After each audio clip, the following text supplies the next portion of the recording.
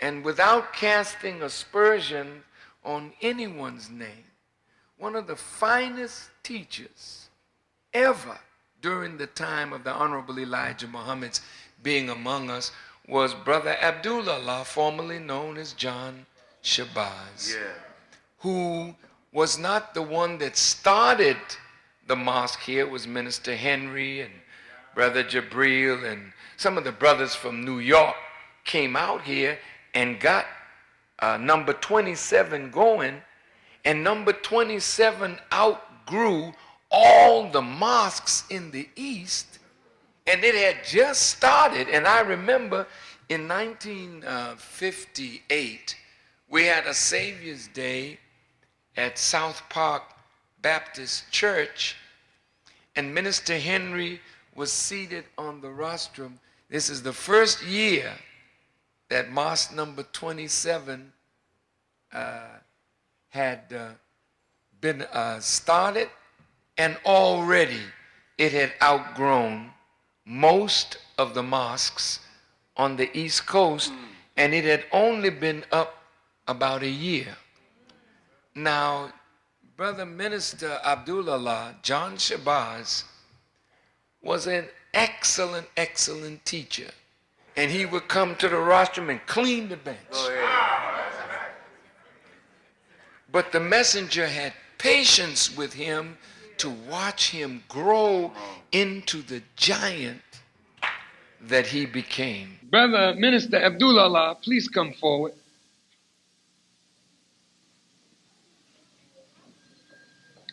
Brother Minister Abdul Allah is still my assistant. I know this brother for many, many years. And I am a little disappointed because he is so much more than what time and circumstances has manifested thus far. One of the most brilliant teachers that you could find anywhere. And not only is he a brilliant teacher, but he is one of our most brilliant men in the Nation of Islam. I believe that of him.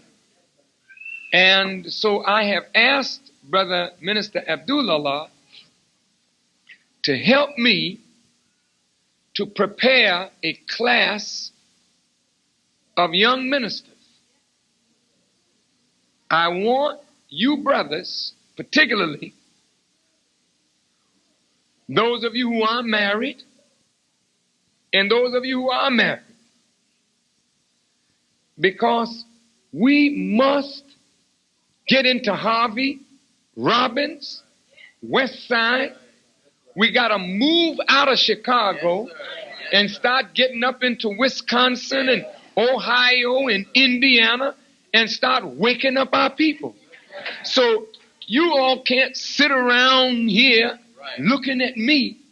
You got to get the teachings in you, then you move out and get a city fired up with the message of the Honorable Elijah Muhammad. Every one of you are capable of doing more with yourself. So Brother Minister Abdul Allah will be in charge of the ministry class. That's sisters as well as brothers. You understand? Yes, sir. And I want you to come in and learn as quickly as you can. Yes, sir. But you got to develop character, because our people are tired of being deceived by men who come in the name of God. So we got to clean up our act. You follow me? Yes, sir. Now, you young brothers, don't you think you too young to minister? Right. That's not true. That's right. You get this teaching under your belt, and you can go anywhere and people will follow you. What I don't want you to do is rip the people off. The people will follow you to me. I can't hold them. I got to take them to the Honorable Elijah Muhammad. You take them to Allah. Do you understand? Yes, sir. Okay. That clear? Yes, sir. But more importantly than that, I have asked Brother Minister Abdul Allah, to help me to develop, based upon the teaching of the Honorable Elijah Muhammad, an ultra-modern prison program that we can start going into Cook County Jail, into Marion, into where? Where? Yeah, Joliet, Marion, who else? Pontiac. And then we want the program to be developed so it's universal and uniform and applicable to reform of our people in every institution in America. We got some beautiful brothers and sisters in prison that write us daily. Minister Abdul Allah will be responsible for developing all of the prison mosques and all of the people in the prisons. I will give him what I desire to see. He, with his knowledge and experience, will fashion the program. We will look it over. We will critique it. We will bring in our brothers from Washington, D.C. and other places who are working in the prisons, and we will get input from around the nation, and then we will say to the government, look, y'all got a problem. You don't reform nobody. We got the only prison reform that there is. Why not support the prison reform? It wasn't that we didn't have nobody else in the nation that could talk like Malcolm. Stand up, Brother Abdul Allah. Step out here.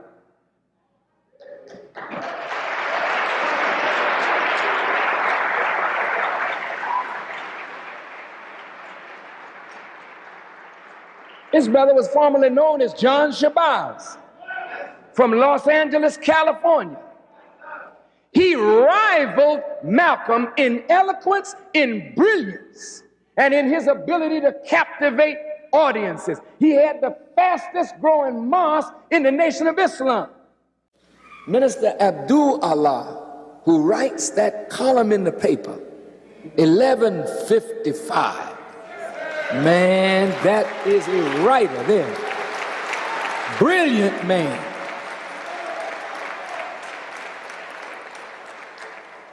Anything you want to know about anything, ask that brother. You could wake him up 3 o'clock in the morning, he'll hit you with actual facts. You know, I always knew that it was a blessing to have lived in the short span of time to be able to represent a great man like the Honorable Elijah Muhammad.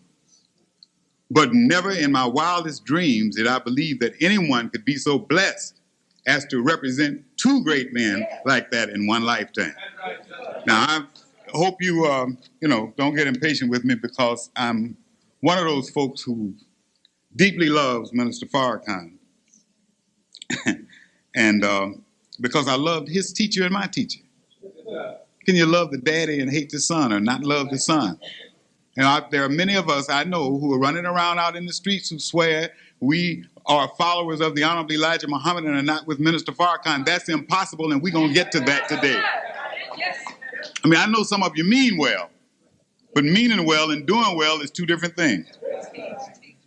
Now, I'm kind of maybe a fanatic on this subject. In fact, Brother Khalid Muhammad and Brother Salih Muhammad from Atlanta were traveling a few days ago, and they ran into the captain who was my trainer as I came through the FOI. It was many, many years ago, 58 to be exact, when he came to Los Angeles. And when my name came up, the brother said, "Oh yes, I remember him. He's a fanatic." And Brother Khalid said, "Is there anything else to be?" And that's true, because Brother Khalid understands the depth of that word. You see, you and I, if you read 1984 by George Orwell, you know that he said that one of the ways that you could capture people's minds and destroy their minds and totally control them, words are symbols of ideas. And when you look at a word in its original state, you can look at the roots and the prefix and the suffixes, and you can tell, having never seen the word before, what the word means because it's connected to the symbol, the idea that it's a symbol of. But George Orwell pointed out in his book, if you can begin to distort the word, chop it up so that it bears no resemblance to its true meaning, then you can tell the people it means anything and they got to go for it. All right. Now, there are many of you here who may be Cub fans. You may be Bear fans. No, I'm a Bull fan. Is it? But what is fan? Fan is an Orwellian contraction of the word fanatic. So now if I can be a fanatic for Michael Jordan, I sure can be a fanatic for Minister Louis Farrakhan. That's why when you don't have fear, you see your enemy turn tail. We had an experience years ago when the Honorable Elijah Muhammad was dedicating the mosque in Baltimore, Maryland. And the police came out with their dogs. And the FOI was lined up at attention. And the police came up with their dogs and had them behind us with their noses just about touching the legs of some of the brothers.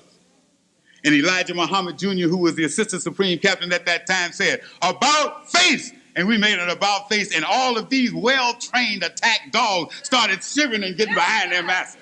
Go ahead. Yeah. Be very careful how you treat everybody.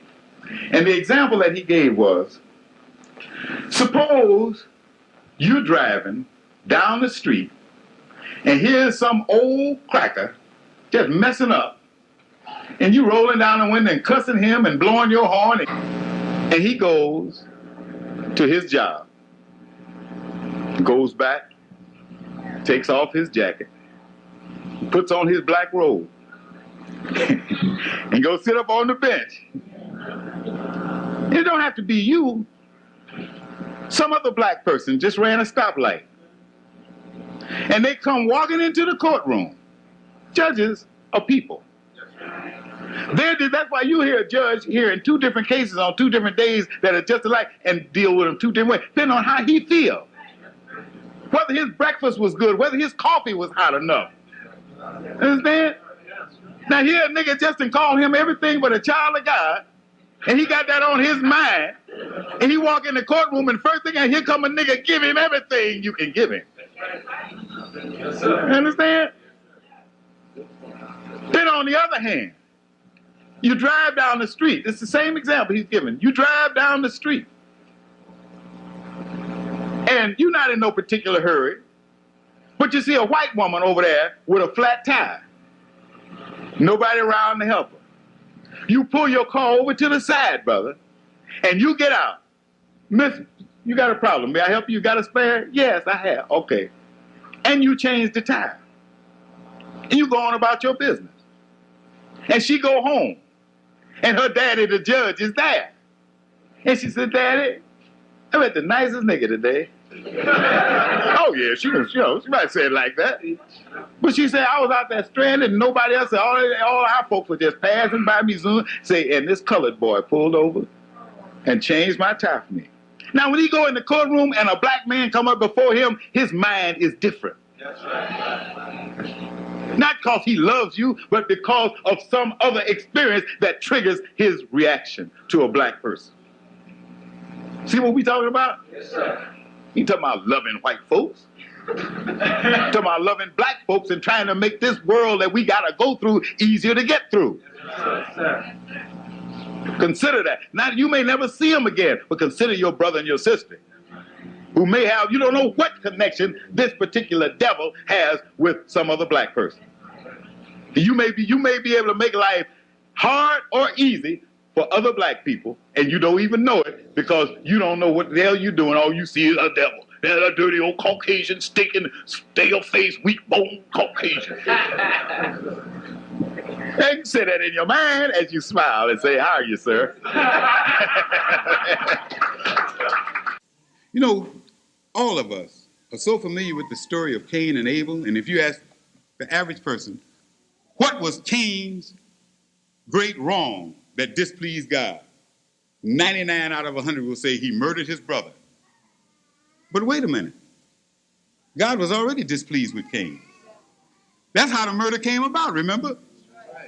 Abel offered a sacrifice, and God accepted the sacrifice. And Cain offered a sacrifice, and God didn't accept his sacrifice. What's wrong? Does it tell you that Cain had done anything to anger God? Cain hadn't done anything. But God saw something in Cain's heart that he had to bring out. Cain was playing goody-goody two-shoes. See, Abel took an animal, killed the animal, and sacrificed it to God. But Cain went out and got some grain or something and threw it up on the altar. Can you see the difference? As if to say, see, my brother he's brutal, he's cruel, sheds blood of an innocent beast who never did anything to anybody.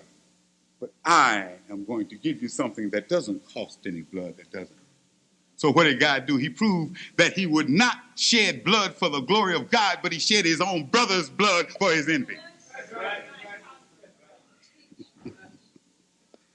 All praises to the Lord. Minister Farrakhan was teaching on the unreality of darkness. The fact that darkness in and of itself is not an entity. Darkness is nothing but a condition that comes about when something blocks the light.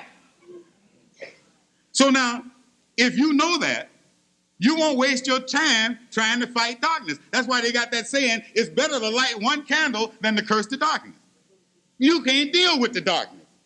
The darkness doesn't exist. You can't do nothing with that. If the darkness is hampering your sight or your vision, then you got to go deal with the reality that's creating the darkness. Now, one of the things that the Honorable Elijah Muhammad taught us was that fear was bred into us by feeding us the wrong foods. Yeah, fear. But a material thing helped to produce that fear. So if we want to clean out these dark corners, then we're going to have to deal with some physical things. That's why the Holy Quran says fasting is prescribed for you. Prescribed. You know what prescribed is, don't you? That's what you go and get from somebody when you're sick, and you take that prescription, and it's supposed to get rid of your sickness. So what is wrong with us? The Holy Quran says fasting will heal it. In volume 1 of How to Eat to Live by the Honorable Elijah Muhammad on page 19, he says, and I quote, fasting is a greater cure of our ills, both mental and physical, than all of the drugs of the earth combined into one. Mental as well as physical. Why? Because the mental illness, that darkness in your mind, is the result of physical things. To develop our will, Brother Minister Farrakhan has us practicing better dietary habits. There's some of us don't eat over a dozen times a month right now. And some say they're going to do less than that. Why? To build up that will. Well, what do you mean? How do you build? Look, do you know that the most powerful drive in nature is survival? The most powerful drive. What they say, the first law of nature? Self-preservation. It has 2 prongs. The first is to remain here, and the second is to perpetuate yourself. That's why your appetite for food and your sex drive are the 2 strongest urges that you have. Now, you conquer those, don't tell me you can't make rain, hail, snow, and earthquake.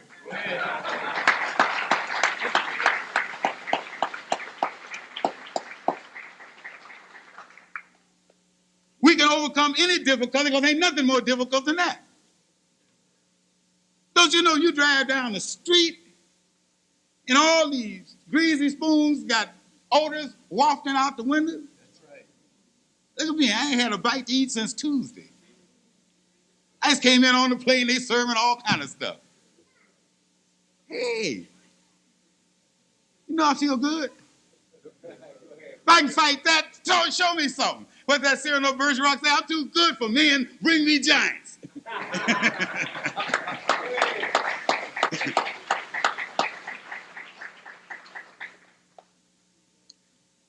This enables us then to face difficulty and go through it. Yes, it's self-imposed, but it's difficult. Don't let nobody tell you, oh, yeah, I fasted 4 or 5 days. Wasn't nothing to it. Take him to the funny farm. Jack, if you don't want food, you are not playing with a full deck at all. No. We've had difficulty all our lives, and we're going to keep on having it. Well, then, what do? If you see that it's impossible to avoid it, you try to figure out a way to deal with it, don't you? You are not going to avoid difficulty. You're not going to avoid hardship. Well, if you can't avoid it, why keep getting your head bloody and crying and cringing? Get in shape so you can handle it. Right. Yes, sir. See, but wait a minute. The Holy Quran says, in the 2nd Surah, 185th verse, that Allah desires ease for us and not hardship. Well, that's true. But in the 90th Surah, in the 4th verse, he says man was created to face difficulty. But that's the key. He said he was created to face difficulty, not to be conquered by difficulty, not to lie down and try to compromise with difficulty, but to face difficulty straight up and overcome it. You find a pattern in the Bible and the Quran. You find all of the men of God. You find a pattern of difficulty. But what else do you find a pattern of? Overcoming the difficulty. That's the pattern that God is trying to show us. There's always the difficulty, but by strong belief in him and adhering to his will, you overcome the difficulty. And it says a little further in the Quran, after difficulty comes ease. Now, you and I have, most of us who have read that and who've been taught that, what we think of is that we go through all of this difficulty, and finally when we get through this difficulty, we get to the ease and we can just relax. And I'm sorry that the folks on the radio are going to miss it, because this is my subject coming up. And instead of after difficulty comes ease, the title of my subject today is After Difficulty, Overcome Ease. Yes, sir. Yes, sir. Okay? And those of you who are listening to the broadcast, as I say, if you want to get the rest of it, you have to hurry over, don't get no tickets, or either come and pick up the tape. But we want to get into the crux of it, and then we'll be through. Just a few minutes. Yes, sir. We go through all of this difficulty for what? After difficulty comes ease. Well, now, if you see a man doing road work, doing push-ups, jumping rope, and sparring, you say, oh, after the training comes the fight, right? That's right. Is he going to have an easier time in the ring than he had on the road? No, sir. No. The reason he got to go through all of that is to get ready for the fight. Well, if after difficulty comes ease, we got to do all this going through difficulty so we can try to handle that ease, because the ease is a monster, brothers and sisters. That's right. Go ahead. Go ahead, sir. Think about it. No nation has ever been destroyed by difficulty. Every nation has fallen during a period of ease. Check it for yourself. Look at the Roman Empire. When they were out there scuffling and everybody is at their gates, they fought off the world. Then when they got rich and fat and happy, Yes, sir. they crumbled, didn't it? That's right. That's right. Greece did the same thing before them. Persia did the same thing. Look at the history of the United States. When they were at Valley Forge wrapping burlap sacks around there, they were mean, weren't they? That's right. Yes, sir. And look at the society during that time. Look at the society back in the 1700s and the 1800s and even in the 1900s. Look at the morals of the people. That's right. You never saw. That's why they say you've come a long way, baby. Yeah, but they don't tell you in which direction. You didn't see no women smoking. That's right. Make it plain. Even when they started smoking, they wouldn't hear it. You didn't see them like you see them now, walking down the street, nigger-lipping, with a cigarette in their mouth. That's right. You look at all them old movies. Look at Ford, that's on TV now. Look how the women dressed back in those days when this was a struggling nation that was trying to overcome, trying to make its place in the world. All them women, you couldn't see no ankle. If their dress came up a little bit, they had on high-top shoes. That's right. That's right. And look at them men. I mean, Ford was a little different. He was a little ahead of his time. But women had less time keeping men then. Oh, yes, they did. Think about your great-grandma and your great-grandpa. They died together. He used to go out in the field and work from sun up to sundown for her till the day he laid down in his grave. And she was tied up to here and buckled down to there. Did nobody know what was in Grandma's sack? But Grandpa did it. Look at this. They decided that as of this coming Saturday, day after tomorrow, they're not accepting no more poisoned meat shipped in from the United States. They're refusing to let the United States send their meat in. Is there something we haven't been told? Oh, yes. Hey, we're clamoring for it. We're fighting for it. They told us tomorrow we're closing up all of the meat markets and closing down every packing house in Chicago. Black folks will be kicking down the gates. And the Europeans are saying, you can't bring it to us no more. Something they know that we don't know. Why is it that McDonald's and Burger King and all of them are getting ready now to go to the Supreme Court and fight the Food and Drug Administration? They're getting ready to go to war against the government. All your fast food burger joints now are mad at the United States government. Why? Because the United States government has now issued a command, a law. You got to cook your burgers done.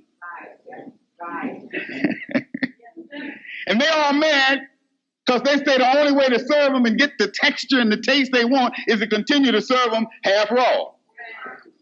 There is no burger place in America that cooks their burgers done. All the government is saying is you have to heat them to the interior being 160 degrees, which is very low. The weakest germ that attacks the body is the tuberculosis germ. And it takes 140 degrees to destroy that. That's what they do when they pasteurize milk. Shoot 140 degrees through that, just to destroy the tuberculosis germ. So 160 is just 20 above that. It's only going to destroy the kind of weak germs. They don't want that. They want to continue serving it half raw. They've gotten you used to it. Those of you who eat the burgers, if they cooked it done tomorrow, they know you'll be saying, oh, what's wrong with this? Because they've gotten us used to it. But there had to be something they weren't telling for this government. You know, this government don't do too much right, not intentionally. For them to make a move on it, it had to be mighty terrible. It had to be posing an awful threat to this country for the government to mess with big business. Big business runs this government. For them to buck Mrs. Kroc and Pillsbury and all them folks, it has to be an awful danger signal. Why don't we know about it? Why don't we understand about it?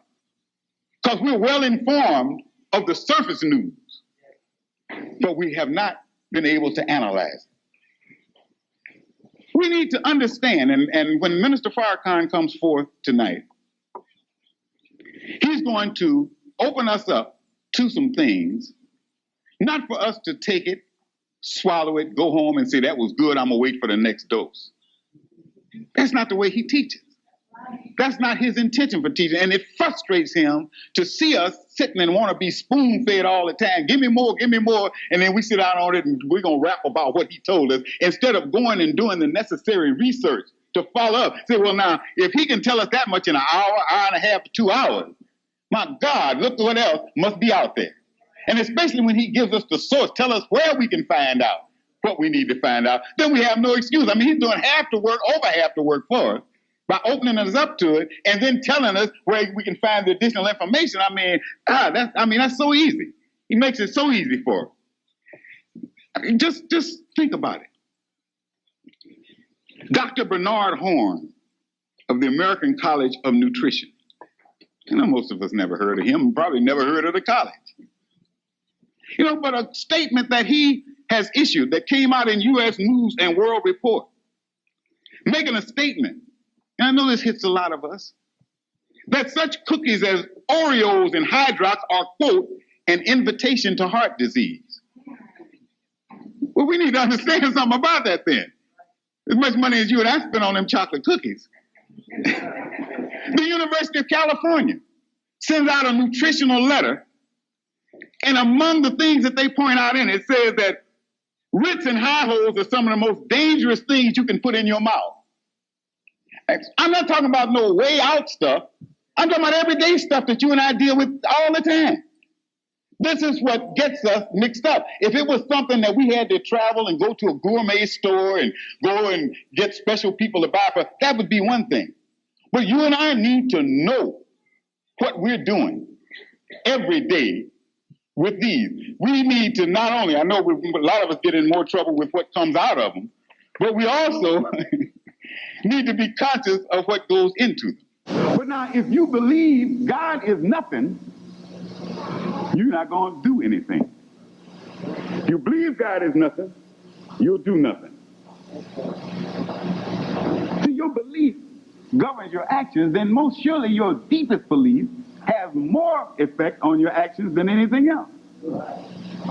If you believe God is a mystery, right, you'll go through your life ignorant. Oh, yeah. You want to see an ignorant person? You listen to a black person, because I don't hear nobody else but black people say this. Two things I don't discuss.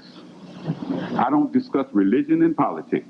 Now, that's the biggest fool you ever see in your life. The two things that have the most profound effect on their very existence are the two things they don't even want to talk about. How ignorant can you get? If you won't seek to understand God, the creator of your very existence and everything upon which you subsist, what will you take the initiative to try to learn something about? So you'll stay ignorant the rest of your life. Well, you can't know God. Ain't no sense trying to understand God. You are a fool. F-O-O-O-O-L.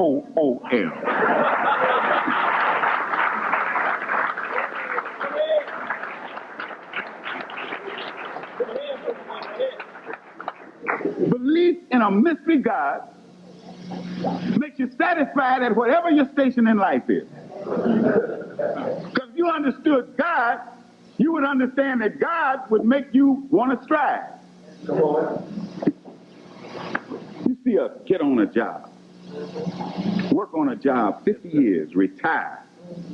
When we retire, we know what we learned the first month, and that's all. If that department closes down and they try to put us in another department, we lost. Because we don't have the initiative. If you working at General Motors and you're doing nothing but putting on fenders, if you put on fenders for 35 years, if something happened that they asked you to put on a bumper, you lost. Instead of taking the time, if it's your lunch hour, it was the hour after you get off from work to go watch the dude doing the bumper. Just in case your part closed and his part open. But no, you go, man, they ain't paying me to do that. They ain't paying me to do that. That's why when the General Motors plant started folding up in Detroit, all our friends ran to Houston, didn't they? Now they're folding up in Houston, they're trying to run somewhere else. We believe in the real God. That's right. Yes, sir. The real God who has an attribute in the Holy Quran, Rab, which means one who creates a thing and then nourishes it through stage after stage of development unto perfection. So when you believe in a God like that, you know that you're one of his creations, then you refuse to stand still because you know he didn't intend for you to stand still. Come on now. Come on. You know that if that God created you perfect, created you just as he wanted you, you'd still be wearing diapers. Let's reason together. Let's reason. Yes, sir. Where there is no change, there's nothing but death. When you stand still, you die. This is water, the essence of life. No life on earth can exist without water. But if you let water, which is the essence of life, stand still long enough, it becomes poison and will kill you if you drink it. All right. Praise is due to Allah. So we get locked into a mystery God and stand still and don't know why all of the scriptures refer to us as a dead people who must be resurrected. Because we stood still so long, we're dead, and like Lazarus, we're dead and stinking. Now, how did we get into this mystery God? This is an interesting thing. And in fact, who is that mystery God? All right. What is that mystery God? Where is that mystery God? And most important of all, why is that mystery God? That spook God. Don't get insulted. We know you say spirit, but if you ask what is a spook, you say a spirit, don't you? That's why they call us spooks, and we start calling ourselves spooks. We say we believe in God, and that God was a spirit, right? And we say God was our father. Well, your father's a spook, you're a spook, right? They don't call white folks spooks because they don't believe in that. They teach it, but they don't believe it. They teach that for us. Spooks. Now, let's look at that mystery. Some of y'all watch Columbo and all of them on TV. I do. Love Columbo. Barnaby Jones. Oh, yeah. And don't mention Perry Mason. Because I like to see mystery. The intriguing thing about a mystery is, first of all, a mystery is never a mystery to everybody. Did you ever notice that? If you have a murder mystery, nobody else may know the answer, but the murderer does, don't he? Somebody knows. You ain't never seen a mystery. You and I misunderstand mystery. We think a mystery is something nobody knows, and we're quick to use that dumb phrase. Well, see, nobody knows. You don't know what nobody knows. You don't know everybody.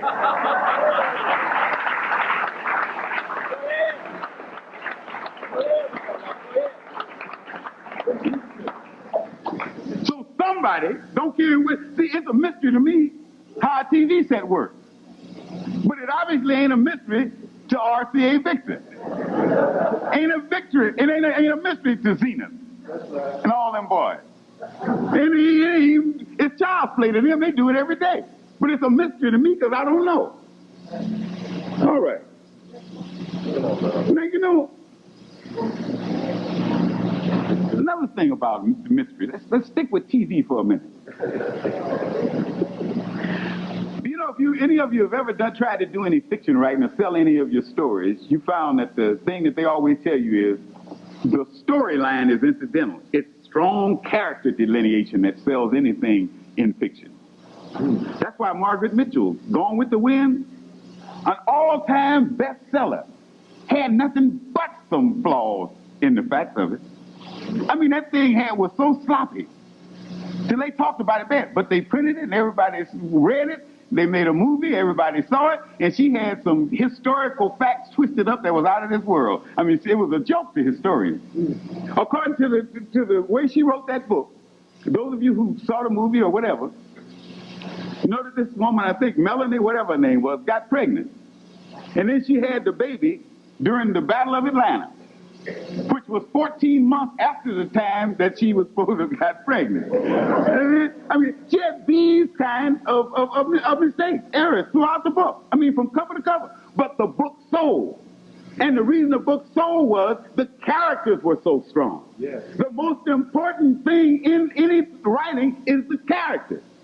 Now, suppose you got this mystery that you want to watch on television. The crook, you can never see him because he's invisible. And the detective that's out to get him, you never see him because he's invisible too. How you going to keep up with the story?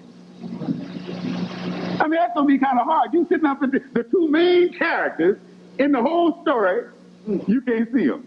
Yeah, that ain't going to hold your head. You're going to change to another channel, ain't you? Well, I don't know. That's why a lot of people are changing to another channel. Because here we've been in a religion reading a book that tells us that the two main characters, the good guys named God and the bad guys named devil, but you can't see neither one of them because they're both spirits. I mean, the devil raising a lot of hell to be a spirit.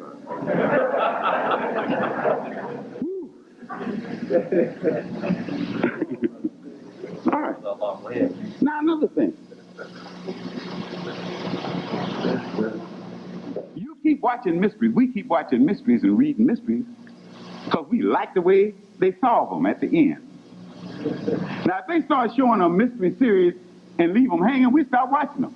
That's right. All mysteries have to be solved at the end. That's why in the 10th chapter of Revelation in the Bible, your Bible, go home and check it. I didn't write it.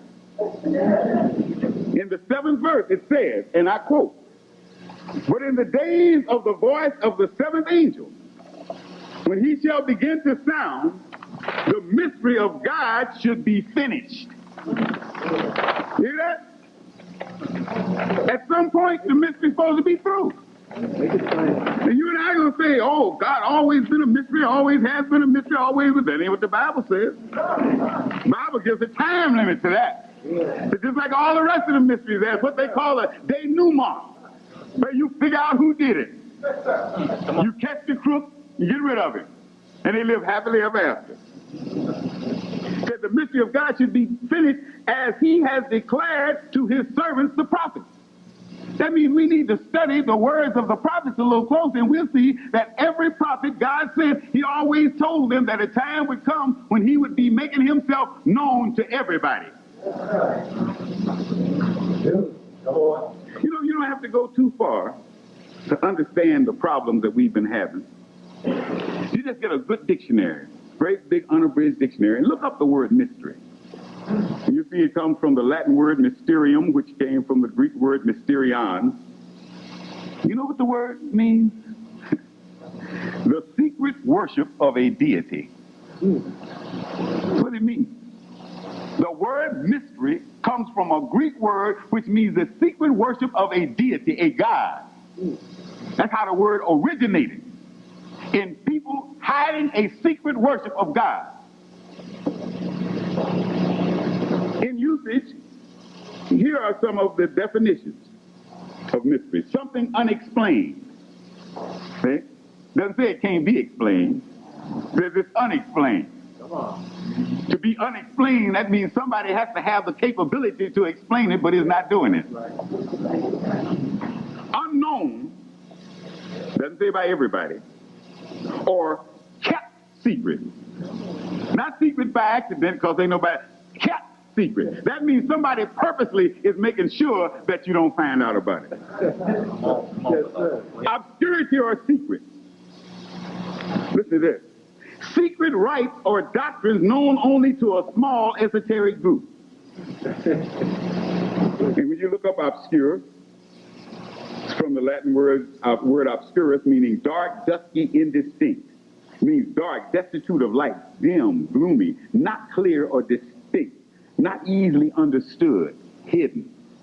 And esoteric, from the Greek esoterikos, from another Greek word, esoteros, means inner, taught only to a select number and not intended for the general body of disciples. Oh, that's your mystery God. All you gotta do is pick up a Webster's dictionary and you learn that much about your mystery God. Now, who made this great decision? And why was this great decision made to hide the truth of God? The Honorable Elijah Muhammad teaches us that that decision was made 66 trillion years ago to hide the truth of God from the general population. That's 66 trillion years ago. Some men decided, brothers and sisters. And you know, if any of you are hung up on that human beings being only 6,000 years old, I just read an article in a magazine day before yesterday. Said we've been fighting roaches for 350 million years.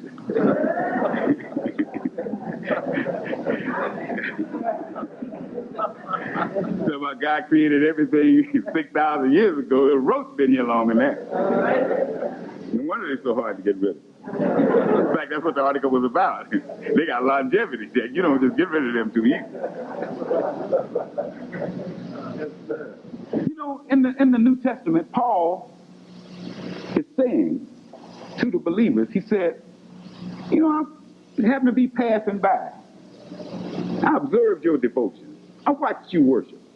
And I saw inscribed on your altar, one of your altars, to the unknown God. Paul said, him who you ignorantly worship, him do I represent to you. Take that. You see some people worshiping an unknown God. He said they're ignorant. He ain't trying to represent nothing to them. That's right. Unknown. How can you represent something you don't know? Oh, brothers and sisters, all it takes is just a little reason. Make it plain. When I use nothing from nothing, we're going to deal with what that produces in the new mathematics and not in the old mathematics of this old, tired world.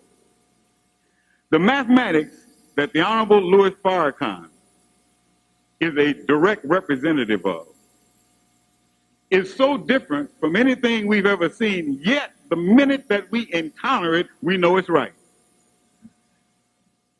In Muhammad University of Islam, where all of you with any children should have your children, believe me, that's where they need to be. Because what they're learning in the other schools is on its way out to be replaced, and we are supplying the replacement.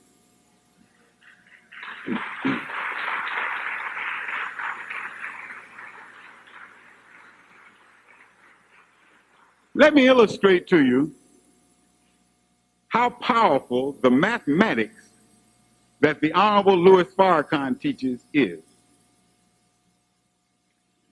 I was speaking to some students at one of the most prestigious colleges, not only in the United States, but in the world. And there was a bunch of mathematics majors there, all of them white. And we got so tired, or they got so tired up, I was still straight, but they got so tired up into our mathematics discussions until they sent for the chairman of the mathematics department with his PhD in this world's mathematics. So I welcomed him, thanked him, and then I asked him in front of all of his students, was he familiar with the Great Pyramid of Egypt? Out of all the pyramids, there's one they call the Great Pyramid. He said, yes. I said, well, as a mathematician, I know you've studied it well. He said, of course. So I asked him, I said, sir, what is the inch that we use to measure based on? He said, it's based on the pyramid inch. I said, all right. I said, sir, if you took a yardstick or a ruler, such as we use in your school, and you went around the base of the pyramid and measured it, would it come out even? He said, no. I said, why is that, sir? He said, because we do not know the exact length of a pyramid inch. So the inches that we use to build these great skyscrapers and all that sort of stuff is based on an approximation. There's no exact knowledge that goes into the building of them. Think about that. So I said, sir, since you have studied the pyramid, and since they are the ones who set the tone for the inch and you've never been able to come up to it, let me ask you a few more questions, a couple of more questions about the pyramid. You know how it's built. Could the builder of the pyramid have built it without knowing the exact value of pi? Pi, the Greek letter that they use, that's supposed to be 3.146 on into infinity, and into infinity because they say they don't know the exact value. I asked him, could that pyramid have been built without the builder knowing the exact value of pi? He said it could not have been built. I said, sir, you taught us in mathematics that it's impossible in geometry through a formula to square a circle. He said, that's correct. I said, you also taught us that it's impossible to trisect an angle. He said, that's correct. I said, tell me, sir, could the builder of that pyramid have built that pyramid without being able to square a circle or trisect an angle, he said he never would have got it built. Here's a man admitting before his entire student body, he's the master, no, the PhD in mathematics as they know it, and he's admitting that here's somebody over in Egypt that built something using a mathematics he had no comprehension of. Not only didn't know it, but he knew that he didn't know it. Had to admit he didn't know it. So what kind of math was that? That's a math that is contained in a library in Egypt that has 60,000 books, 60,000 volumes of nothing but mathematics and science. Now, those white Arabs that conquered Egypt, they don't know where it is, so there ain't no sense even asking them about it. They don't know nothing about it. When they conquered Egypt and took over from the black people who they call Nubians and moved them out and subjected them, then all that was hidden from them, but it's there. Now, this whole civilization was put together by 60,000 people 6,000 years ago. There were 60,000 people who got together and put together this civilization that we live in right now. But out of the 60,000, only one of them had the complete plan in his head. There were 59,999 who could do nothing but follow his lead, and because they did that faithfully, you have this great, powerful civilization today. Well, by the same token, or by a similar token, it's no coincidence that of those 60,000 books on science and mathematics that's there in the library in Cairo, I'll even narrow it down a little further than that, everything that this civilization, this white man knows about mathematics and science is contained in the first volume. There are 59,999 books of mathematics and science he has no knowledge of. That's why he can't explain how the pyramid was done and all of that. You know, they used to teach us all kind of stuff, and those of you who've been around long enough, you know they change every few years. After you uncover one lad, and they come up with another one. I really I have watched the 10 Commandments. Have you seen that movie on television? I watched it over and over. Every time it comes on, I get a chance, I look at it again. I was at the premiere. At that time, I was a theater editor of a newspaper when it came out. So I went to the premiere and I saw it. And it so enthralled me that every time I catch it, I watch it again. Because I can remember years of studying about the pyramid. And the big question was, how did those stones, those big old stones, get out there in the middle of a desert where there were no stones for many, many miles around? And they came up with all kinds of theories. You know, that the slaves dragged them across, which you knew was crazy. Some even tried, by the time I got to high school, they were even theorizing that they had a method of taking the sand and making the stones until somebody pointed out, first of all, that's not sandstone. It's more like granite. So they obviously did not make it out of the sand that was there. So finally, the Honorable Elijah Muhammad, in one of his articles, answered their question. He said they cut the stones where they were and moved them there by hydraulics. Cecil B. DeMille, when he made his movie, showed for the first time publicly the same thing. He showed them taking those stones, using water, and making a hydraulic system to move those stones along. Just to show you that our stuff is so superior, that's where they have to get it from. Now, what is this? See, why did I know that this mathematician had studied the pyramids? Why do you think the pyramid's on the dollar bill?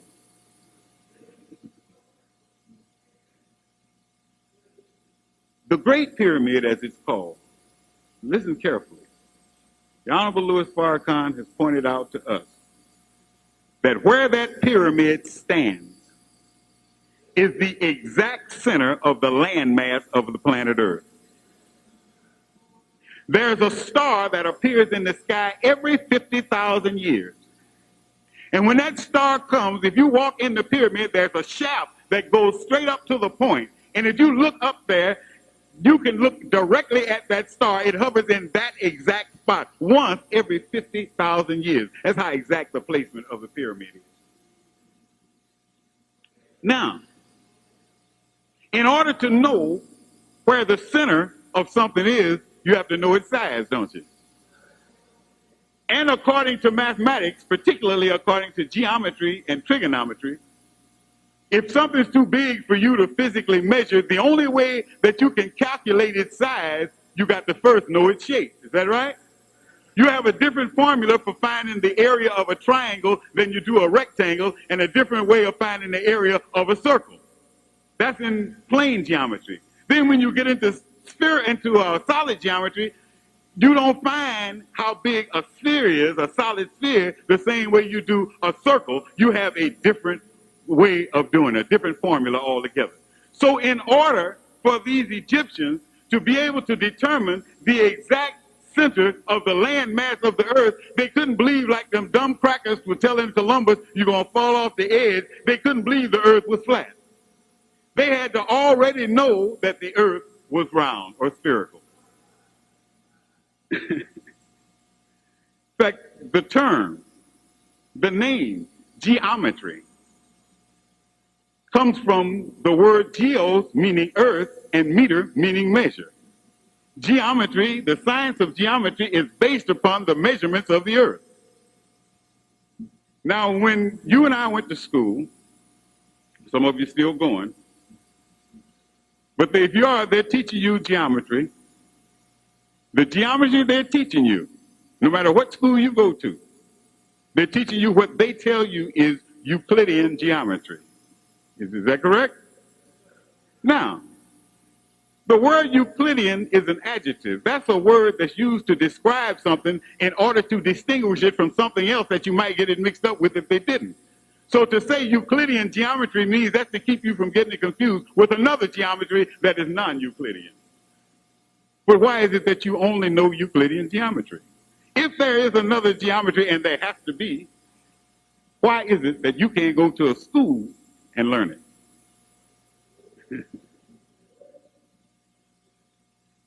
I looked in the Encyclopedia Britannica, and the one that I looked in, I wanted to make sure that I was on sound ground from white scholars' standpoint, is the one that all the scholars agree is the greatest version of Encyclopedia Britannica that's ever been printed. Okay? It's the 9th edition, printed in 1890. A lot of stuff in it they've snatched out since then. That's why it's still the greatest. Britannica says Euclid was a discoverer and a compiler. Well, now, they would have us believe that Euclid is the father of geometry. If you discover something, that means it was already there. If you compile something, that means you just pull together something that already existed. So if Euclid was a discoverer and a compiler, he didn't create nothing.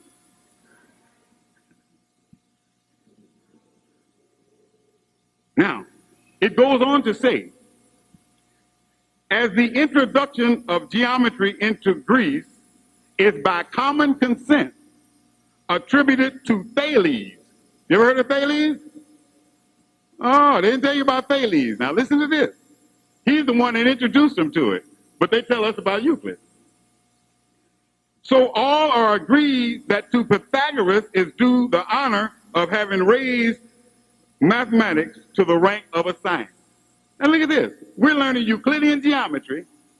They're saying that it was introduced by Thales of Miletus, you can look it up.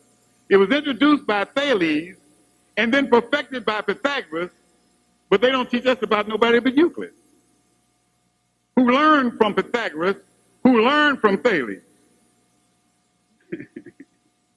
And who did Thales learn from? Praise is due to Allah. Yes. Pythagoras, I want to show you a parallel now. We'll bring this right up to date. Pythagoras took geometry. This is what they mean they raised it to the level of a science. He didn't just look at it as a bunch of numbers, but they called it number. They didn't call it mathematics at that time. They called it number. But Pythagoras examined that thing and he said, number is great and perfect and omnipotent, and the principle and guide of divine and human life. This is what he thought of mathematics. All right, let's hear what the Honorable Louis Farrakhan said. Islam is mathematics, and mathematics is Islam, and can be proven in no limited time. Sound like they're kind of saying the same thing. If Islam is entire submission to the will of God, and mathematics is Islam, and Islam is mathematics, then submission to God must depend upon a mathematical formula. The wisdom of God has to have a mathematical base.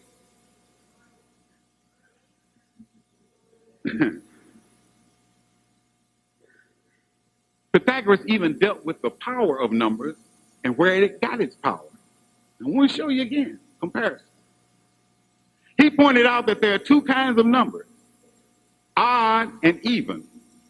And because they are opposite, the interrelation of them is what gives numbers their power. The Honorable Louis Farrakhan talks about the power in the universe, and he speaks of it as a collection of dialectics. Have you ever heard him say that?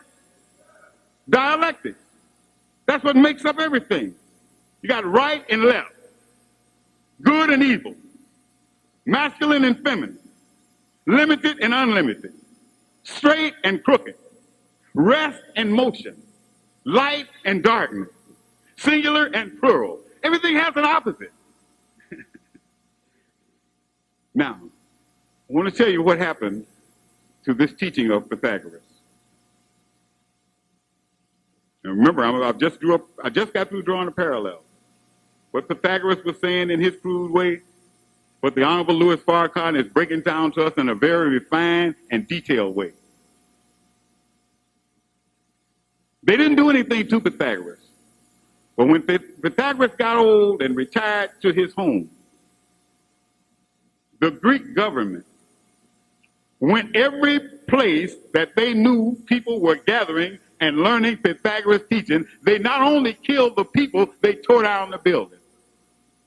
Even if it was just a house with a family, if they were in there talking Pythagoras talk, the government sent their soldiers in, they would kill the people and burn down or tear down the house. How dangerous that kind of teaching was to that civilization. Well, now here we are in an extension of that civilization. If you studied world history, you know that America points all of Western, the white folks. Europe and America point their roots to Greece. Is that correct? Back to Rome, through Rome to Greece. So now, if Pythagoras was treated that way because he was a threat then, how do you think the Honorable Louis Farrakhan is viewed now? Thales, this is what the Britannica says about Thales of Miletus. Universally recognized as the founder of Greek geometry, astronomy, and philosophy. He never had any teacher except during the time when he went to Egypt and associated with the priests. Now, this is the man that brought geometry to the white world. Geometry, astronomy, and philosophy. But he went to the temple in Alexandria, and that's where he studied. Now,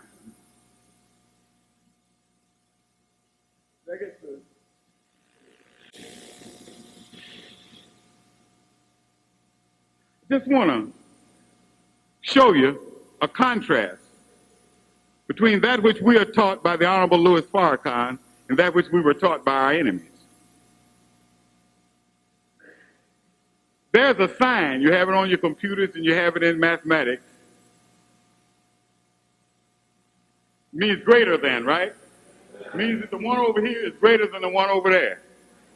Now, if you put a 1 here and put a 5 there, every mathematician in white Western civilization would tell you you got that wrong. You got that backwards.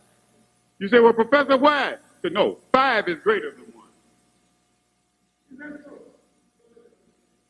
Let's find out if 5 is greater than 1. In mathematics, there is a thing called a syllogism. And it's stated in words that things equal to the same thing are equal to each other. Is that correct? If A equals B and B equals C, then A equals B. Because they're both equal to B. If they're equal to the same thing, they got to be equal to each other. Okay? We're together, right? Let's take that syllogism further. We say, Allahu Akbar, right? God is the greatest, right?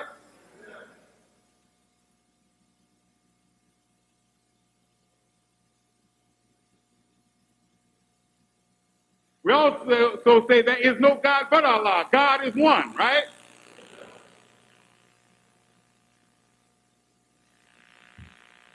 If God is the greatest and God equals one, then one is the greatest. Come on now.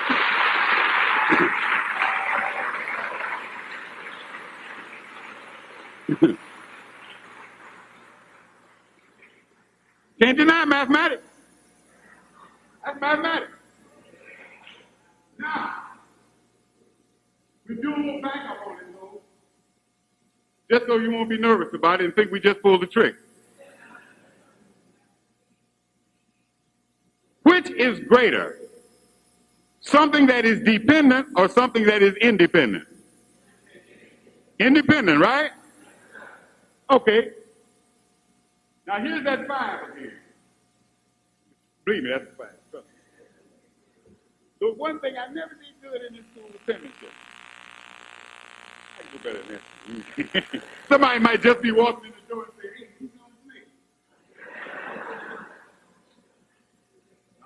Okay. There's that 5 again. Is it dependent or independent? Dependent. Because you can't get to 5 without starting at what? And you take another one, and you get up to 5. But 1 don't need the 5. 1 doesn't wait for the 2 to come into existence. 1 doesn't need the 9, doesn't need the 8, doesn't need the... 1 is independent of all of them. Tell me it's not the greatest.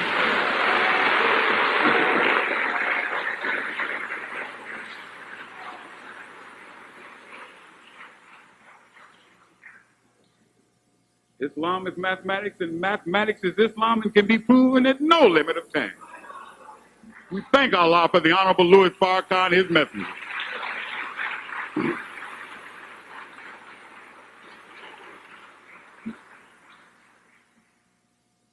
Now we're going to conclude where we began. Nothing from nothing. Now, when I was talking to this department head, I threw something on him that I did not get at Howard University, where I went briefly.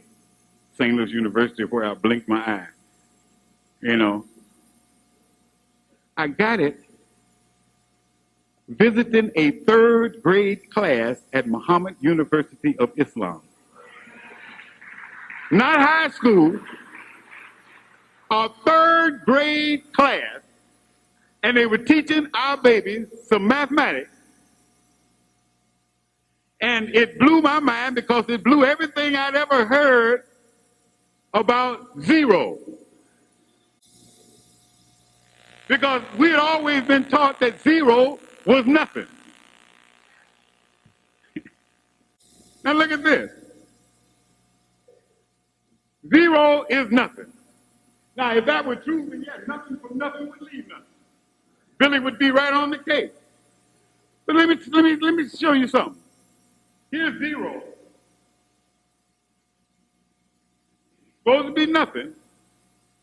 Now here's 1 that is the greatest of all numbers. Now that 1 by itself is worth what? 1. You put a 0 behind it, it becomes 10 times as powerful. How can nothing multiply something by 10? How can nothing do it? No, it couldn't. 0 has a value. It has to have a value, or it could not increase the value of another number. Well, what gives it its value? It does not have value in and of itself by itself. It has value in itself, but it must be acted upon in order for the value to become apparent. So you see what happened here. Put a 1 in front of it. Now, this is what God has done for us today. Those of you who are sitting here and standing here tonight, we are all blessed. Because we were nothing. With all the potential we got, we were nothing. But Allah took one of the nothings. And if you take a 0 and straighten it out, it becomes a 1. And once God straightened that 1 out, all the other zeros have nothing to do to realize power but line up behind him.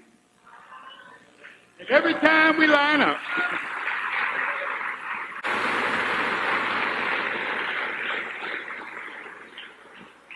as fast as we line up behind that 1, the Honorable Louis Farrakhan, the more powerful black people grow. This is why they fear him so.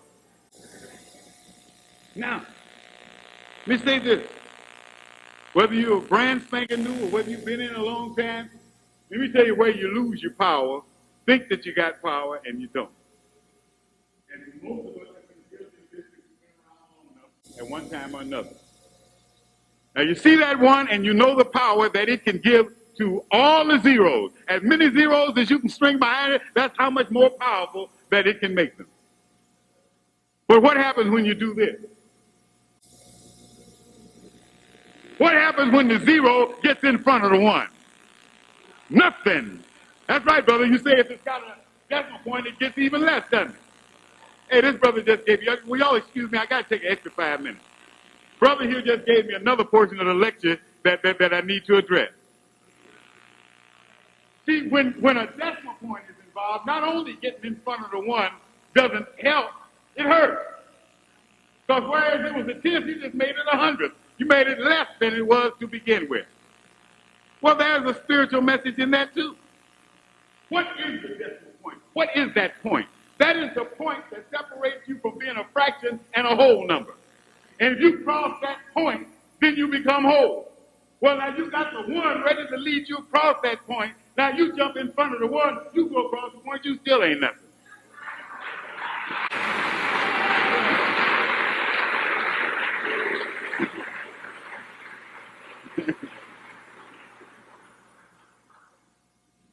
That's where we are today, brothers and sisters. The enemy would love for us to believe that nothing from nothing leaves nothing. The reason is because as Negroes, we have been nothing. I get what you call yourself, African American, or all them other funny things. You're colored boy. You know, what's the difference? Change your name, your condition don't change. Now, what in the, pardon me, what the world is that? I mean, you stop and think about that. No. What that big old Billy Shakespeare says? A rose by any other name still smells as sweet. A skunk by any other name is still stinking or something. Anyway, we were nothing. I bear witness. I'm, not ashamed of it. We were nothing. Now, to make sure we stayed nothing, our enemy kept giving us nothing. Eh? He put a liquor store on every corner and a tavern in between, and then served wine at sacrament in the church. In the name of Jesus.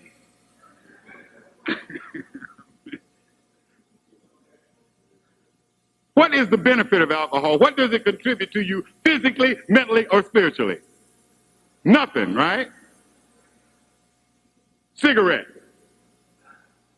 Over 1,000 people every day in America die from just smoking cigarettes. Did you know that? Over 1,000 every time the sun rises in America, over 1,000 people die from cigarettes alone, not cigarettes and something else. Not, fire flying in their face while they're driving to make them have a wreck. Those are things, we ain't even counting those. We count those that die from diseases they get from smoking cigarettes. So that's less than nothing, right? Drugs, other than alcohol and tobacco. What do they give you? Can't live off of them. Nothing.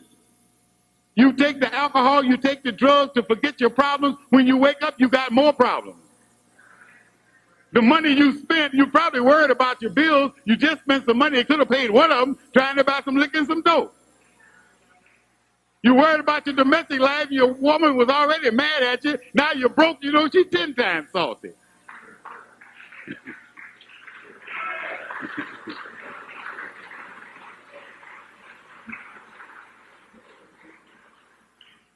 What we call food that we put in our body doesn't add anything to our bodies but misery and pain.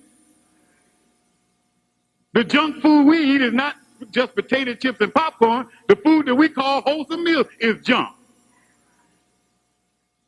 Do me a favor, brothers and sisters. Just right through the heart of our community. You don't have to look at different. Look at the jewel. Look at the jewel and just look at the signs on the window. Just that. You don't even have to go inside. Look at the signs on the window of all the supermarkets in our neighborhood. Then drive way out on the north side and look at the same chain, Jewel or whichever one you're looking at, and see what they're advertising on their windows. Totally different. Why aren't they pushing the same thing in their neighborhood they're pushing in our neighborhood? Because it's for a different reason. They're pushing food to make their people live. They keep pushing food to us to make us still be nothing and to die.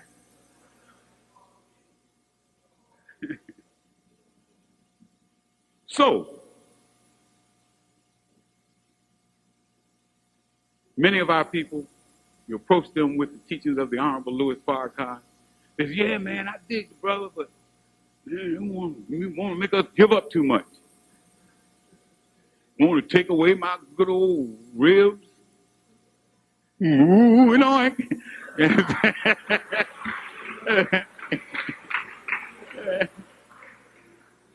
Yeah, cats don't even want you to have a taste. I mean, hey, man, the dudes won't want me around if I want to at least smoke a little reefer. Now, I might not sniff no coke, but I have to smoke a little reefer with them or something. I mean, y'all want to take everything away. When we take away your alcohol, which is nothing, take away your drugs, which is nothing, take away your cigarettes, which is nothing, take away your garbage, which is nothing. Now, when we take all that away from you, you don't have nothing left. Look at what you have left. Look at these brothers. Stand up, sisters. Stand up, sisters. Just stand up a minute. Come on, don't be bashful. This is what you got.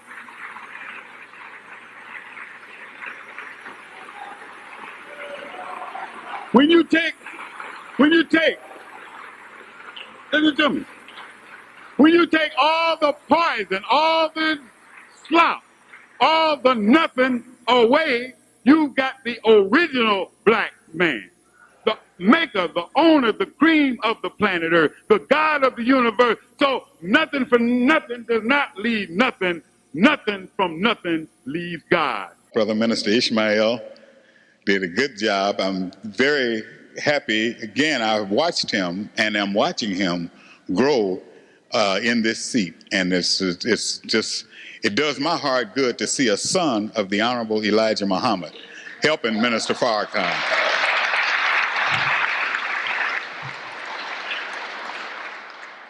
So, you know, they got an old saying about a prophet is without honor except in his own home. And it's always good when you see the children, the flesh and blood children, upholding the standard that this man raised for all black people. Brothers and sisters, we're in a period, every year this time, there are several observances going on at the same time. The three major ones being, of course, that, as Brother Minister mentioned, you have everybody looking toward Christmas. That's the great Christian holiday. One of the two foremost that they celebrate, Christmas and Easter. I got problems with both of them, but we'll deal with them one at a time. The Muslims observe the month of Ramadan because that is the month during which the Holy Quran, the first revelation of the Holy Quran, came to Prophet Muhammad. And we, the followers of the Honorable Louis Farrakhan, for sake of unity, join in with them during the Muslim calendar month of Ramadan. However, we, before we ever did that, were already observing this month, this last calendar month in the Christian calendar, December, we observe Ramadan during that time.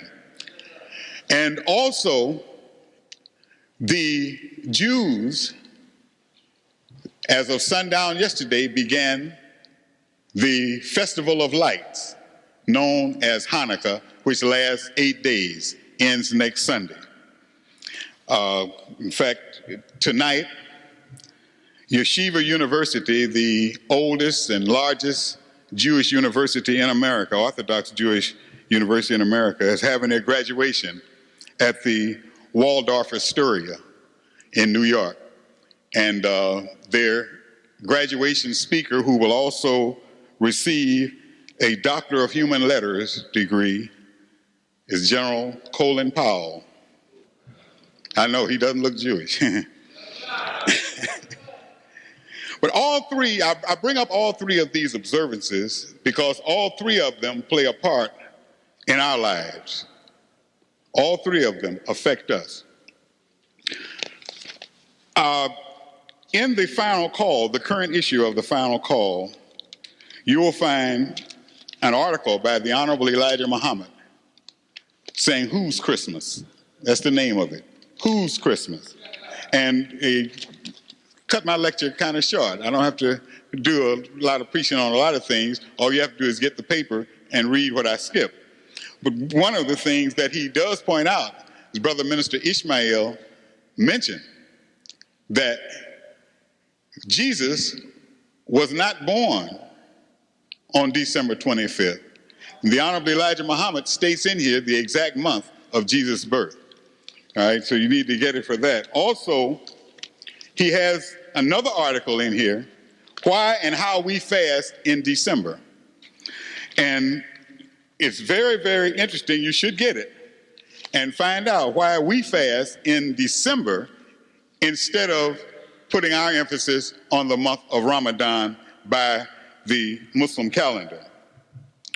Now, my subject today is taken, of course, from the song that becomes the most popular song on the hit parade every year about this time. A Jew boy named Irvin, who changed his last name to Berlin, he didn't even believe in Jesus, but he wrote the most popular Christmas song that they've ever had, "I'm Dreaming of a White Christmas." And, you know, our people hear it, we all hear it, and we get these little Christmas cards with all the snow on the tops of the houses and everything. So, yeah, that's a white Christmas. But, you know, I lived in Southern California for almost 20 years, and it never snowed. But that didn't stop the white Christmas. Yeah, they be playing White Christmas on the radio and TV out there just like they do here, because they know snow or no snow is still a white Christmas. As I became a Muslim, I began to realize that Christmas was always white, whether we had snow or not. The white merchants, as Brother Minister Ishmael alluded to, set their budget by this season. Whatever they make during the Christmas holidays, they double it, and that's what they expect to make the rest of the year. In other words, 50% of everything they make in a year is made for Christmas. And as Brother Minister pointed out, they get fatter and fatter. We get broker and broker, spending money we don't have to buy things we can't afford, to impress people we don't like.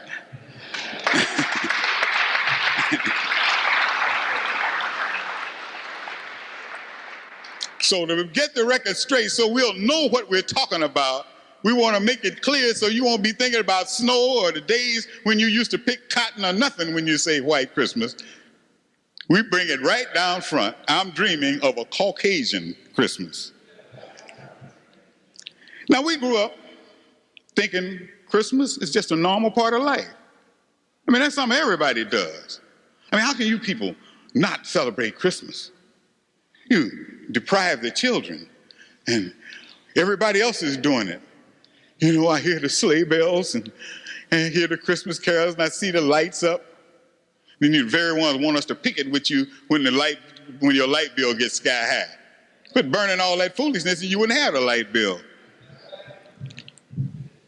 But listen, brothers and sisters, Christmas in America just became a legal holiday a little over 100 years ago. Wasn't no people out in no frontier. White folks out there worried about the Indians attacking them. They didn't have time to be singing no jingle bells.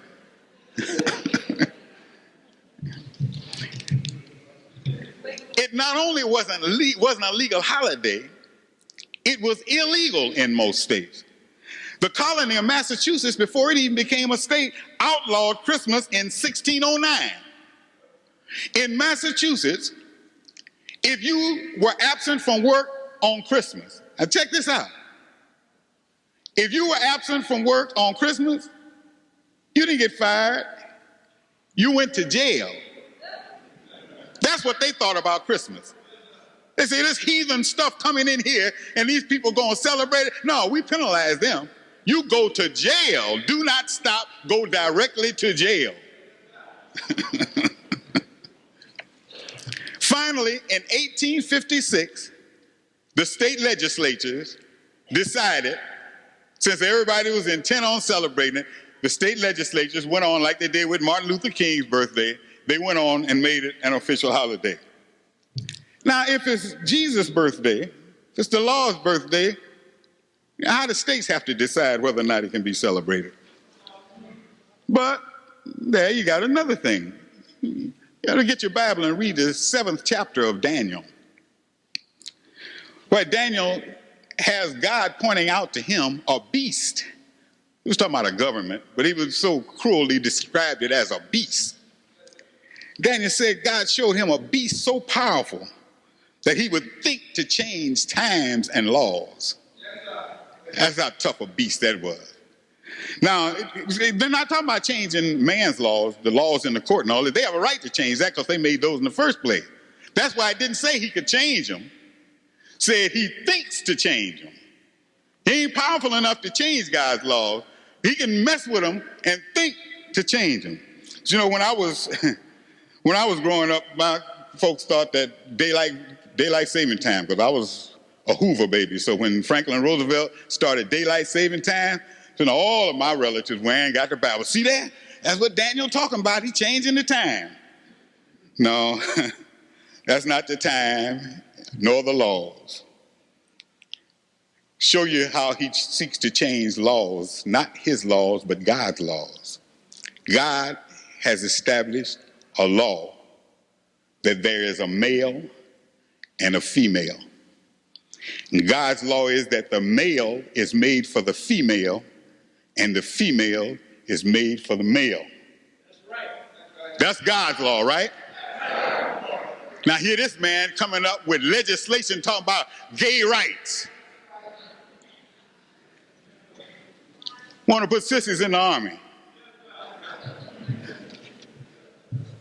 Got a president, that's part of the reason he got elected, because he swore he was coming in to the White House, and his first thing on his agenda was homosexuals will be admitted in the military.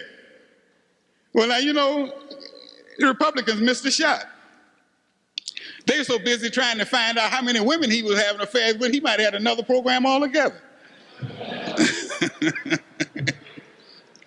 Yeah. Oh, he's just being broad-minded. Yeah, it might be it. Body like a man, mind like a broad.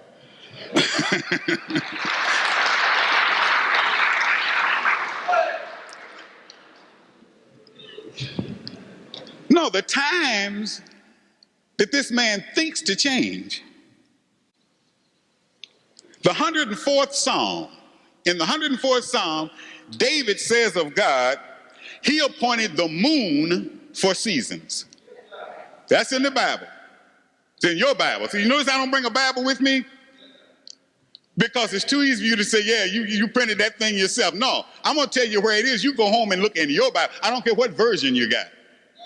I don't care which one you got, how old it is, how new it is. Look in there and look in the 104th Psalm and see where David says that God appointed the moon for seasons. And that's how you gauge your seasons. That's how the seasons change, by the various stages of the moon. That's why all your ancient cultures, all your civilized people use a lunar calendar. Right today, the Muslim calendar is a lunar calendar. Even the Jews use a lunar calendar. But this one that we use here, the Gregorian calendar. You hip to the Gregorian calendar? Named after who? Pope Gregory.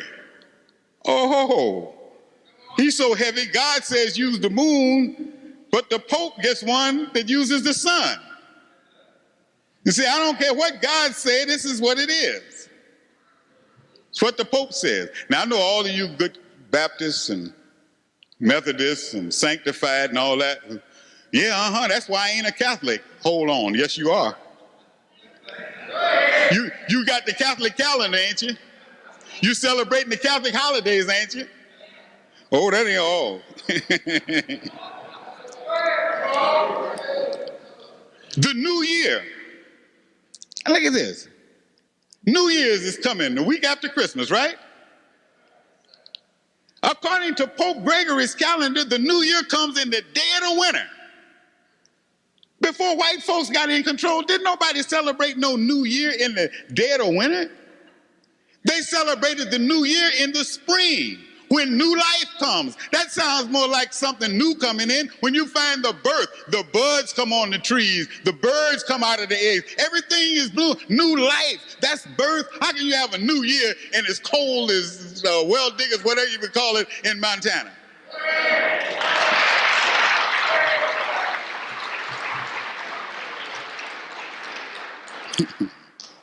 Pope Gregory. No, that little anglicized word Pope is taken from the Italian. Il Papa. That's what the Italians call him, Il Papa, don't they? You know what Papa means, don't you? That's Father, isn't it? And who you worship? The Father, and then the Son and the Holy Ghost, don't you? Oh, yeah. If you are a Christian, the Pope is your God, I'm telling you straight out. That's who you worship. That's who you serve. Can I prove it? Yeah, easy. You believe in the saints? Some of you go to churches named All Saints Church. All saints. You believe in St. Matthew, St. Mark, and St. Luke, and St. John. You ever been to a Baptist convention? Show me in the history of the Baptist convention when they ever got together and elected a saint. Show me when the Presbyterian conclave or the Presbyterian gets together that the Presbyterians ever made a saint. Show me when the Lutherans ever made a saint. Every saint ever made is made by the Pope. If you believe in a saint, the Pope is your God.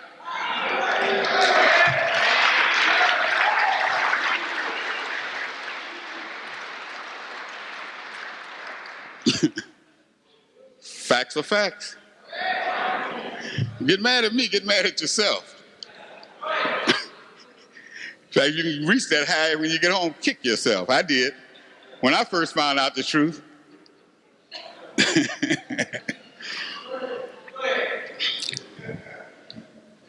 Because we are so blind and swear we are so all-seeing, so heavy.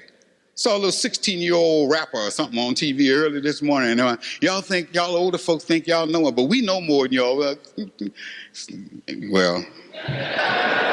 if he knew more, he wouldn't have had that earring on his ear. He would have known what that meant. And when you know what that means, you're really in trouble if you still wear it.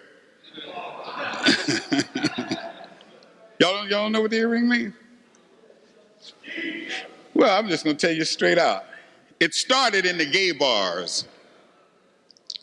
started in the gay bars. And the reason that they wore one was depending on, when you walk in a gay bar, depending on which ear you wore it on, it told whether you were sending or receiving.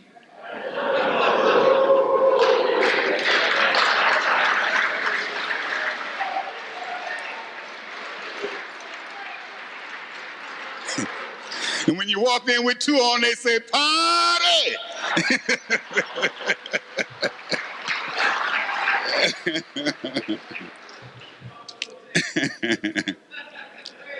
But let me show you. Let's get into my man Gregory's, Brother Gregory here, I don't mean no harm, but the Pope Gregory. Get into Gregory's calendar here. Show you how he made us swallow anything. I'm not going to say you made us. Because I was stoned. I was even a Catholic for a while. The first college I went to, St. Louis University. You know, Jesuits. Casting them long black dresses and stuff. But anyway, all that's coming to light now, as you see.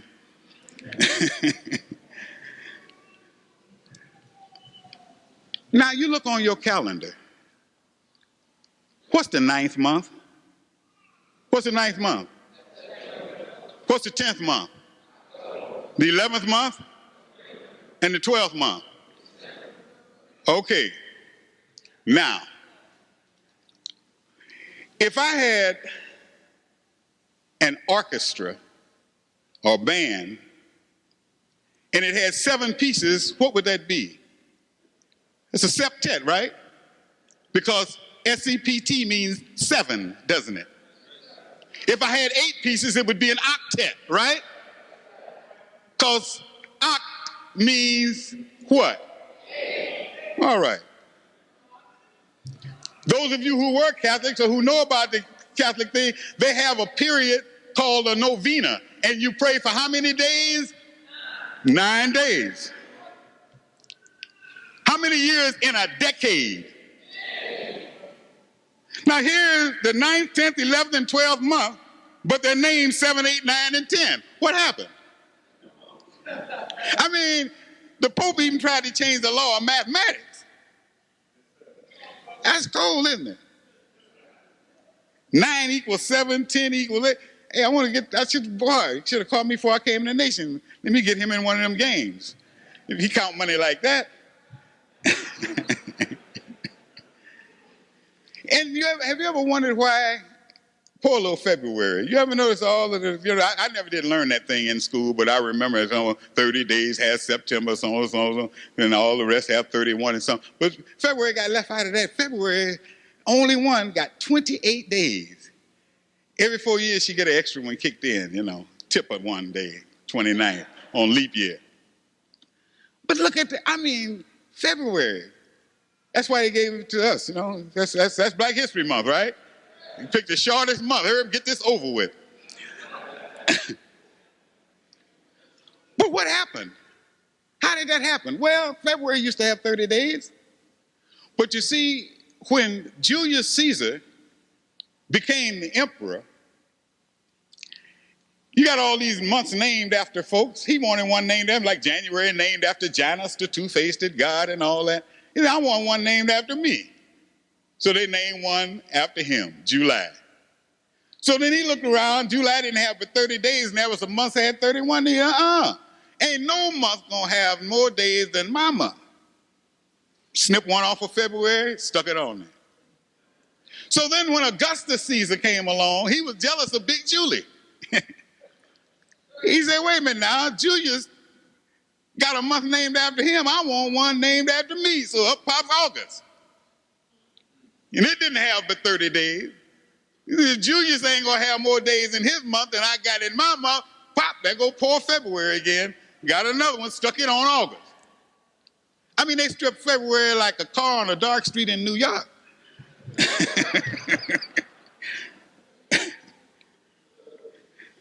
Now let's get down to the real nitty-gritty. There's a spot in the Bible where it says, remember the Sabbath and keep it holy. Is that right? And that's why in most cities they have what they call blue laws. Certain things you can't do on Sunday. Can't open liquor stores in some places on Sunday. Can't have taverns open. They used to, a lot of places wouldn't let you play ball and all that on Sunday. They call it the blue laws. So why do you have the blue laws? Remember the Sabbath and keep it holy. Well, now, correct me if I'm wrong, but didn't they teach you in the church that the reason that you observed the Sabbath was in honor of the fact that in the creation, God made everything in 6 days and he rested on the seventh day? Isn't that what they teach you? In fact, the word Sabbath is a Hebrew word that means seventh, doesn't it? It means seventh. Look at your calendar. Is Sunday the seventh day? But that's the day you're observing. That's the day you observe as your holy day. If you look at even Pope Gregory didn't even change that. I look at Pope Gregory's calendar and you see the first day is Sunday. And the seventh or Sabbath day of the week is Saturday. Bible says, keep the Lord's day, not the Son's day. Oh, you didn't know that's what that was? You didn't know why the Pope made this the day that you worship?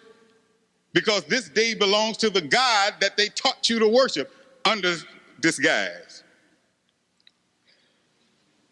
This day is named in honor of the God that is being worshiped using Jesus' name to shield their dirty religion.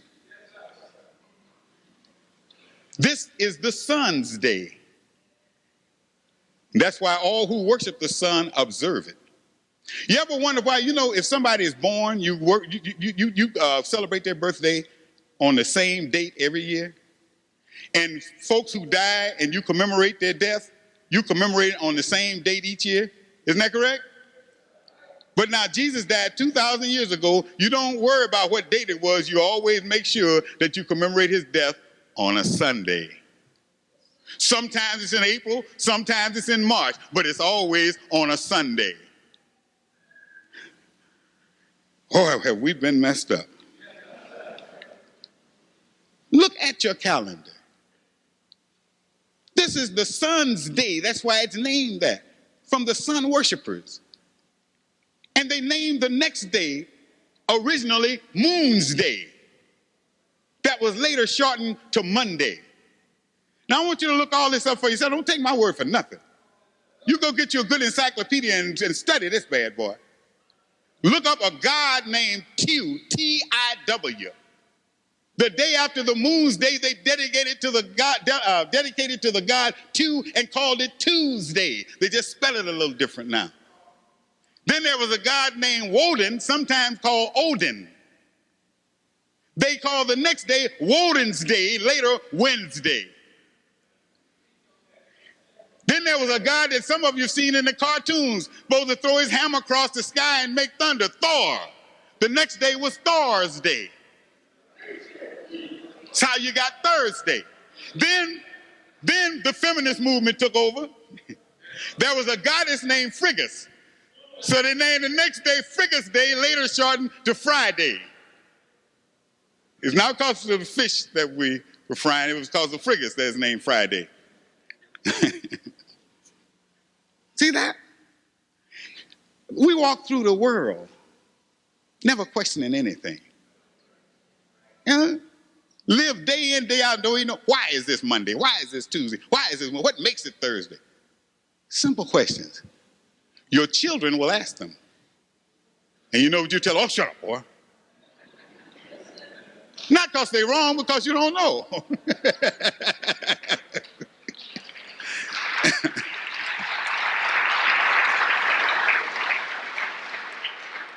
Then, as an extra added slap in the face to God,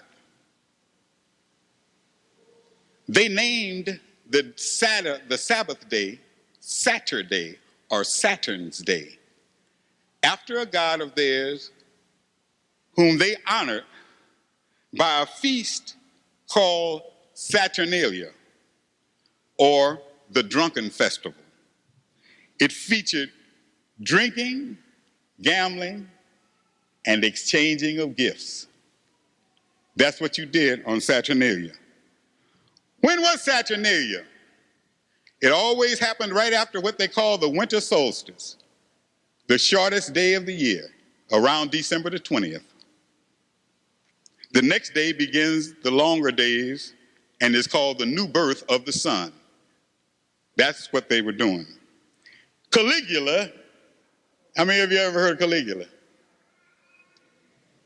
I didn't see the movie that they named after him, but I studied him. Caligula, one day wasn't enough for him. He extended it from the 20th to the 25th. He wanted 5 days of Saturnalia,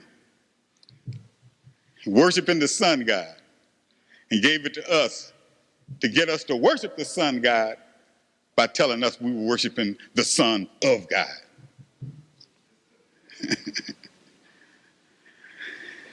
And when our people hear this for the first time, they, oh, no. I mean, but everybody's doing this. I mean, you know, we're not, and then some say, well, you know, after they wake up and realize how crazy we were all acting. And you say, well, wait a minute, you know better than this. Why are you still doing it this year? Oh, well, just doing it for the children. You didn't buy all that liquor for the children.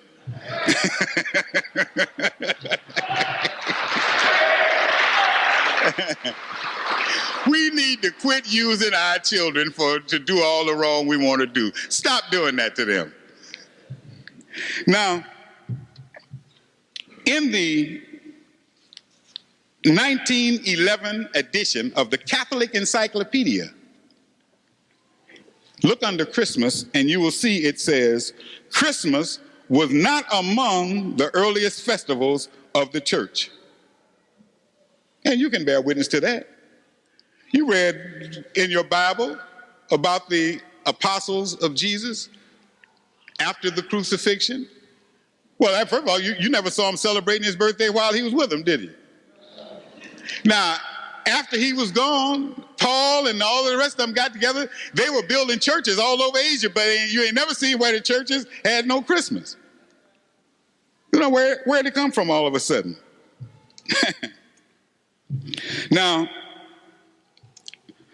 the Encyclopedia Britannica, and I happen to have, by Allah's grace, the one that all the scholars say is the best, most authoritative Encyclopedia Britannica that was ever printed. It's the 9th edition that was printed in 1890. And under December 25th, it says, there is, however, a difficulty in accepting this as the date of the Nativity. December being the height of the rainy season in Judea, when neither flocks nor shepherds could have been at night in the fields of Jerusalem. They're saying that. They are admitting that. You couldn't have had no flocks out in December in Jerusalem. They lock them up in the middle of October for the winter. October 15th, all the flocks are locked up until the spring comes. Christmas was unheard of among Christians until the 3rd century. In the 5th century, oh boy, here goes the Pope again. The Pope decided to join Saturnalia with another holiday where they partied and had orgies called Epiphany. So instead of going from the 20th to the 25th, he started it on the 25th, and it went to January the 6th. And that's where you get, see, I tell you, our people go through a whole bunch of stuff, never question anything. Now, all your life, you've been celebrating Christmas one day, is that correct? But some of you in school, in church, in Sunday school, you got in them little choruses and little choir, you were saying to 12 days of Christmas, didn't you? On the first day of Christmas, my true love said to me, and a partridge in a pear tree. Now, you celebrating it one day, where the other 11 days go to?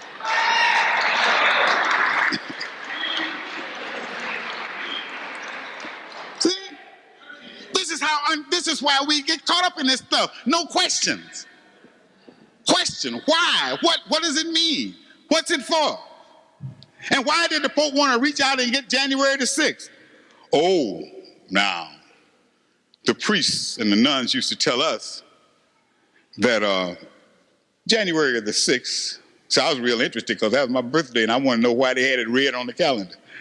So I found out, I asked some questions. I didn't ask the right ones, that's why I didn't get the right answers. But they said, well, you see, Epiphany, January 6th, is commemorating when Jesus Christ was baptized by John the Baptist. Oh, is that so?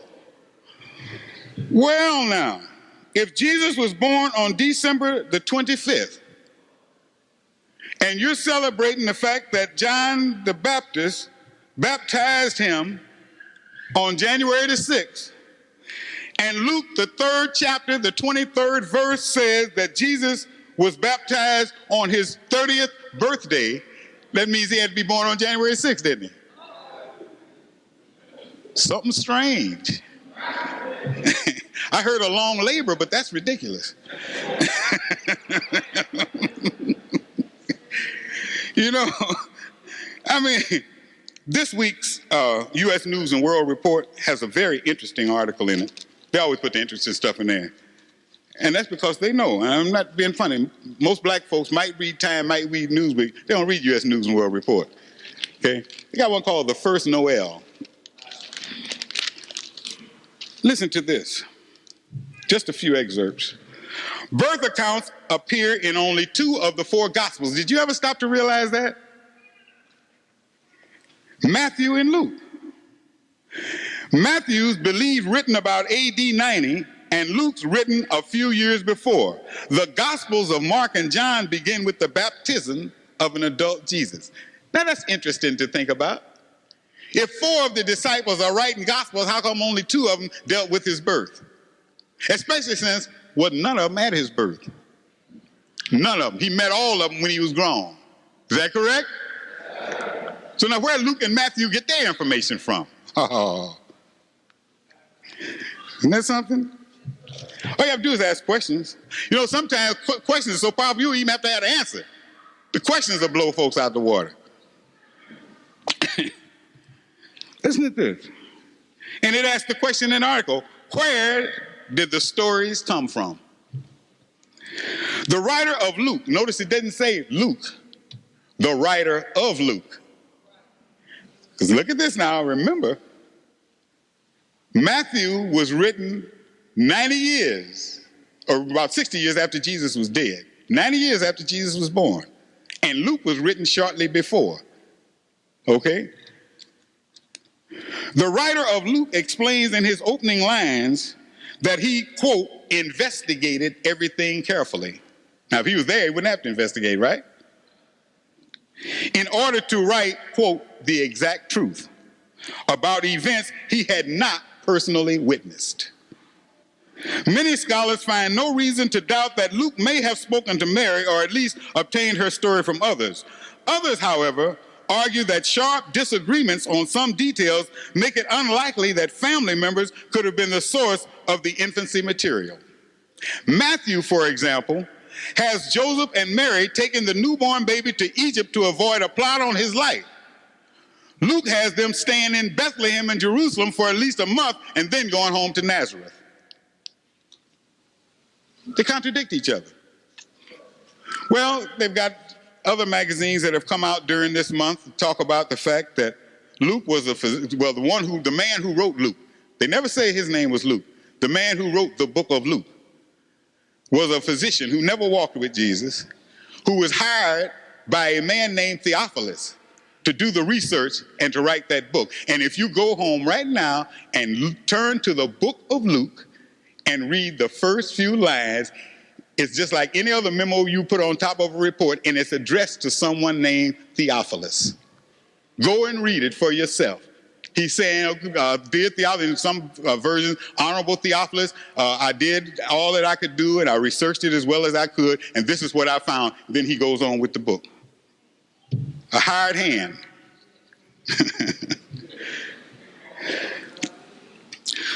Brothers and sisters, while you're in your book, we're not going to take a lot of time. We're going to close out. Go to the 10th chapter of the book of Jeremiah that opens up, go not the way of the heathen. Then it names two things that heathens do that you shouldn't do.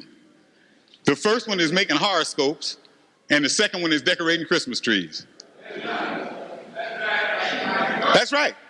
Now, you may, in the King James Version, New International Version, all those, you see where it says, go not the way of the heathen, and be not dismayed at the signs of heaven, for the heathen are dismayed at them. And you may say, well, that don't necessarily mean horoscope. Get the Living Bible. Get the Living Bible, where it says straight out, go not the way of the heathen, because the heathen are vain, the people make horoscopes. That's what it says. You got to be a heathen and a nut on top of that. But the course that Minister Farrakhan has us embarked on now, that Sister Ava alluded to, seems strange to most of us. Seems radically different, and even confuses the minds of some who didn't quite understand what the Honorable Elijah Muhammad was doing, because most of us were never taught directly by the Honorable Elijah Muhammad. And most of us got our teaching from somebody who got it from somebody who got it from somebody who said they got it from the Honorable Elijah Muhammad. As a consequence, there's much misunderstanding about what he was actually saying and what he was actually trying to get us to do. The man today who best understands what he was trying to do is Minister Louis Farrakhan. I'm totally convinced of that. I have no doubt in my mind, and every time he makes another move, I see more clearly that nobody understands the program of the Honorable Elijah Muhammad like he does. There's all sorts of consternation about what we're doing. You see them Farrakhanites. Like I tell you, I've never been, I don't really. Most Muslims object to the name Mohammedan. And for years I did too. Just get mad when somebody called Muslim a Mohammedan. Until I learned who Master Farad Muhammad was and learned who the Honorable Elijah Muhammad was. And I was proud to be called a Mohammedan. Well, I know when Minister Farrakhan first stood up and began to get the nation back together, I was around a group of people who had been around the nation for a long time, who were jealous and envious of him, and used to refer to those who followed him as Farrakhanites. Well, I'm proud to say I today am a Farrakhanite.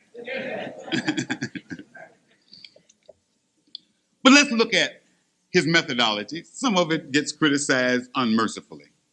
I mean, you get it from both ends. When you know what I was saying, between a rock and a hard place? On the one hand, you've got the so-called Orthodox Muslims who are hollering, you don't have the right Tawheed and your deen is not correct and blah, blah, blah. Then on the other hand, you got those Elijah Muhammadologists who are supposed to be such experts on his teaching, who are saying that Minister Farrakhan's getting off the track. Now, see, the messenger didn't take Ramadan in the summertime. We took Ramadan only in December.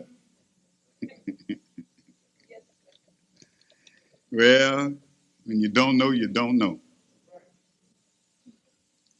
Well, see, Farrakhan is going into teaching you to do introspection and look at yourself. Well, what about it? How are you going to do it? How are you going to do anything if you don't know yourself? I was listening to the radio a couple of weeks ago, and they had some Indians on there from the tribes in New York. And they were describing how the white man had destroyed the Indian nation in the state of New York. It said that white man came in and it was one nation, a lot of tribes, but it was the Indian nation. The white man started talking to him saying, Iroquois? I mean, you're as great as the Seneca. You should be a nation. Iroquois said, yeah, well, we're the Iroquois nation. Seneca listened to the fork-tongued white man and said, yeah, well, we're the Seneca nation. So after a while, instead of having one nation with a group of interacting tribes, you had a group of nations. So then each nation had a common plot of land. First thing that the white folks told them, they said, was they need to quit hunting. So that's where the Indians lived. They hunted. Well, see, when you hunting every day for your food, you get pretty good with the bow and the arrow. So the white man wanted him to stop hunting and go to farming. So they talked to the Indians, and the Indians agreed, said, hey, that's pretty good. Maybe we do need to raise a few crops. They got their women together and said, now y'all raise the crop, and they went on hunting. White man said, that didn't work out too good. He said, let's see what else we can do. Then they said as each tribe had its own, each nation now had its own little plural.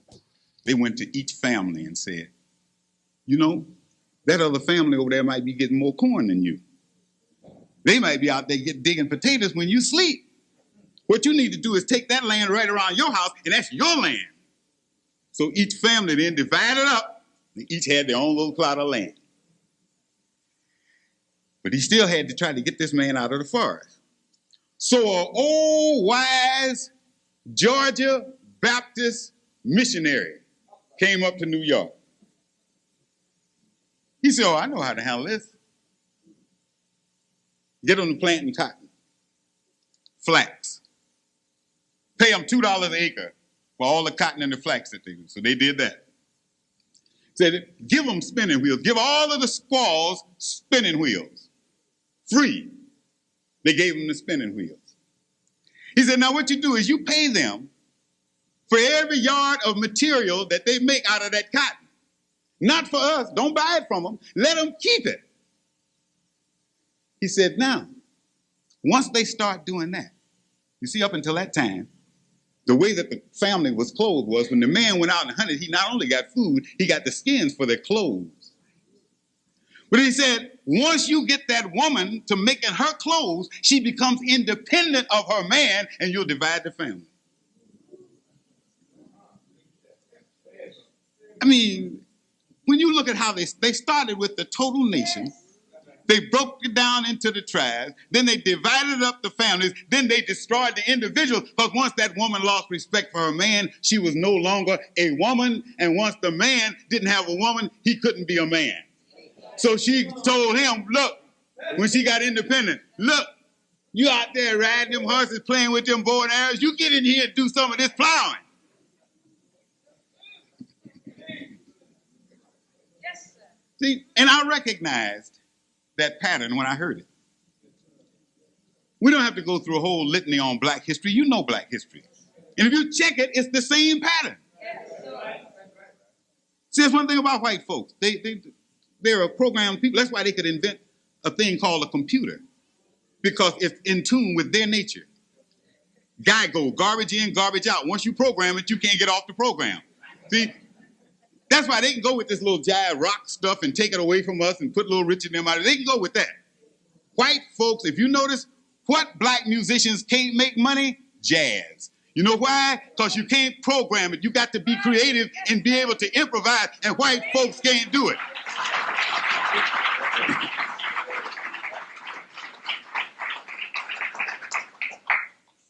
So, the program never changes with white folks. Once you learn the pattern, you know what's coming next. You look and see where you are in the design, you know what they're getting ready to do next. All right. Now let's look at this. Since we went through the same process of destruction that those New York Indians did at the hands of the same man, what's the best way to get back to our real selves? If somebody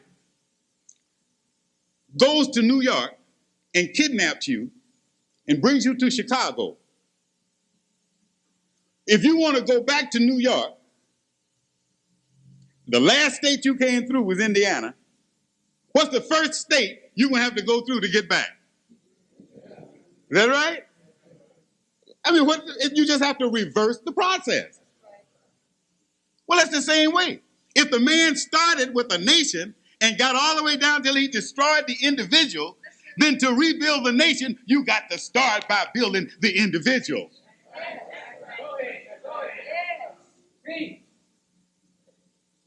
Is he in step with the Honorable Elijah Muhammad? Yes, we just didn't listen to the Honorable Elijah Muhammad.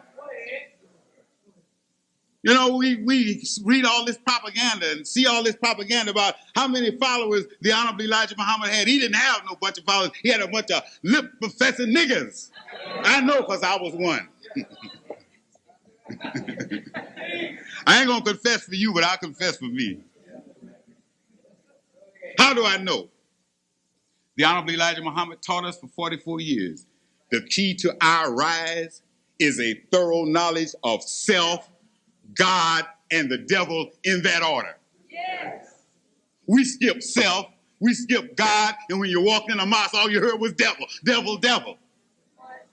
We missed the whole program fighting the devil. How you gonna skip 2 steps? You'll slip on the 3rd one and break your neck, which is what we did. Wasn't Allah's mosque. It was Satan's mosque, because that's who you heard about. You ever notice a wise politician never calls his opponent's name? No, a good politician ain't gonna give his opponent all that free publicity. Hey, we built the devil up. We say all praise due to Allah every now and then, but we was devil, devil, devil, Satan, Shaitan, Lucifer. I mean, we was in it. That's all you heard was devil, devil, devil. Say, when you said Muslim, all them people that teach the white man's the devil.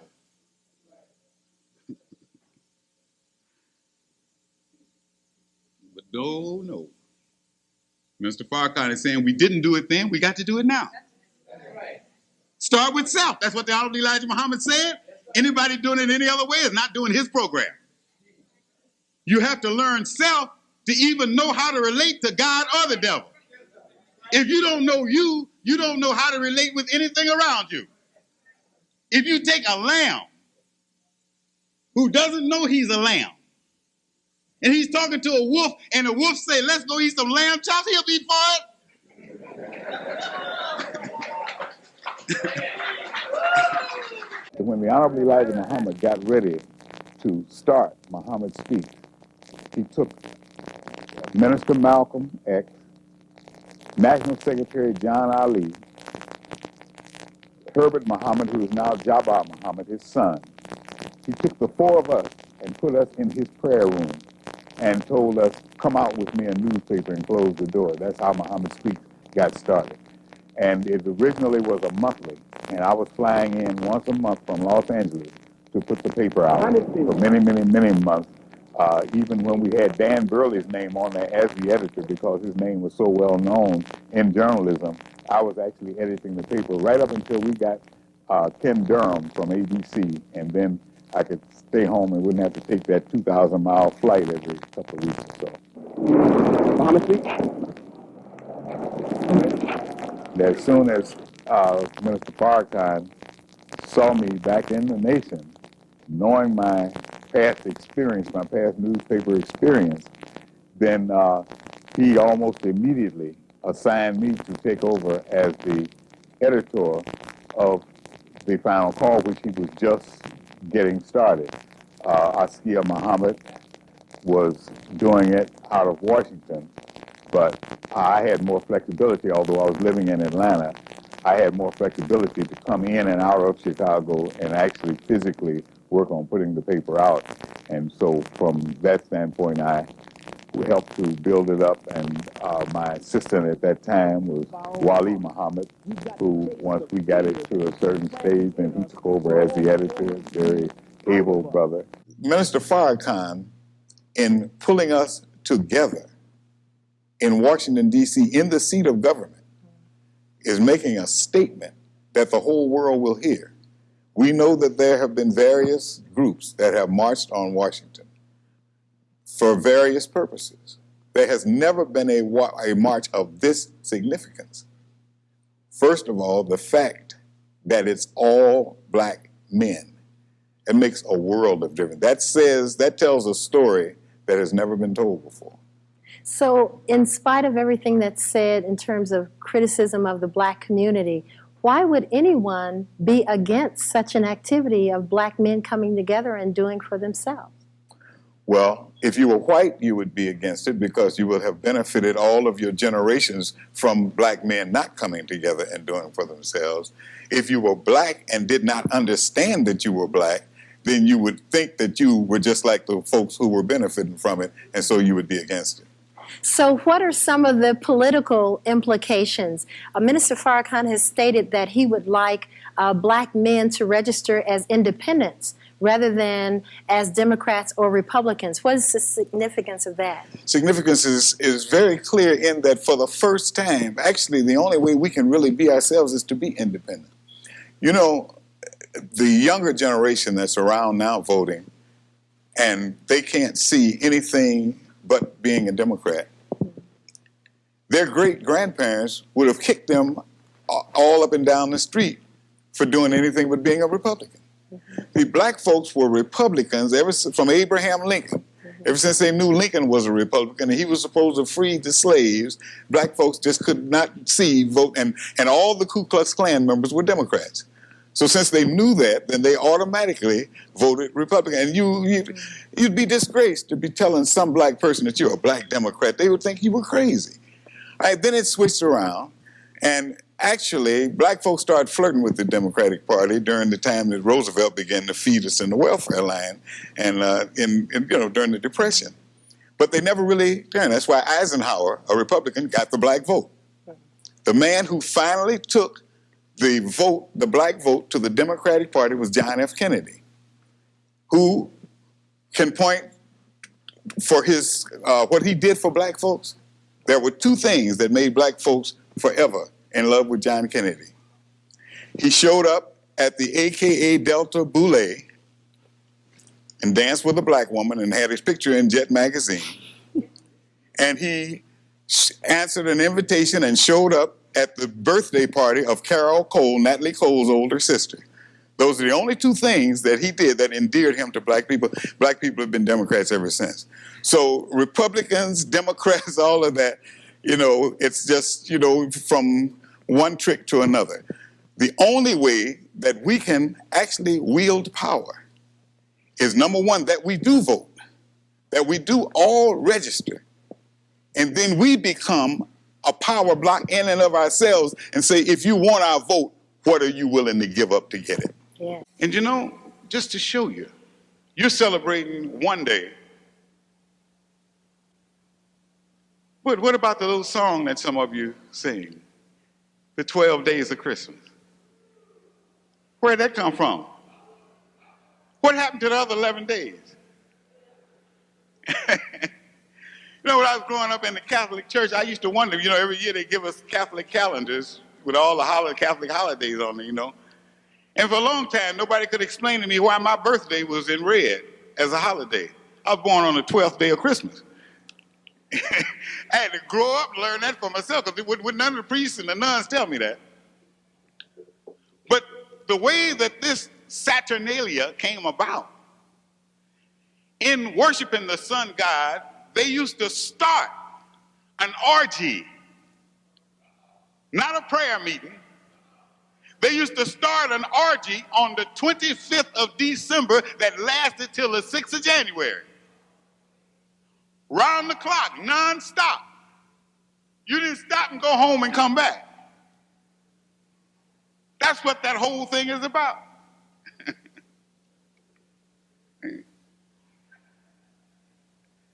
We were looking at some of our neighbors. Boy, ComEd loves Christmas. I mean, lighting up a tree and that. I mean, we got folks got the whole house covered with lights, just blazing away. Don't need no street lights. You can see where you're going easy. Turn your headlights off. We won't hit nothing. Praises due to Allah. How did that come about? Do you see anything in the story of the birth of Jesus in the Bible that they lit up the place? No. Those lights represent the strongest light in the universe, which is the sun. That's sun worship going on. You're worshiping the sun. Something that only heathens do. The white man wants us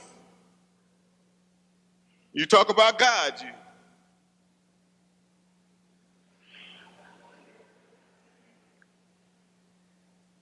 the white man loves to put, ever since he's known us, first thing he has done is shot our minds way up in the sky. While we were looking up, he's down there in the earth getting everything that you need for food, clothing, shelter. He's getting oil, he's getting diamonds, everything, gold, out of the earth while we're looking up. Got us looking for pie in the sky after we die, and he's getting something sound on the ground while he's still around.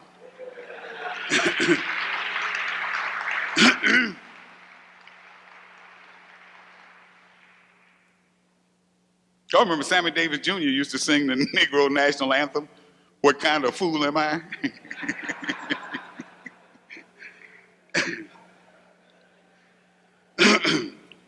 The Holy Quran says more than once, Jesus and his mother a sign. Moses was a sign.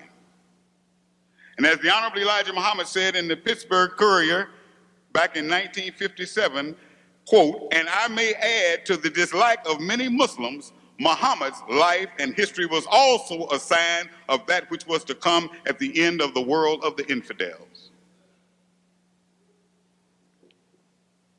There's a sign in Mecca right now, established by Abraham. In the corner of the Holy Kaaba, there's a little black unhewn stone. The description says a lot about it because it represents a people. It's a black stone and it's unhewn. It has not been polished and shaped and pared down to the way that it's going to be. It's just rough. It's in the rough. And it's in the very corner of the Holy Kaaba. It's a sign of a people that were out of place. And Muhammad came along and had to put the stone back in its place because it got out of place. That's a sign. A little black stone. The Bible says the stone which the builders rejected has become the head of the corner. Not talking about no rocks, talking about people. The most rejected and despised people on earth are going to wind up the rulers. And that's what that's a sign of. Why they put a black veil over the Kaaba.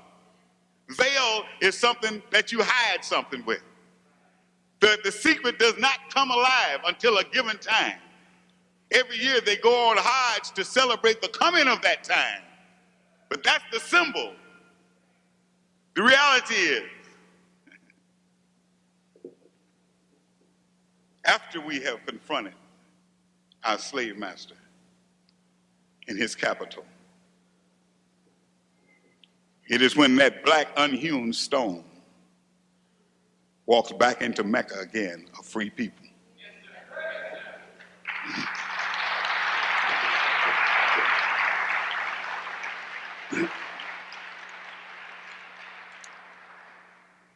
Now let me just briefly talk to you about what really happened 2,000 years ago.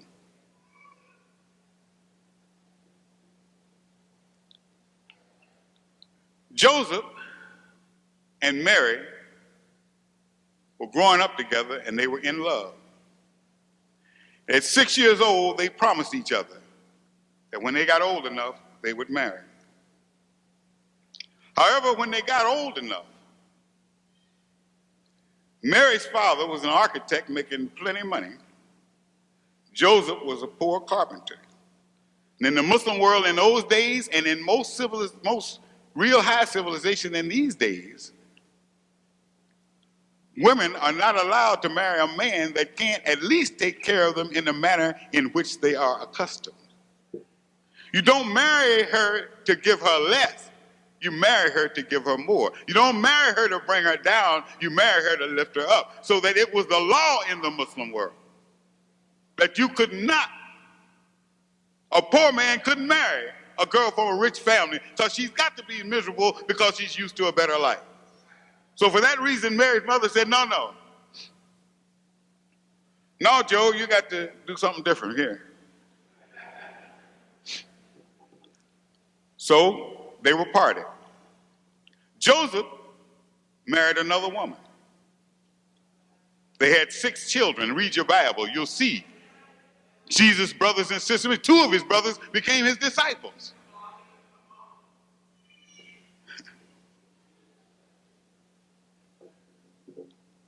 Poor Mary never, because she did not have her first love, she never married anybody else. But there came a time when her father had to leave the city. There were a lot of white folks that come into the area at that time. That's right. And they got a bad habit, especially where black women are concerned. Mary was a black Egyptian. Okay? That's why they went to Egypt. We'll get to that in a little while. Now, the father had noticed how the neighborhood had changed. So he wasn't going to leave his daughter. You know, there goes the neighborhood. All these white folks come in.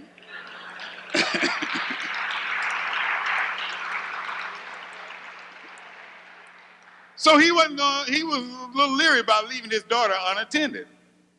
But he had to go. Had to go deal with something about the building of a mosque. So he told her, says, here's what you do. No, you got to go out and feed the animals and everything.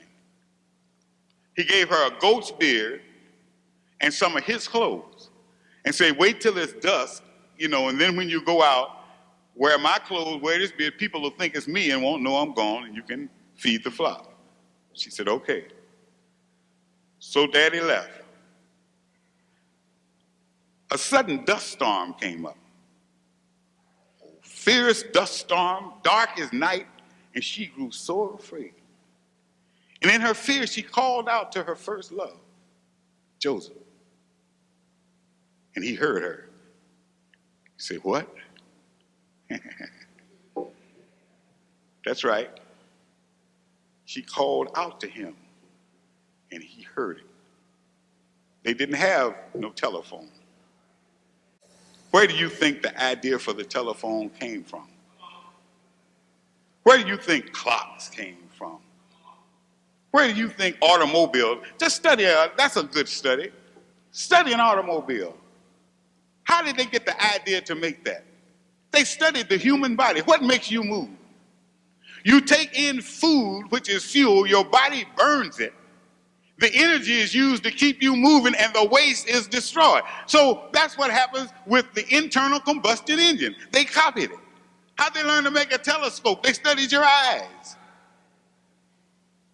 They learned, brothers and sisters, they made television because they know from their own study of history that there were times when we wanted to see each other, not just talk to each other. We wanted to see each other. We could make each other crystallize right in front of our very faces. They know that. That's the hidden wisdom that they have back in these lodges and all that sort of stuff, that they pay all that big money, which we'll get to a little later. Those are the hidden secrets. What would even make a man talk about going out in space if he didn't know that folks had already been out in space? This man is not an inventor. This man is a copycat.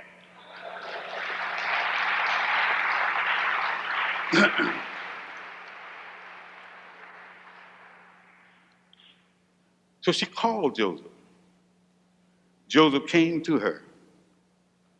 And when she told him, you know, the preparations her father had made and everything, he said, that's all right. You go out with me, and they'll think I'm your father, and then that'll solidify. They'll see both of us, so forth. So he did that. The dust storm lasted 3 days, and they were there together alone for 3 days. But neither one of them funny. So something happened in 3 days. They didn't mean for it to. That was not their intention, but that's the way it was, as Walter Cronkite would say. So when he got ready to go back home, Mary, you know how y'all always outthink us. Mary said, what you gonna tell your wife? Where you gonna say you been? Joseph said, I'll tell her I was over building a house for an infidel. Still, I mean, y'all got it. I mean, we couldn't make it without you. Mary said, oh, yeah? What happens when she asks you, where's the money? I hadn't thought of that. So Mary gave him some money to make his story stand up. So Joseph went on back home to his wife. Father came home, Mary's father came home, everything going fine. Except all of a sudden, a few months later, Mary started picking up a little weight. Pops looked at her. Getting a little fat, girl. She said, yeah, I guess it must be what I'm eating. Daddy said, you must be eating plenty. I mean, this is the exact quote. You must be eating plenty. So after a while, it became obvious. Meantime, Joseph knows it too. So Joseph is scared, literally to death. The father is worried to death, almost to death, because they know the law of Islam. Adultery, fornication, death. And it is the duty when a woman commits adultery or fornication, the job of killing her goes to the father, and if the father's not present, it goes to her oldest brother. So her father got so sick he had to go to bed. I mean, he just got deathly ill thinking of his only daughter. He loved her, that he was going to have to kill her. Joseph, meanwhile, knew that when the truth got out and they found out who the father was, he had to go too. He's walking down the street worried, and an old prophetess saw him and stopped him and said, Joseph, said, don't be worried. You have been blessed. The child that you have fathered is to be the last prophet to the Jews, and you are to be blessed for that. He said, So he went and told Mary's father the same thing. So Mary's father was somewhat relieved, but they still knew that, who would believe them. So he had the father to fix one of the ox stalls and stuff straw around, and he put Mary in there so that nobody would see her. And Joseph attended to her, brought her food and took care of her and delivered the baby and all, because in the predominantly Muslim world, boys and girls are taught at a very young age how to take care of any pregnant woman, how to do everything. Doctors are for sick people.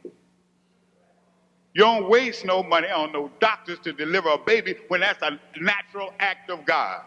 Doctors are for sick people. When you get sick, call a doctor. You're going to have a baby, have your baby. Now, we're not saying do that now. I'm talking about where you train and in the Nation of Islam, we usually seek out a midwife. Understand? One day we'll have doctors just for somebody slip and break their leg or something like that, but you're not going to be going around delivering babies and stuff like that. That's not sickness. You go to school all that time, spend all that money in med school to take care of something, and baby gonna come whether you deliver it or not. But anyway, I digress. So when the baby was born, and after, sufficient time, Joseph put Mary and the baby on a fast camel and sent them to Egypt.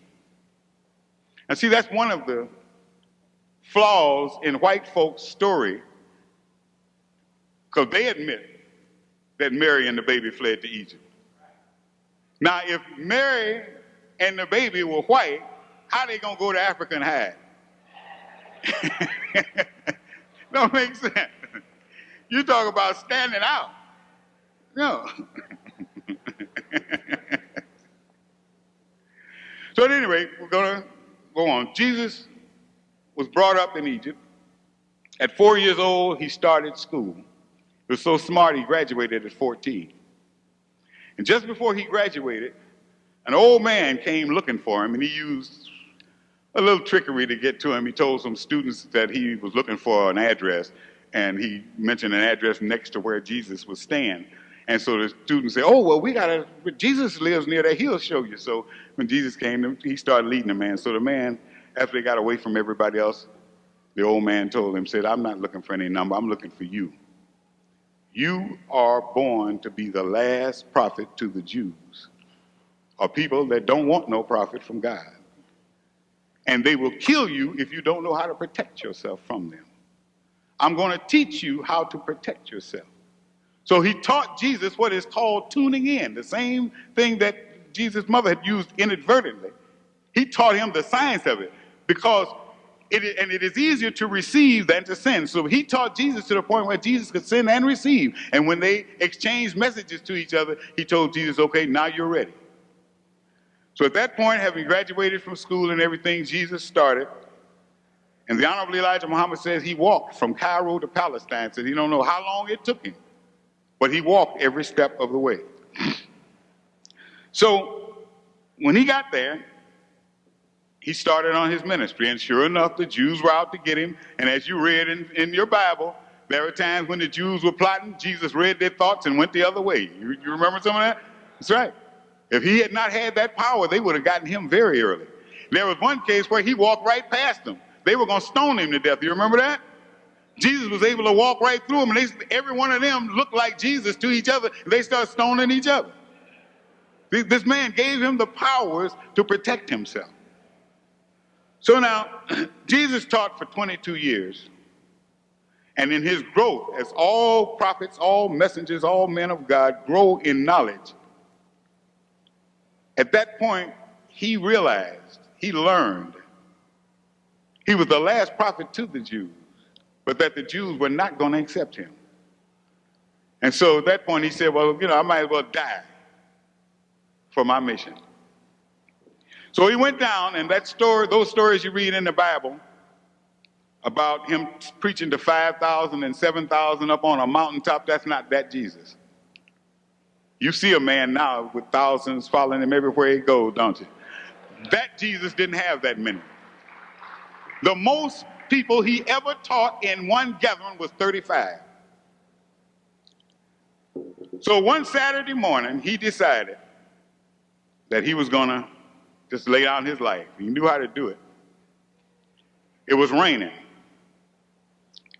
So he went and saw a whole bunch of people, no more than 35, huddled up under an awning in front of a Jew's store, trying to wait for the rain to let up. So he had a captive audience. So he went and began to teach them. The owner of the store came out and said, look, I know who you are. Now, if you don't get away from here, I'm going to call the authorities on you. So Jesus said, well, why don't you let me go ahead and finish teaching the people? And when I finish teaching them, I will encourage them to come into your store and buy. You hit the Jews' religion then. He said, all right. Oh, yeah. So he went on back in the store. But after a while, the people weren't coming in and buying, so he came back out and said, no, look, no, you got to get away from here. I'm calling the authorities on you. So Jesus didn't go, so he got in touch with the Roman guard. They came to get Jesus. There was a reward out for Jesus. And look at the reward. $1,000 if you brought him in alive.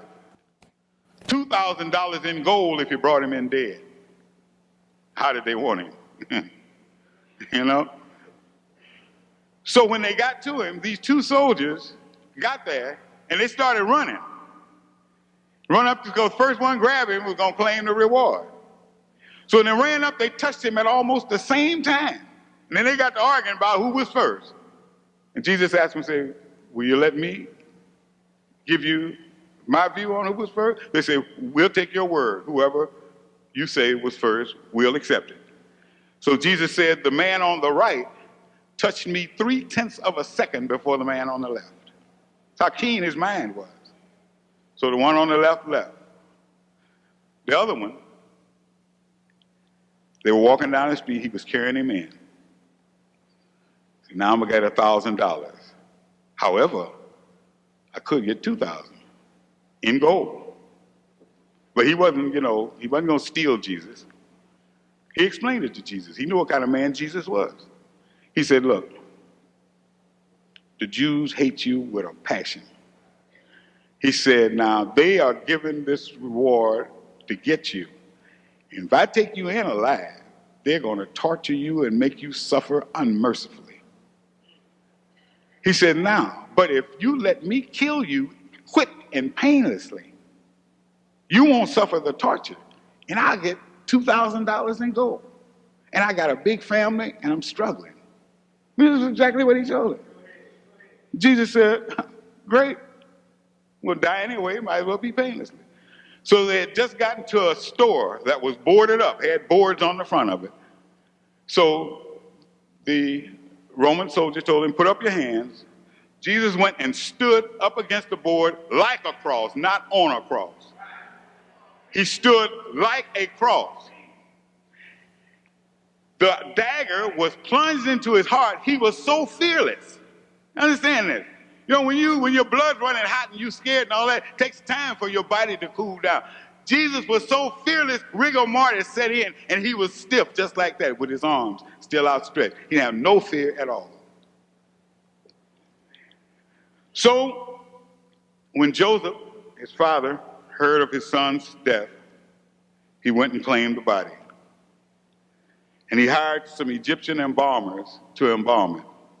He wanted to have it petrified so it would last like forever. But the longer that you did it for, the more money it cost. And he could not afford. He was in good shape, but he wasn't in that good shape. He could not afford to, he had gotten, a little better, in a little better shape in later life. He couldn't afford. So he gave all the money that he could afford to pay. Jesus was embalmed to last for 10,000 years. Now, he was placed in a tube with a liquid. As long as no air gets to it, his body will last for 10,000 years. And this is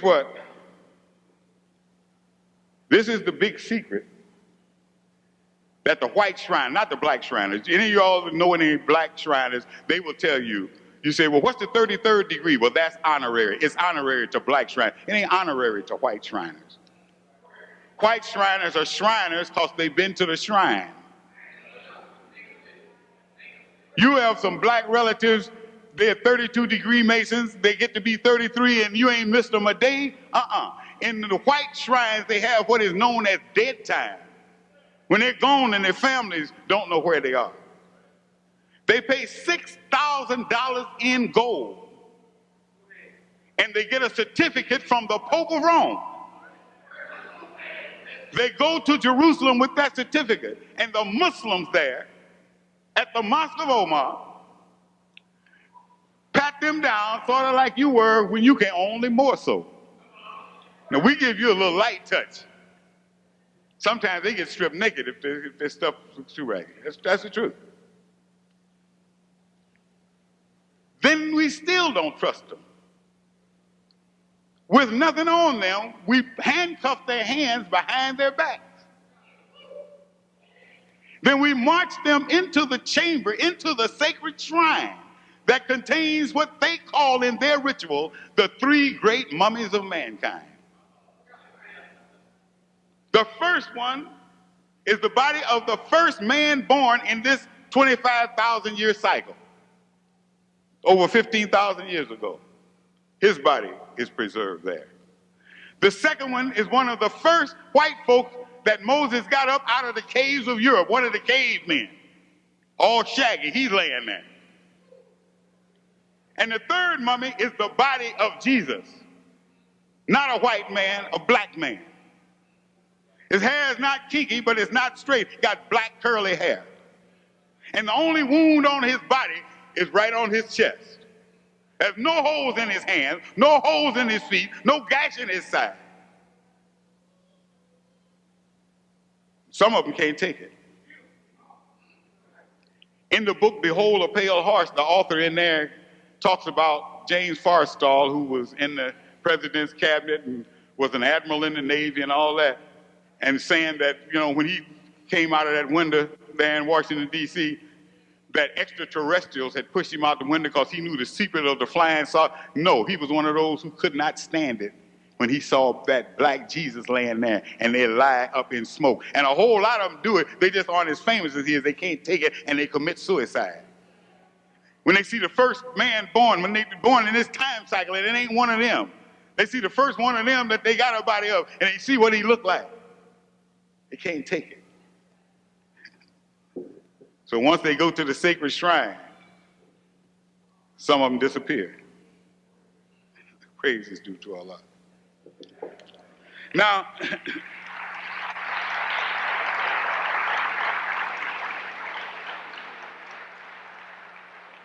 there are signs all in the Bible from the real Jesus who lived then to some things that did not happen to him. For instance, at the birth of Jesus as described in the Bible, could not have been the Jesus of 2,000 years ago. Because it said that wise men came from the east to see this baby. Is that correct? Jesus was born in the east. That Jesus was. So if wise men come from the east, the Jesus being spoken of must be in the west.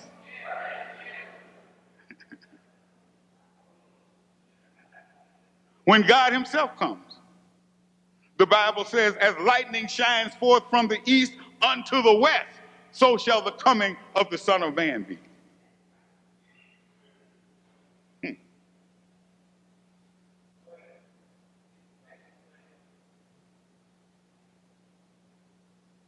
The Son of Man. See how God's described? See, they got you and me believing, yeah, God's the spirit. You can't see God until you die. And if you see him, you will die. Now, wait a minute. God has neither flesh, no blood, no bone. Oh, yeah? Well, when Moses asked to see his face, why did he say, look at my backside? How you have that if he ain't got a face? No. It's letting you know God is a man and the son of a man. That's the law of biogenesis. You find that in the book of Genesis. Everything begets after its own kind. In fact, there's an old story about some sailors in the U.S. Navy were stationed over in China. And this one white sailor went and stayed with this Chinese family. And after he left, the wife came up pregnant. That didn't upset the husband because they were married. But then when the baby came out with blonde hair and blue eyes, the man said, nuh-uh. So he went to court to get a divorce from his wife. No. She swears, no, Your Honor, I was faithful to my husband. He said, no. He said, we had this white boy living with us. Now here she come with this white baby. He said, I don't believe that, Your Honor. I can't take it. She said, but I swear that I was faithful. The judge handed down his decision. He said, I'm sorry, Ms. Wong. Two Wongs don't make a white.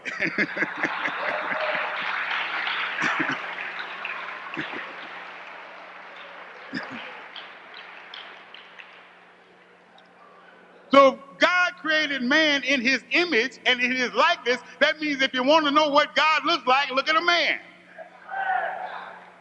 When you look in the mirror and you see your image, if the tie is crooked, you can't say, oh, that's just the image. My tie is straight.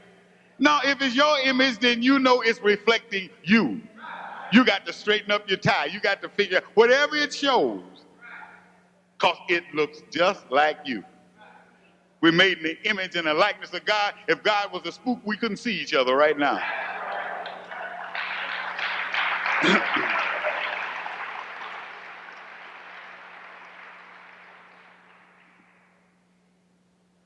The real Jesus, please stand up. Jesus represents three different men, represents a whole people, and represents a nation within that people. In different points in the Bible, he represents those different things. Y'all sing this song, away in a manger, no crib for a bed. Y'all sing that song? Y'all know that song, don't you? What's a manger? What's a crib? Ha ha.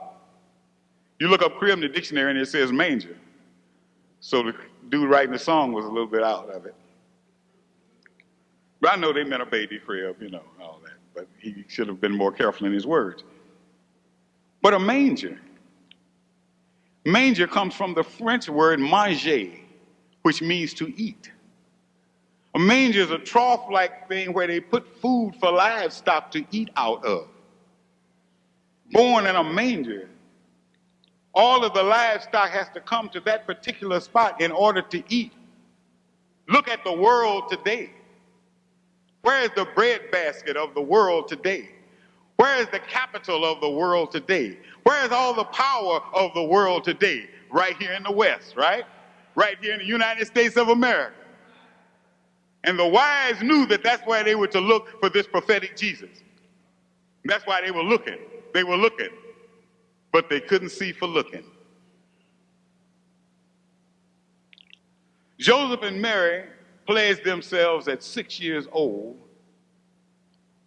as a sign of the end of the 6,000 years that this Caucasian would have been here to rule and subjugate black, brown, red, and yellow people.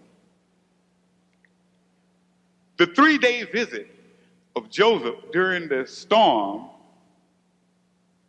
when the baby was made represents the 3 years when Master Farad Muhammad in 1930 let everybody know that he was here in America, just as the Depression hit.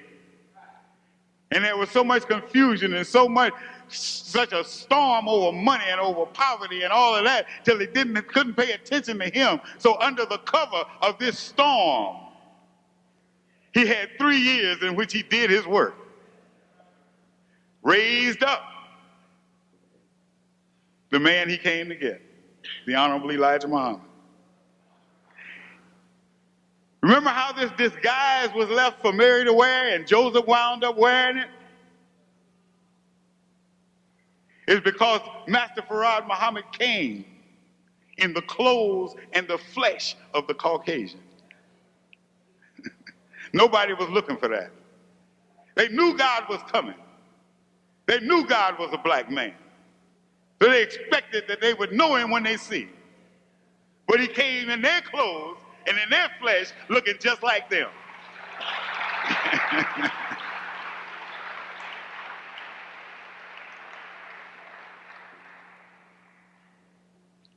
Just about through. Jesus studying in Egypt is a sign of what will happen to us. One of the things that we will do as we build this nation is we will go to Egypt to study for 20 years. Not the stuff that's being taught over in the university there that anybody can go and get, but some studies that have been hidden for thousands of years that we must know in order to come into rulership. Now, even that bottle of fluid, and incidentally over there, tell you, we know, when you know somebody, you know them. We know white folks. Like I say, we strip them, we handcuff them, and when they walk in, they see the body of Jesus from 4 different sides. They don't know which one's the real one. We still don't trust them. But they see the body in this vial of fluid to last 10,000 years. Brothers and sisters, that has a very profound meaning. You heard Brother Minister Ishmael talking about how the Honorable Elijah Muhammad was hated, how Minister Farrakhan is hated, how if we stand up with Minister Farrakhan, we're going to be hated, and we ain't being hated by no punks. We're being hated by some dudes with all kind of bombs that blow whole countries off the map. We're hated by them. But why can we do it? That vial and that embalming of Jesus' body is a sign. When Master Farad Muhammad left here, he put in the Honorable Elijah Muhammad, and today it is embodied in Minister Farrakhan. Enough wisdom. Just like he taught Jesus how to get through the Jews, there's enough wisdom that is embodied in Minister Farrakhan that if we had to stay in the middle of this devil for 10,000 years, he could not destroy us.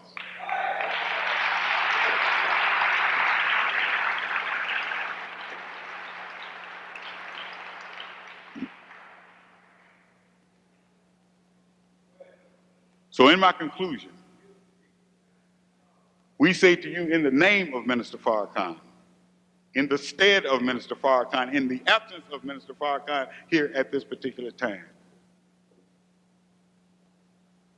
He says the same thing to you that Jesus says in the scripture. Jesus never asked the people to help him with his cross, did he? Jesus didn't come along saying, somebody grab the other end of this thing. He never did that, did he? What did he tell them? Pick up your cross. Oh, I got this. Do worry about that. Do worry your eyes and your mind about Minister Farrakhan. Pick up your cross. You have a cross to bear. You pick up yours, I guarantee you he's handling his. His brother minister alluded to a few things a little while ago.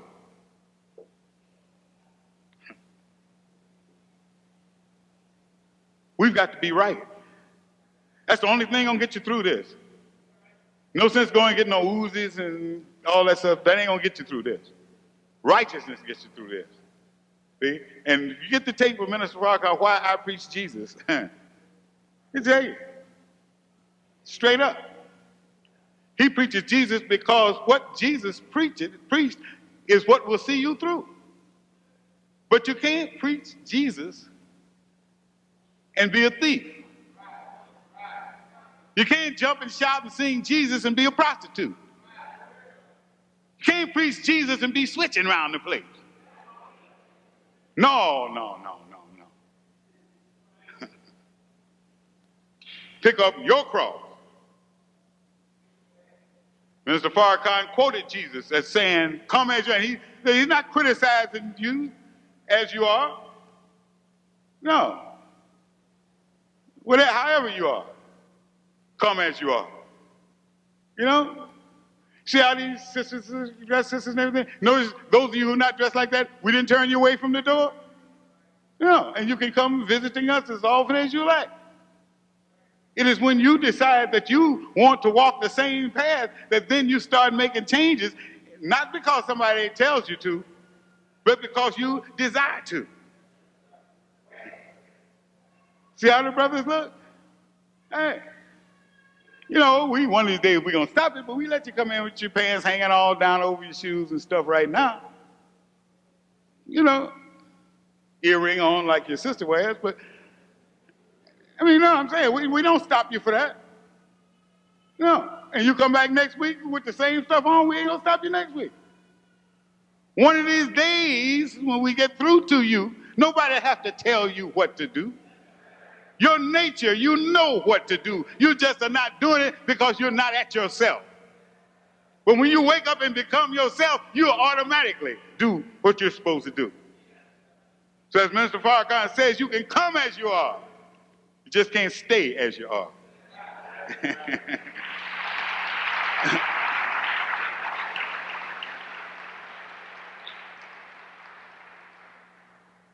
Now, to the Muslims, the prospective Muslims, future Muslims, would-be Muslims, those born Muslims don't know they're Muslims.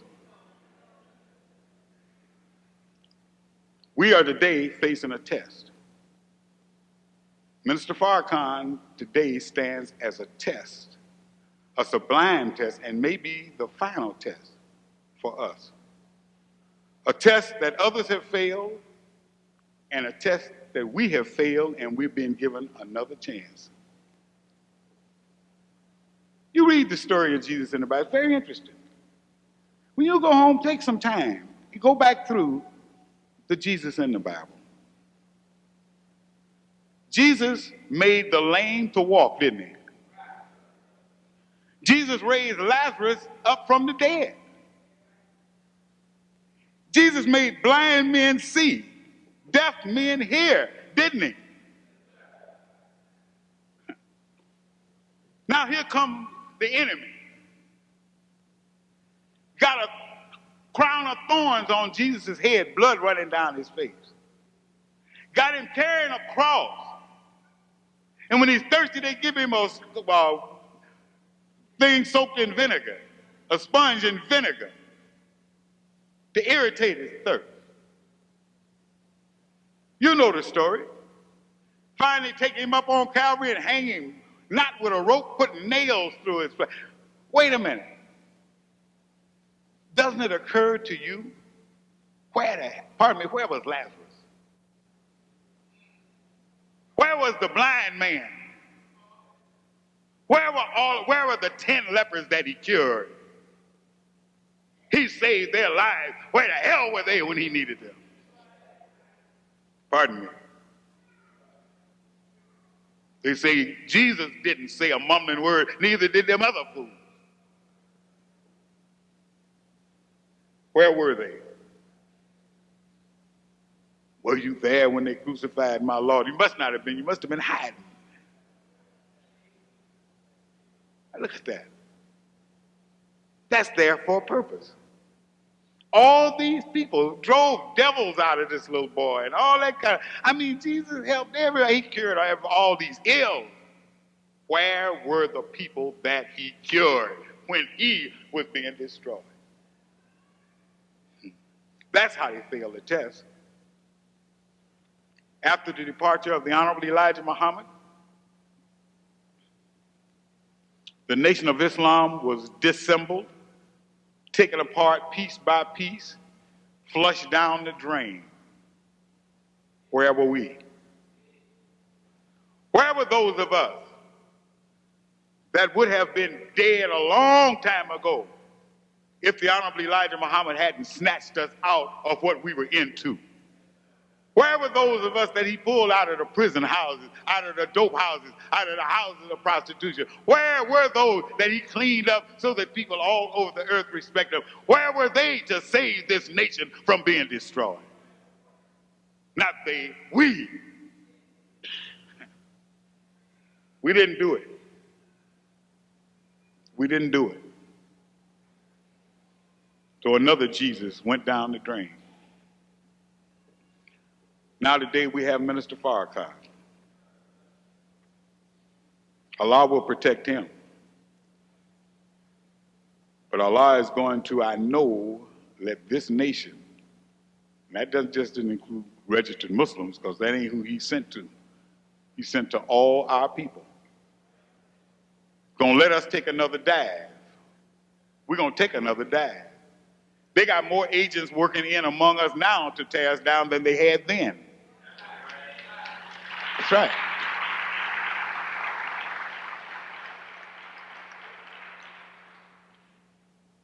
It's on us. It's on us today that when this next dive starts, who is going to not be like Lazarus and step forward and say, not him, because he brought me back to life? Who's going to say, no, this nation made me walk proudly when I was just a lame out there? Who's going to say, no, not in my blind eyes open, y'all ain't going to destroy this? That's where we are today. The real Jesus, please stand up. Today, beloved brothers and sisters, we got to stand up with Jesus, for Jesus, and as Jesus. We are the light of the world, and without us, the world ain't gonna have no light. I'm telling you. Straight up. We are at the time. All those signs and symbols, I'm telling you, go home and read them again. Read them with a new understanding, with a new mind, and see where we are today, the time, and what must be done. Over and over. Like they say, the first time a dog bites you, it's the dog's fault. If he bites you again, it's your fault. We've been through this. We watched the nation fall. We watched it rise again. Now, there are those who are going to do everything in their power to make it fall again. Will we let them do it? Sound kind of weak. We'll wait for the action. That's what this lecture was all about, beloved brothers and sisters. We're at the threshold where we either relive the horrible history of Jesus or we give it the happy ending that it's got to have finally by somebody. If we don't do it, our children, grandchildren, great-grandchildren will do it. But as the Honorable Elijah Muhammad always said, why should they do it when you can do it? Why don't you do it? Praise is due to Allah. So, brothers and sisters, thank you for your kind attention. I'm really appreciative of it.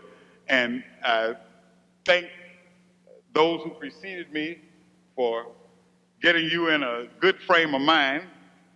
And I want to say to you that, again, if you can, I'm sure in the announcement somewhere they'll tell you the best way to get to it, but if you get that tape from Atlanta, Why I Preach Jesus by Minister Farrakhan, I'm sure that it will really turn your life around. We are criticized over the years, far back as I've known anything about the Nation of Islam, for not having more emphasis on Jesus. Well, the knowledge of Jesus will not do for us what the knowledge of Moses will do. If you study the history of Jesus as presented in the scriptures, and then do some research into the world religions, you'll find that this Jesus that appears in the Bible is not unique. No, he's not unique. If you study the religion of ancient Babylon, look up Semiramis and Bacchus and see what you find. See how it compares to Mary and Joseph and where Tammuz comes in as Jesus came in. Study Egyptian religion, Isis and Osiris. Come on. Go into the religions of India and see Isi and Iswara. And the various countries of Asia, Cybele and Dios. And in pagan Rome, you had Fortuna and Jupiter. Study those stories and then look back in the book of Genesis and see what you see. In Greece, you had Irene and Plutus. That's right. And the Chinese, they're supposed to have one of the oldest cultures and civilizations of all. Study their worship of the woman Xing Mu, who had a child without a father. Now, I'm not attacking anybody's religion. I merely want us to be realistic. Islam comes to us to free us from all misconceptions. And with our own Muslim brothers and sisters, not in the public like this, but behind closed doors, we deal with them on some misconceptions. And, we remain undefeated. Because you can take, all lie is not independent. Did you know that? Falsehood is not independent. If falsehood were independent, it would be as strong as truth and could possibly defeat truth. Truth is independent. Therefore, the only way falsehood can come into being, you have to start with truth and then twist it into falsehood.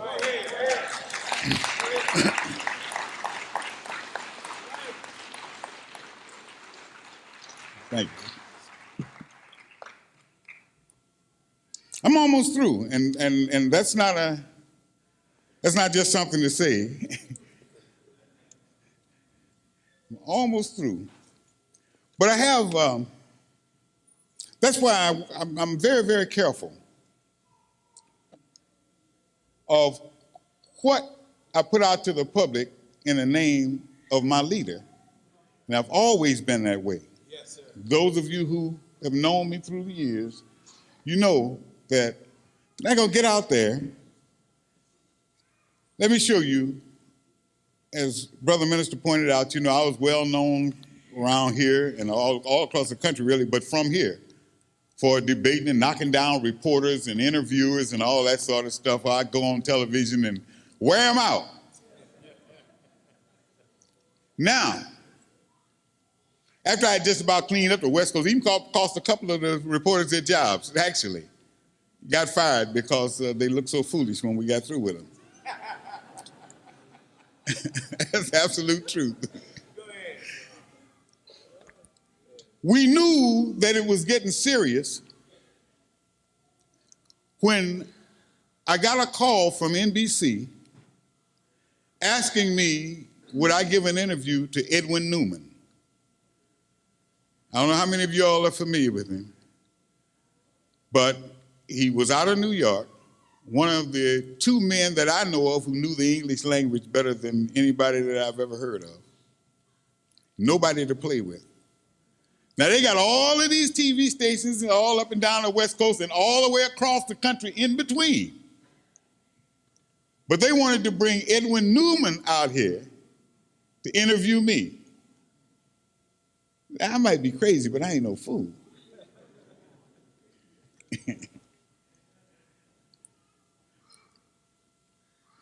I'm not going to refuse. All I did was gave some conditions. And the conditions were that Mr. Newman would have to send me all of his questions. And then I would grant him an interview, and he could not ask me anything but the questions that he had submitted.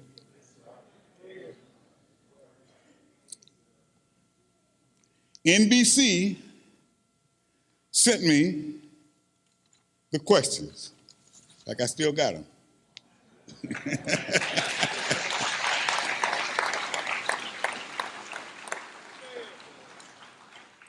This was in March of 1964. Got them right here. And when Mr. Newman came to Shabazz restaurant on 51st and Main, we sat down at the table with the color crew he had brought all the way, because they hadn't really got color on the West Coast too much yet. He brought all the way from New York with him.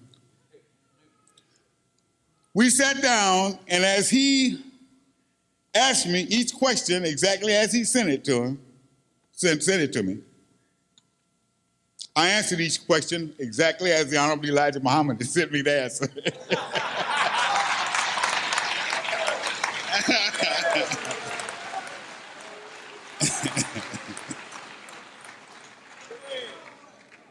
And that's the way that tape stood. See, like we always say, I might be crazy, but I ain't no fool. When I saw the questions, I knew I didn't have no business with them. The secretary to whom the messenger dictated the answers, she told me about it later. She was amazed herself. She brought the letter to him. He told her to pull up a chair.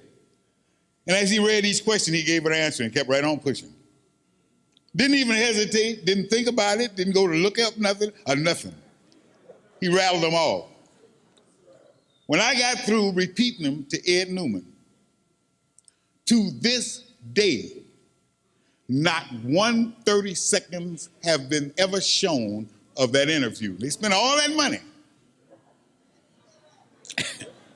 However, for years after that, every TV reporter that interviewed me in any city across the country said that their bosses had them to come in and look at that tape before they came to talk to me.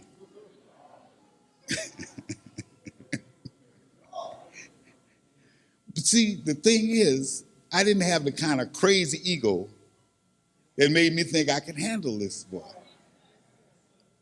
Otherwise, they'd have probably had something to beat us over the head with from now on. That's right. Know your limitations. That's right. Bible says in the beginning, God created heaven and earth. You can't get back no further than that, can you? Let's begin at the beginning. So you're going all the way back there and see what we're supposed to be doing? That's right. Because we'd done it right the first time, we wouldn't be in the trouble we're in now. Right. So we got to keep on doing it till we get it right. So let's examine where we missed the boat before. It said that in the beginning, God created the heavens and the earth was without form and void. Some of the Bible translators said formless and empty. That's not true. The word void used in that sense did not mean empty. Can we prove it? Yeah, by the next verse. It said that the Spirit of God moved upon the face of the waters. If it was empty, what was water doing there?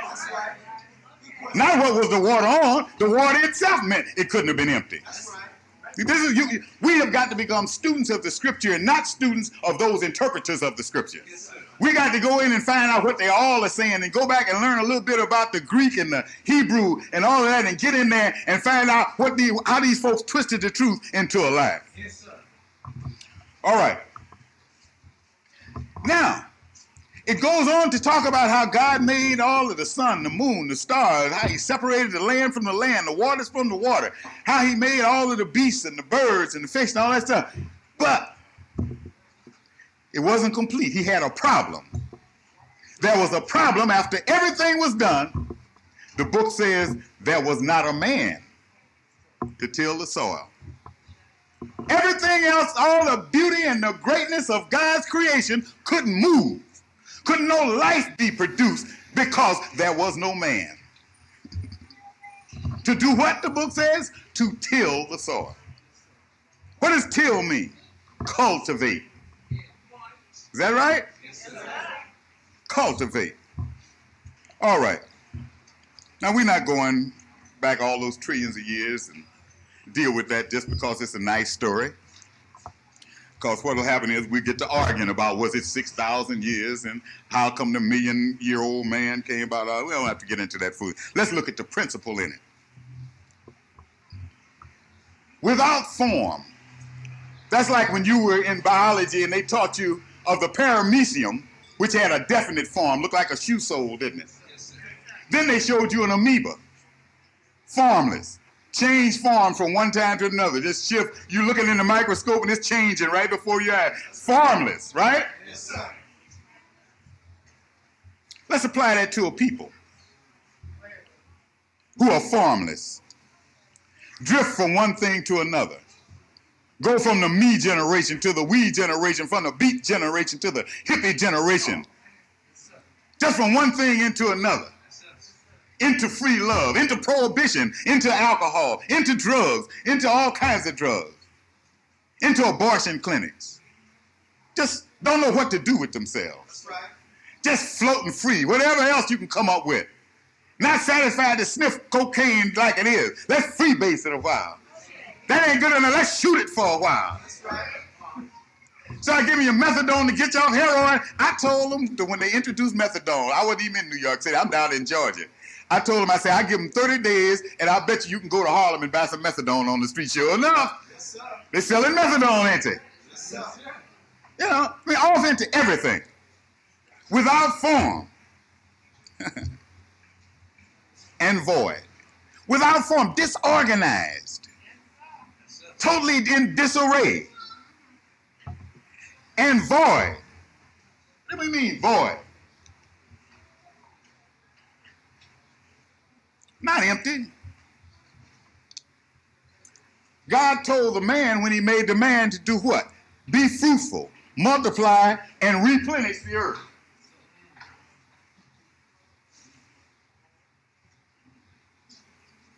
You look up this word in the dictionary, you'll find that plenish comes from the word plenare, which means to fill. Re is a prefix meaning again. That's right. If it ain't never been filled before, how you gonna fill it again? Okay? No, the word void, in that instance, looking at the principle of it and applying it to what we're about today, means the same as when you void a check in your checkbook. You don't void a check by emptying it, erasing the print that's on there. In fact, when you void it, you got more writing on there than you had before you voided it. But when you void that check, you're saying that check has no more value. The check has no more use. It means that what the check was originally intended for, the check is incapable of doing. Praise is due to Allah. All right. If the earth was uncultivated, couldn't make progress because there was no man to till it, to cultivate it. You're talking about a wildlife Which is why, those of you who are familiar with the lessons of the Nation of Islam, you notice that Master Farad Muhammad refers to this country as the wilderness of North America. And you look around and you say, with all these skyscrapers and these trains running and planes flying, what do you mean a wilderness? A wilderness. What's the difference between a wilderness and an orchard? Now, you can go out in the wilderness and you'll find peach trees and apple trees, same trees growing, don't you? But how are they growing? Wow, all over here. When you see an orchard, you can stand down and look between the rows, you see a straight line. You stand over this way, you see a straight line. Same trees, bearing the same apples, the same peaches, but they're doing it in an organized fashion.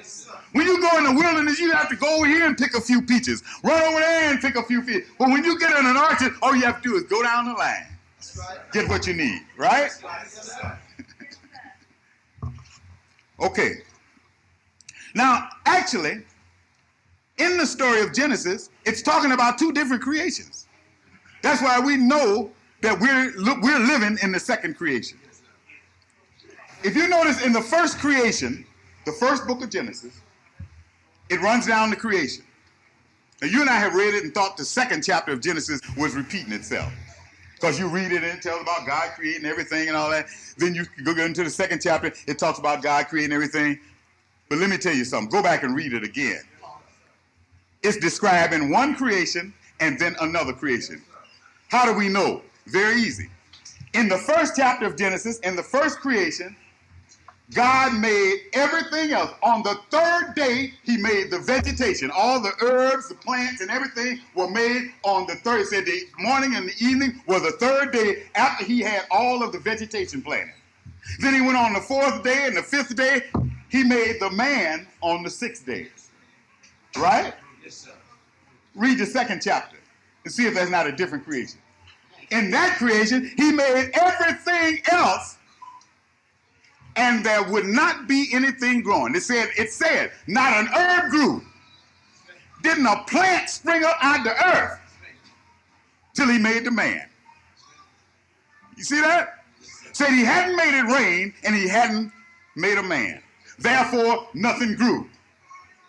He made the man, and there wasn't a plant. That can't be the same creation. The first creation, when the man came, that made man who came into that creation didn't make nothing. He found everything there made for him.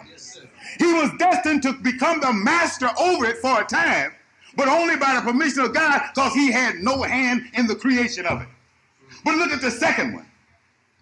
God didn't plant the garden till he first made the man.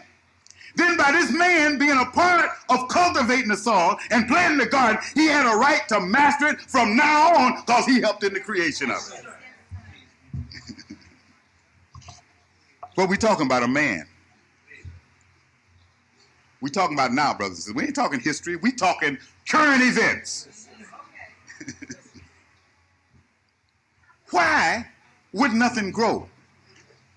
They had all the beasts, and you know when you get ready to grow something, you go out there and get some of the beast droppings, and that's the best fertilizer in the world, and it'll make the stuff grow on it.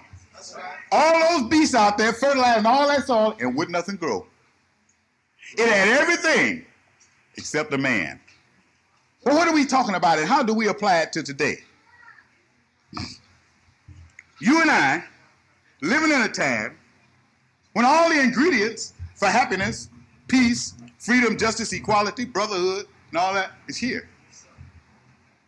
But you know what was missing? You know what? Look at this society. Just look at this society. See what it's based on and see what the missing ingredient is. The missing ingredient is humanity. The missing ingredient is love, brotherhood, loyalty, not greed, envy, and jealousy. That's the missing ingredient. And there needed to be a man with that humanity in his heart. This government and all the rest of the governments on this earth have all the brains to construct this brilliant thing that you see and that you're living in. But they don't have the heart to make it work for the majority of human beings. Praise is due to Allah. Therefore, they are classified as uncivilized. Uncivilized. Wild. Without form. Okay? Wild. Beast-like. Okay? Now, the Honorable Elijah Muhammad points out to us there are only 5% of the population classified as civilized. Understand this? But 15% have the knowledge and wisdom of civilization. Well, then why is it only 5% are civilized? Because it takes more than the head, it takes the heart. Yes, sir. And of that 15%, he said only 5% has the desire for freedom, justice, and equality for the entire human family. Yes, sir. The other 10% is content to enslave the other 85% of the people who don't know and suck their blood and live off their people. Be rich and filthy rich and let the people, the 85% of the people, suffer so that they can live in splendor and in comfort and ease. All praise is due to Allah. Which means there are approximately 200 million Americans. Right? 5% would be 10 million.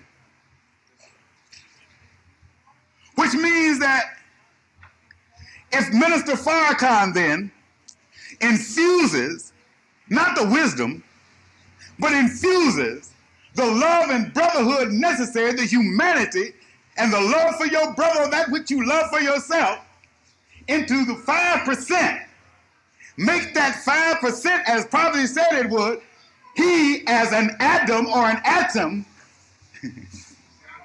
will have been cracked into 10 million parts, wouldn't it? You imagine 10 million Farrakhans? All praise is due to Allah. Hey. Now, I just wanted to run that down for you to understand who this man is and what he's doing. Most of you were here when we distinguished the atom and the atom and about cracking it, into 10 million pieces. This is just a little bit more into that, to what that actually is referring to and what you've got. When you get that 10 million, you got the 5% that you want. Not nobody just because we call ourselves 5. And most of us do it. Yes, sir. Most of us have considered ourselves, because of the description in the lessons, we're the poor righteous teachers, you understand, and never blah, hey, ain't enough of, we ain't 5% yet. 5% is mathematics is Islam, Islam is mathematics. 5% is 5%. Ain't no way in hell 300 or 400 of us gonna get together and we 5% of 200 million. That's right. We ain't 5% till we become 5%. When we get 10 million, all feeling and thinking the same way, we got the 5%, and we're ready then to take the stranglehold, the fingers of the 10% from around the throat of the 85%. Now, this atom, as we pointed out in an earlier lecture, Adam, this first man used to start a new world.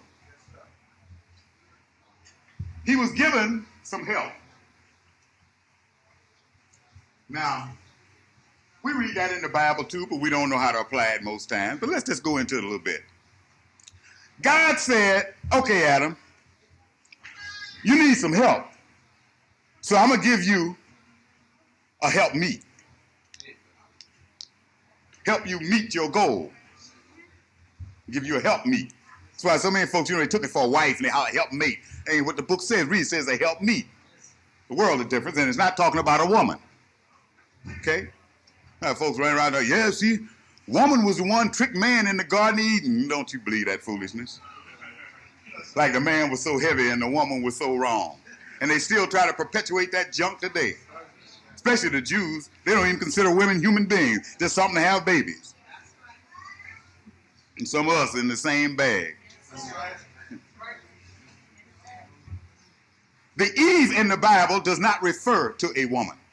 Adam refers to male and female, whichever comes first. That's why the book says God created male and female and called their name Adam. Okay? No, but what's it talking about? This Adam, who is the man who is to bring into existence the whole new world, replenish it, because what the old world is full of we don't need, so we refill it. This Adam was given some help, a help me, named Eve. Now we told you one of the meanings of Adam, like atom. Also, you look in the dictionary and you'll find that another word comes from Adam, adamant. That means like Adam. Adamant means when you're steadfast. So Adam is a man who is steadfast in righteousness. Okay? What does Eve represent? This is the help that Adam gets in order to make the new world. That's why they are called Eve. Just like the just before Christmas is Christmas Eve. Just before New Year's is New Year's Eve. Okay? These were the people who were to herald the coming of the new world. But one problem. The book says Eve was made out of a rib. Now, you notice something, brothers and sisters? When you're in church and you sing them dry bones, and you talk about the foot bone connected to the ankle bone and the ankle bone connected to the leg bone and all that, you go all the way up to the head bone, don't you? You don't even mention the rib bone, do you? You avoid the rib bone. Why everybody so scared of the rib? Okay. Most of the bones are straight. The rib is crooked, ain't it? Yes, sir. Rib is crooked. Look what God's doing. He giving this man some help. They got to be straightened out before they can be any good. I mean, even after you get them, they got to be straightened out. See, Adam was all right. But look at the family. See, first he had his helper, Eve, who got him in trouble. Then he had their offspring, Cain, who messed up. Now I'm down to my point now, brothers. We can have a nice 20 minutes? Yeah, we have a short lecture today. It's hot. I want to go do something else. We don't have to take a whole lot of time with this. Bring this right down front. You go home, think about it, and we talk again next week. Yes, sir. That's all. Cain messed up. Now, what's the book trying to show us? Cain, who knew that his parents had been cast out of the garden, didn't learn a lesson, he messed up. Cold-blooded, ain't it? They say a wise man learns by the mistakes of others, a fool by his own. Cain had to be a fool. Whether you were in the nation, out of the nation, didn't know the nation, all of us know that the Nation of Islam fell after the departure of the Honorable Elijah Muhammad. It was destined to fall. The Honorable Elijah Muhammad made the statement he wanted it to fall. God himself made it fall, not because of the rank and file believers who were sincere, who were trying to live the life of Islam and follow the Honorable Elijah Muhammad, but because of those corrupt ones sitting right by him and all around him. Supposed to be his helpers and sabotaging all his plans with their corruption and their wickedness. Lying, stealing, adulterers. Okay? So the nation fell. Now here today, after the fall, after being cast out of the garden, Minister Farrakhan has now raised up a new generation. And yet you find some of this new generation who were not in the garden, but who know the history of the garden with the same wickedness, the same evil, the same malice, jealousy, envy, cutthroat foolishness. Cain didn't take his out against God. He took it out against his own brother. That's where you and I are today, brothers and sisters. I'm talking to registered Muslims, unregistered Muslims, those who don't even know they're Muslim. I'm talking to black folks, period. If we don't quit cutting each other's throat in the name of the Lord, we are all doomed. White folks are sitting back laughing at niggas destroying each other. Don't care whether they're saying, praise the Lord or assalamu alaikum. Niggas destroy, because that's what you got to be. Muslims don't do it. Christians don't do it. Niggas do it. Destroy each other. The humanity was missing. The reason no life could grow, no progress could be made in the creation, because you had to have the ingredient that only man has, which is compassion, love, mercy for each other. If you don't have that, don't salute, shake hands, hug each other, mumbling under your breath, this nigga, going back talking about him. Don't be a hypocrite. Say, look, man, I'd rather not shake your hand. Me and you got some differences. Let's get together and talk about it. That's brotherly. Sister, I don't feel like embracing you today. When you get a chance, let's have a conversation, and maybe we can put our hearts together and we'll embrace at the end of the conversation. But there's something that maybe I'm misunderstanding that I think you did or said, and I don't like it. Not running around gathering up your ear to your friend in this corner, she gathering up hers in that corner, y'all getting a crew together. That has nothing to do with what God wants. He ain't never said get off in separate camps. Holy Quran forbids you in dividing up into camps. You're one brotherhood. Look at you. Tell me we ain't from one family. We all look alike. That's right. We look like, on what basis can we divide? Any basis we divide on has to be an unrighteous one. Because God put us together. All you got to do is look at us. Do you hear me talking to you? Yes, this ain't a one-time conversation. This is the beginning. We got to do some serious. You see, we've got something worse than AIDS. And the doctor has written a prescription. And as the pharmacist, you can believe I'm going to be mixing that bad boy and giving it to you dose by dose as the days go by. You understand? Yes, sir. Because he diagnosed an illness in us that's got to be cured. Got to be cured. Before we can go any further, before we can do anything, we've got to begin to heal the sickness that's in black people. It started 400 years ago. We got to start sometime to putting the healing to it. We got to put the medicine where the pain is. This is what we're about, brothers and sisters, as we move on. Progress. We've got to be able to lay the basis. Otherwise, we'll do the same thing we did before. We built up all of this great, big, pretty facade. Our own airplanes, our own airport, our own ships, our own this, our own that. Nothing behind it, because the only thing was support. The Honorable Elijah Muhammad made a statement one time saying that unity is like bricks. Unity is like bricks, and you can pile bricks up in any form you want. That's how unity is. He said, but if you don't put any mortar between the bricks, the first stiff wind will knock the bricks down. He said, and the only mortar that will hold us together is love. That may sound corny to some of y'all, but as corny as it is, it's life and death today. If you got any grit in your craw against anybody, you better get it out, because it ain't killing them. It's killing you. Now, when you understand that, you might take a little bit. You ain't hurting nobody else by holding in nothing against nobody else. You are setting up a poison that is poisoning your system, not only mentally, physically.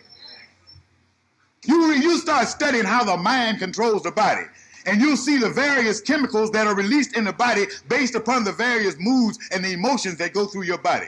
And when you've got nothing but negative emotions and bitterness and all that, it releases poisons into your bloodstream that cause you to begin to have physical ailments, and you wonder where they're coming from. You can't hurt the other person, you hurt you. So if you got some gripe with somebody, pull them to the curb, say, oh, let's go, brother, sister. Let's talk this thing over. Let's talk it over. Then both of you go away feeling better. Some sailors in the U.S. Navy were stationed over in China, and this one white sailor went and stayed with this Chinese family, and after he left, the wife came up pregnant. That didn't upset the husband because they were married. But then when the baby came out with blonde hair and blue eyes, the man said, nuh-uh. So he went to court to get a divorce from his wife. No. She swears, no, Your Honor, I was faithful to my husband. He said, no. He said, we had this white boy living with us. Now here she come with this white baby. He said, I don't believe that, Your Honor. I can't take it. She said, but I swear that I was faithful. The judge handed down his decision. He said, I'm sorry, Ms. Wong. Two Wongs don't make a white.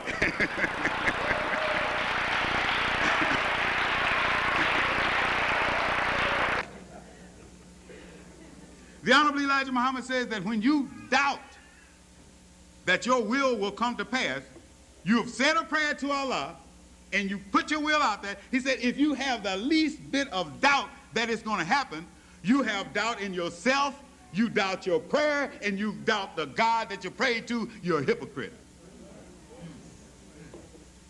Minister Farrakhan said it another way. He said, doubt is the mother of hypocrisy. That's right. How can you doubt unless you disbelieve in God? You go into a battle. The Honorable Elijah Muhammad used to tell us, if they come at you with a tank, and you know we don't carry weapons, we got nothing but our bare hands and Allah. He said, if they come at you in tanks, he said, if you say Allahu Akbar and charge the tank, you might survive. If you turn heels and run, you got to die. That's right.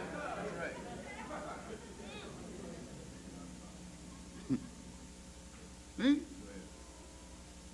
Doubt is the mother of hypocrisy, and doubt and fear are Siamese twins. Go ahead. That's right. You don't have any doubt in the God. Therefore, as the Holy Quran tells you, when you are of those who do good, who believe and do good, you have no fear, nor shall you grieve. That's right. Don't have to be afraid, and you ain't going to have to grieve over nobody after it's over, because you stood tall. Just show you. That's why when you don't have fear, you see your enemy turn tail. We had an experience years ago when the Honorable Elijah Muhammad was dedicating the mosque in Baltimore, Maryland. And the police came out with their dogs. And the FOI was lined up at attention. And the police came up with their dogs and had them behind us with their noses just about touching the legs of some of the brothers. And Elijah Muhammad Jr., who was the Assistant Supreme Captain at that time, said, about face! And we made an about face, and all of these well-trained attack dogs started shivering and getting behind their master. Go ahead. All right. Yeah. And even muddy water. You know, if you real dirty and ain't bathed in a long time, you can get in the Mississippi River and it'll help. Because even muddy water will get some of the crud off of you. But after that initial defunctorization, I don't think that's in the dictionary, y'all, but anyway, you know what I'm talking about. You got those so-called experts who used to follow the Honorable Elijah Muhammad, who now try and ridicule the very root and core of his teaching. They're running around saying Farrakhan is still spreading the myth of a black scientist creating white folks. Myth. Yeah, he's still spinning the fairy tale about Yakub making white folks. Well, let's see how much of a myth that is. According to all of the laws of genetics, if white folks were here first, as they try to teach us, none of us would be here now. It is genetically impossible for white folks to produce black folks. White dogs can't produce a gray dog. Nothing. Recessive can produce anything that's dominant. So if anybody produced anybody, we had to have produced them. They say, well, they still telling that lie. I thought they'd given that up a long time ago, but they're still telling that lie about, well, you see, those who lived in cold climates, they're white. And those who lived in hot climates, they're dark. Man, how long the Eskimos been at the North Pole? They ain't got white, they ain't got blonde, their eyes ain't got blue yet.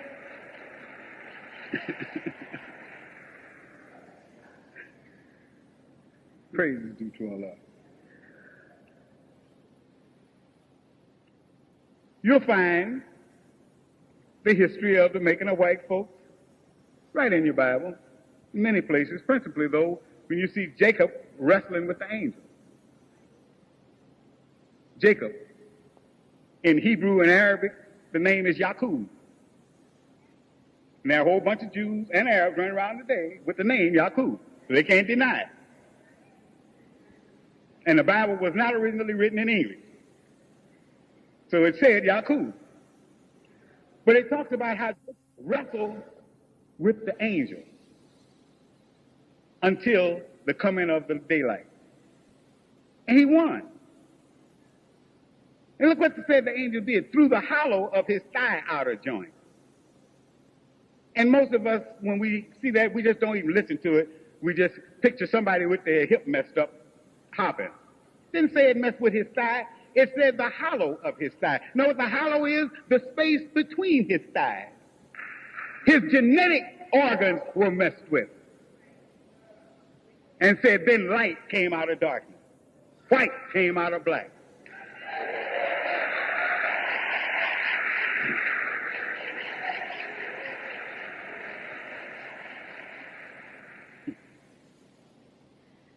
Mr. Farrakhan is the one letting us not be lulled back into deeper sleep than we were before. Yes, he's still telling us about this. You lose sight of that, you lose sight on the world. He's also called John in the Bible. In the book of Revelation, it shows him out on an island in a vision, watching the making of this race. See, brothers and sisters, you know, the NAACP, I was at their national convention when it was here when Dr. Shabazz announced that one of the things that had been discussed in the board meeting was the changing of the name. Well, they have discussed that in every convention since 1964. In 1964, the Honorable Elijah Muhammad was speaking at the National Guard Armory in New York. And a lot of the dignitaries from the NAACP branches in that area came. And he acknowledged them. And he told them that they would do a greater work if they changed their name to the National Association for the Advancement of Black People. All right, now, there were what they call, they label them the Young Turks. A bunch of the young folks in the NAACP start bringing it up. Wherever they meet, every year, they bring that up. Put it on the floor, it would be defeated. Understand? But now, there's method to the madness of the folks who won't change that name. That name is accurate. See, Red Fox wasn't just joking when he said it meant National Association for the Advancement of Certain People. He was serious. But it's for the advancement of colored people, if you know what color is.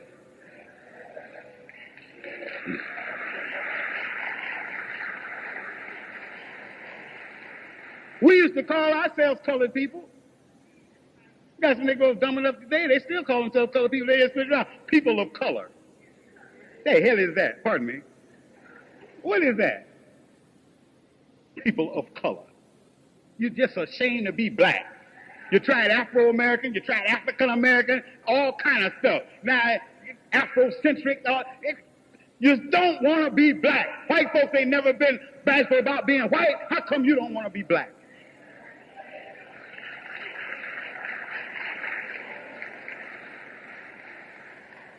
Now, when you first come into the Nation of Islam, you're given some lessons. One of the questions in one of the lessons asks, who is the colored man? When you first see it, you say, what do you mean? No, it's me.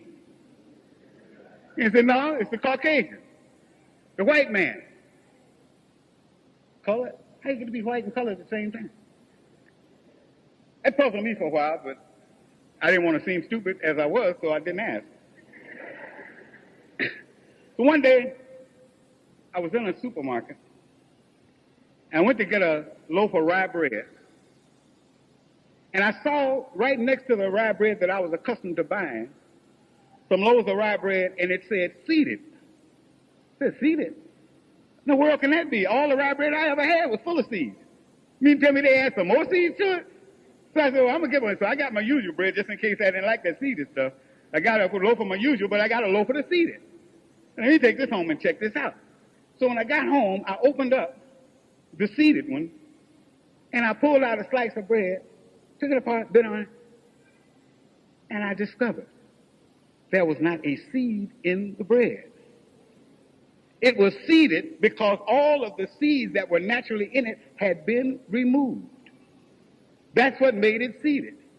And I sat down and I started thinking. I said, well, you know, that's not too far off.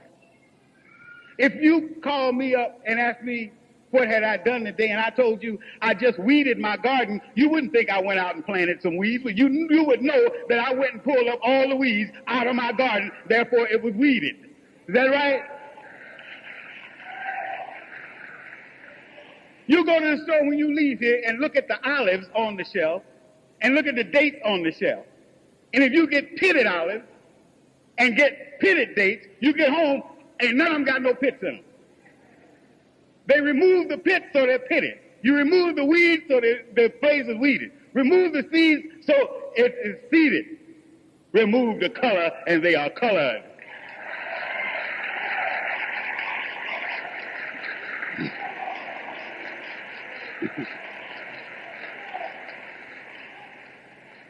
That's why one of the most fascinating studies is language. Because when you go into other languages, you can get some of this shown to you. How do you say white in French? Blanc. How do you say it in Spanish? Blanco. What English word comes from that? Blank.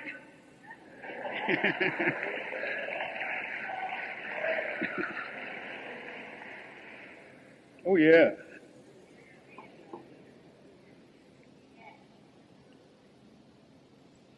You'll read in Message to the Black Man by the Honorable Elijah Muhammad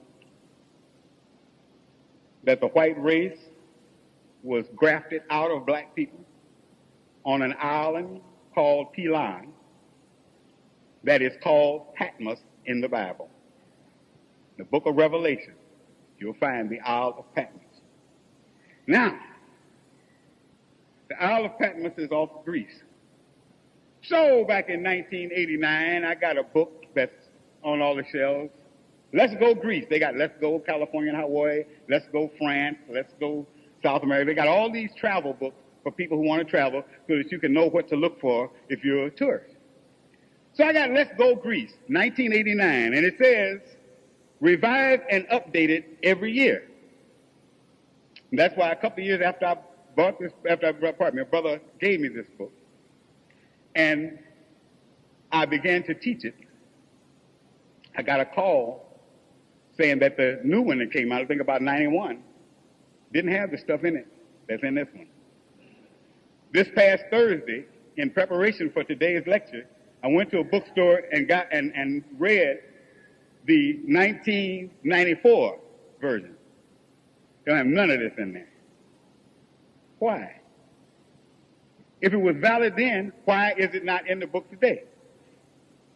Let's look at what's in here, and maybe we'll get a clue. All right. Just want to do a few excerpts about Patmos, the Isle of Patmos. Until recent centuries, only monks inhabited the island. But its spectacular scenery and enchanting hilltop village, Korah, could not remain secret. I want you to listen at the words. Could not remain secret. When you say something can't be done, the only way you know it can't be done is because you've tried to do it. Somebody's trying to do it, otherwise you would know it couldn't be done. So if they know it couldn't remain a secret, that meant that they had been trying to keep it a secret, but they were unsuccessful. Let me tell you, brothers and sisters, if you go to old bookstores, which is a good habit, if you happen to run into the 1989 version of Let's Go Grease, grab it. It's a jewel. It's a gem. Because, as I said, you won't find this in the later ones.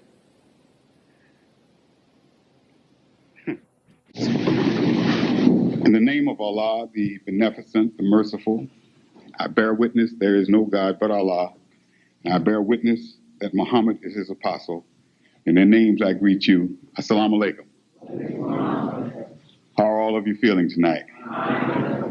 Very good. However you felt coming in, it will get better.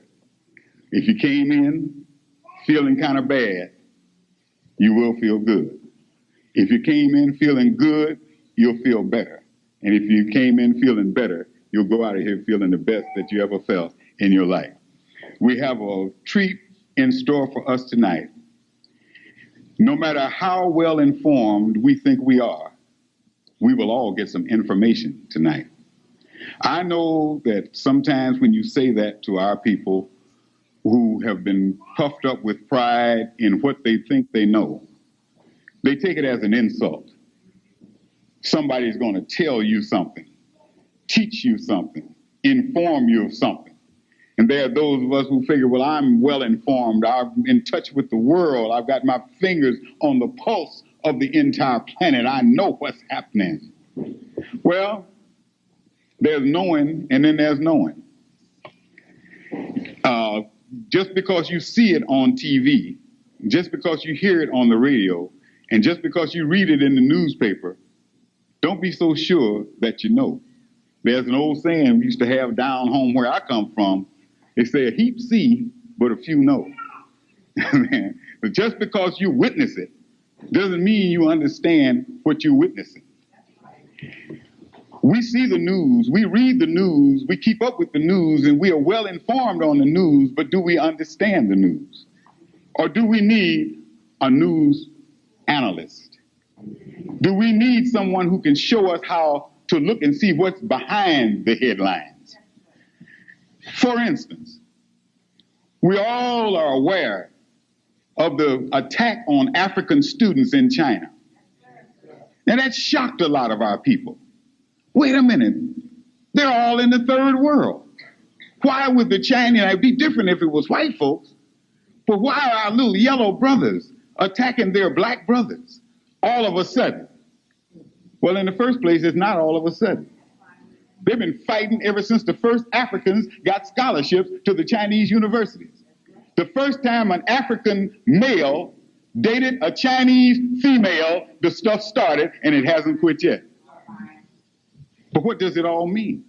Since we had accepted the so-called black nationalist theorem, that there was the first world, which is the United States, and the second world, which is Russia, and everybody else is third world, and we all in this together. What's happening in the third world? We got to have an analyst to show us how to analyze that. Had a big plane crash the other day. Killed a whole lot of people. And they began an investigation saying that they suspected that some terrorist had put a bomb on the plane. And many of us sat with bated breath, day in, day out, picking up the newspaper, buying magazines, listening to the radio, watching the TV to see if they were going to find a bomb, find evidence that a bomb had been planted or not. But those who understood the news knew the first day they were going to find evidence of a bomb. They had to find evidence of a bomb. Because according to the laws under which they operate, if they didn't find evidence of a bomb, the families of all those people could sue them for millions of dollars each. But according to the insurance policy that is given to those flyers, if anything happens as a result of terrorism or anything the airline cannot control, the maximum they have to pay is $75,000 per life. So they automatically were going to either find a bomb or make a bomb from day one.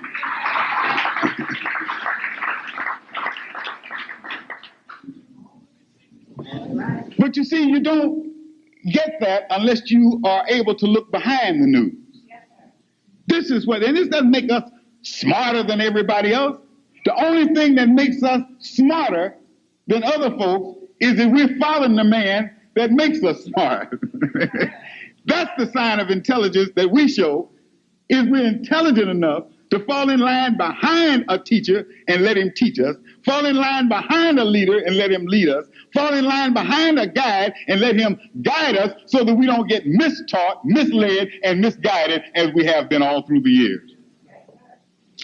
What is there that if you say to any of the officials in the American government, you happen to ride a plane or something, you sit down beside one of them boys and you recognize him, you say, won't you be glad when 1992 gets here? He'll grit his teeth and look at you like he wants to shoot you. Why? What is there about 1992 that you begin to see it cropping up in your newspapers and on your newscasts? Makes America mad. 1992, something's going to happen. A bunch of people getting together that they don't want to see buck their power. 12 European nations that already have something going. They already have it set up where the United States right now, if they want to make a trade agreement with France, they can't do it. They want to make a trade agreement with Germany, they can't do it. They want to make a trade agreement with Spain, they can't do it. Because 12 countries have come together and say, you don't make no agreement with no individual country, you got to deal with us all. That's power.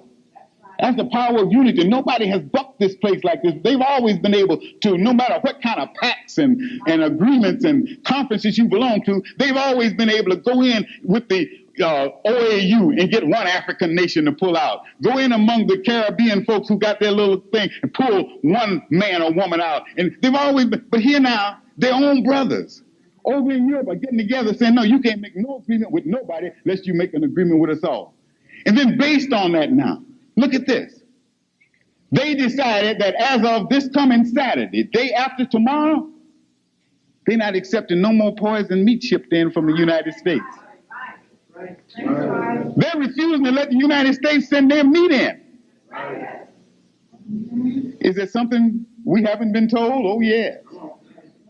Hey? We're clamoring for it. We're fighting for it. They told us tomorrow we're closing up all of the meat markets and closing down every packing house in Chicago. Black folks will be kicking down the gates. And the Europeans are saying, you can't bring it to us no more. Something they know that we don't know. Why is it that McDonald's and Burger King and all of them are getting ready now to go to the Supreme Court and fight the Food and Drug Administration?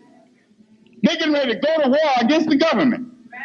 All your fast food burger joints now are mad at the United States government. Why? Because the United States government has now issued a command, a law. You got to cook your burgers done. And they're all mad because they say the only way to serve them and get the texture and the taste they want is to continue to serve them half raw.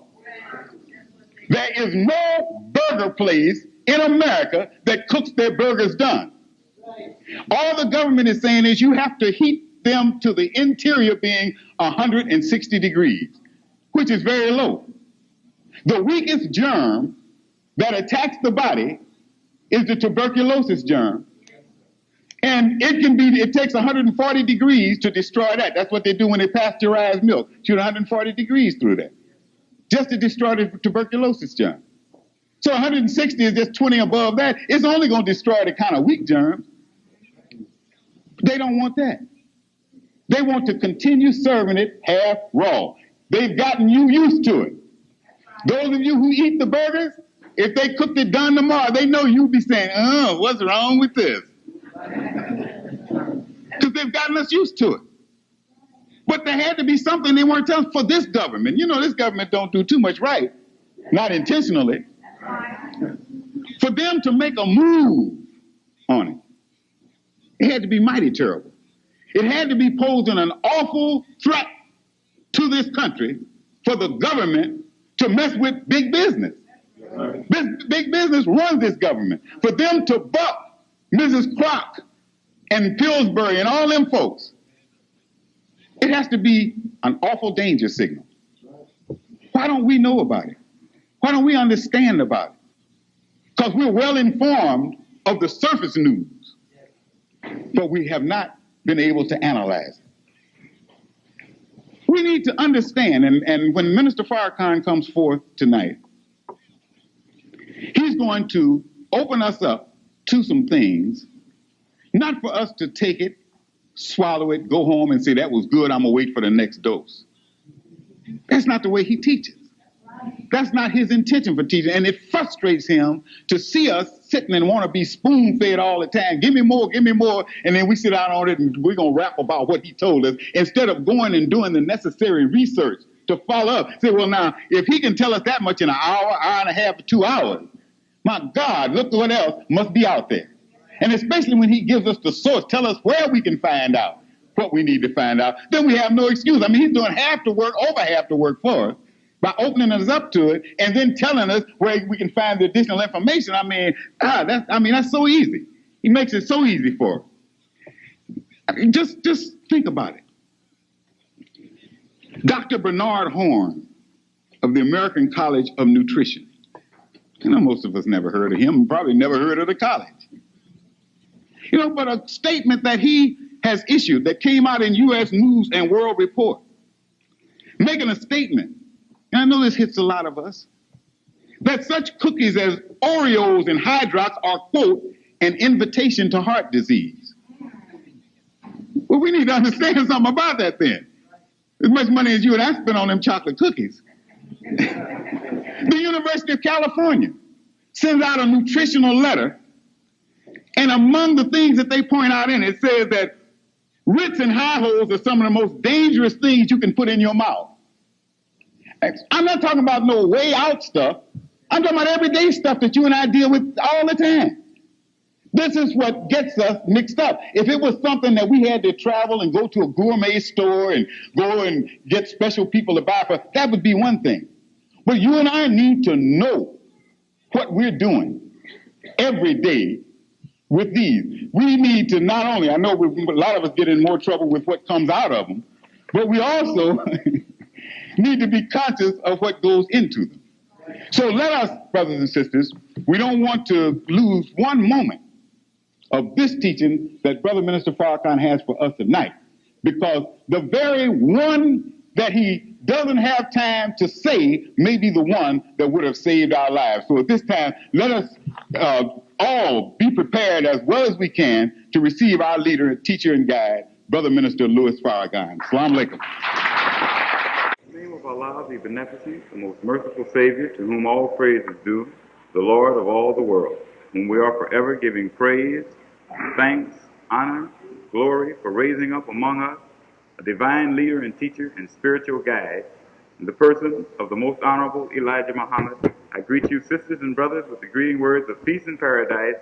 Assalamu alaikum. How are all of you feeling? All praise is due to Allah. We're happy to see you here today. We're thankful to Allah to be here in your midst. It's always a pleasure to be among our own, to be with our own people, especially when we're all joined together for the purposes of, or for the purpose of listening to truth, and for the purpose of enjoying truth, and for the purpose of benefiting by that truth and walking a path that is righteous and not a path of unrighteous.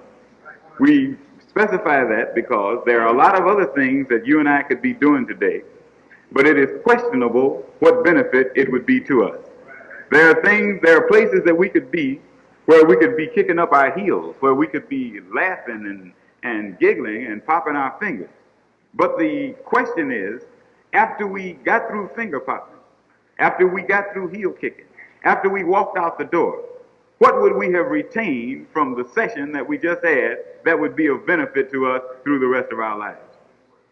There are things that we could be doing that would make us forget our woes, forget our troubles, push all of our disagreements, push all of our disappointments, push all of our disillusionments in the background and make us happy for a little while. But the question is, when the kick wears off, the question is, when the effect wears off, will our problems be solved permanently, or will we wake up to face the same old problems? Here at Muhammad's Mosque today, You and I are gathered together not for the purpose of a kick, not for the purpose of having a ball. But we are gathered for the purpose of pushing our woes not aside, but pushing them completely out of the picture so that we don't have to worry about them anymore. Whatever our troubles are, we are here today to find a solution to whatever problems are causing it. And when you have a solution to a problem, the problem is no longer a problem. A solution is permanent. We're not relief is temporary, but a solution is permanent. We're not here to look for relief. Why, you and I have gotten relief all our lives in one form or another. When we listen to sounds, the way it moves us, the way it makes us feel, releases us or gives us relief from the troubles that we have or the troubles we face during the day.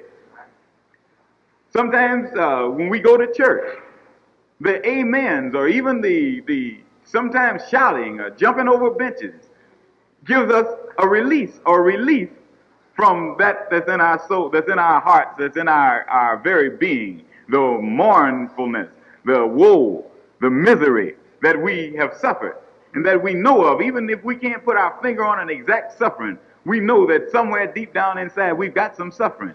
And many times we wonder what's causing it. We seem like we're doing all right, but we just got this same old feeling. We get melancholy if we're black and if we live in America.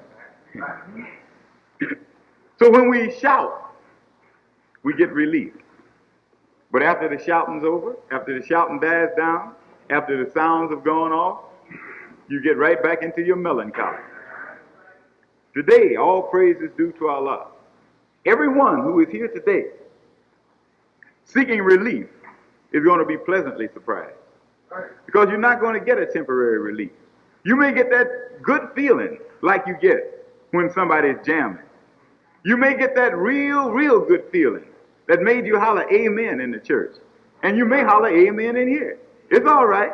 Go ahead and say amen. When you hear the truth, it's all right to say amen. We've been amen and amening without even knowing whether what we were amening was the truth or not. So when you hear the truth and know it's the truth, it's all right to say amen. But the difference is that your amen doesn't fade off into the wind. When you leave here, you'll leave with a precious gift. You leave here, you'll leave with something that you not only will have the rest of your life, but you couldn't get rid of it if you wanted to. Because some of our people hear the truth and want to shake it out of their head. You can't even go crazy enough to forget what you hear here today. Do you understand? All praise is due to Allah. We welcome you. We want you to know we're your friends. Because many of our people come here and think that we're their enemies. We're not your enemies. We're your friends. Anything that would make you, if you feel in any way that we are not your friends, then we want you to ask yourself, what made you think that we're not your friends? You don't know us. You never met us before. Then if you've got any feeling that we are your enemy, then what caused it? You can't say we caused it because you don't know us. You never met us before. Then what has caused it? Somebody must have told you something that made you think that we were your enemy. Then ask yourself, who told you? And then ask yourself, was the one that told you your friend? Anytime anybody tells you anything, if you weigh them, you can weigh the value of what they say. But if I come up and pick your pocket and then tell you watch out for thieves, you're not going to listen to me. No, because you know that I've already stolen just about everything you got. So how in the world can I be so interested in your welfare all of a sudden that I'm going to tell you, look out for thieves? But if you find me a sincere friend, find me a sincere advisor, then if I tell you watch out for thieves, you'll take my words to heart. So this is why we say, just ask yourself, if I believe that the followers of Messenger Muhammad are my enemies, what makes me believe it? Who has told me that they're my enemies?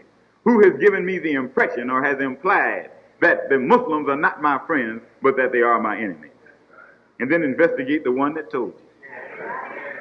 That which you hear today will be strange, different to those of you who've never heard it before. Anyone who has never heard the teaching of the Honorable Elijah Muhammad, what you hear today will be completely strange to you. Will be like going into another world. Will be a teaching that is the direct opposite of just about everything you've ever been taught. And because of this, it makes it hard for us to get it to our people. It makes it hard for us to get it into our people. Because many times our people want to reject the truth on the basis of the fact that it doesn't sound like what they've been taught. But we put this to you. If what you have been taught is sufficient, then why is it that we still must beg for civil rights? If what you and I have been taught is sufficient, why is it then that the ones who taught us, we still have to take them to court and sue them to implement the brotherly love that they have been teaching us? Think of this. Same one that's been our teacher for 400 years is the one that we have to have truth to go into their school. Same one. That's the same one. Let's ask ourselves who we are, what we are, because all of this will become crystal clear today. If you and I are raised by sheep, and we are sheep, we'll grow up looking at things like a sheep looks at them. When we look at anything, we'll look at it through a sheep's eyes. When we look at another sheep, we'll see that sheep through a sheep's eyes. Proof of it, if you see a little, what do they call them, a ewe or a female sheep, and you've been raised by a sheep, and you think like a sheep, and you're a male sheep, whatever they call them, then when you see that ewe attracts you automatically. If you've been raised by sheep, if you see like sheep, if you think like sheep, if you desire like sheep, then that sheep is going to appeal to you. But if you're a sheep who got raised by wolves, then you'll pass by or jump over all of the she-sheep you can see to get to a female wolf. Is that right or wrong? Your perspective has been formed by your teacher. Whoever has been your teacher, whoever has reared you or raised you, has put into you all of their desires, all of their likes and dislikes. So that if a sheep moves up beside another sheep, and that sheep growls at him, you know that sheep wasn't raised by sheep. You know somebody has had hold of that sheep that was not a sheep, and that didn't teach him to look at this sheep like a sheep looks at a sheep. Let's make it plainer. You take a sheep or a lamb that was raised by sheep and one that was raised by wolves, and you say food to both of them. The one that was raised by the sheep thinks of grass, but the one that was raised by the wolf thinks of lamb chops. Can you see the difference? Because every time that the wolf got hungry, he was eating lamb chops. And this sheep growing up with the wolf, when you say dinner, he thinks of lamb chops. But the one that was raised by sheep thinks like a sheep. And when a sheep thinks of food, he thinks of grass. All praise is due to Allah. So you and I today have the opportunity to hear the teaching of a black man. And the reason that it's hard to get our people to listen to a black man is because we were not raised by black people. We have not been taught by black people. Everything that we have learned, we have gotten it from white people. Don't get offended. This is the truth. If you went to school, who ran the school? White people. If you went to a Negro school, who wrote the textbooks? White people. Who gave the degree to the teacher that was teaching you? White people. So we were raised, taught by white people. When you went to church, who was it that was your teacher? You say, well, I had a Negro pastor.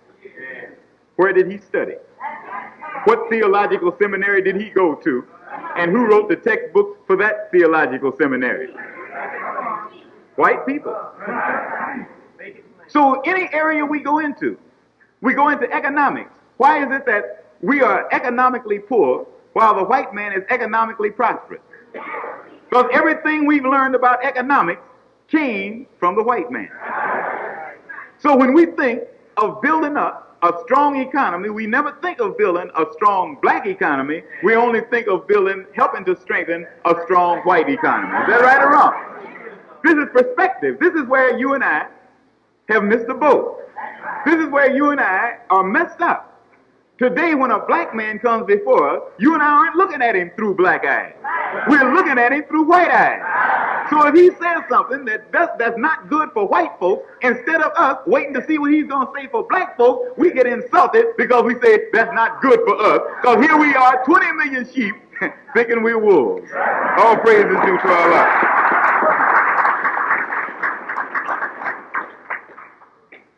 So today, let us be intelligent. Let us get our perspective straightened out so that we can view what we are about to hear in the right perspective. Let us admit that we're black, because to some of us it's an admission. Those of us who follow the Honorable Elijah Muhammad, it's a point of pride. But to many of our people, it's a reluctant admission that you're black. Let us admit that we are black people. Let us admit that we're all in the same boat. Let us admit that the same dog that barked at you bit me. Let us admit that our suffering makes us brothers. Common suffering makes us brothers and sisters.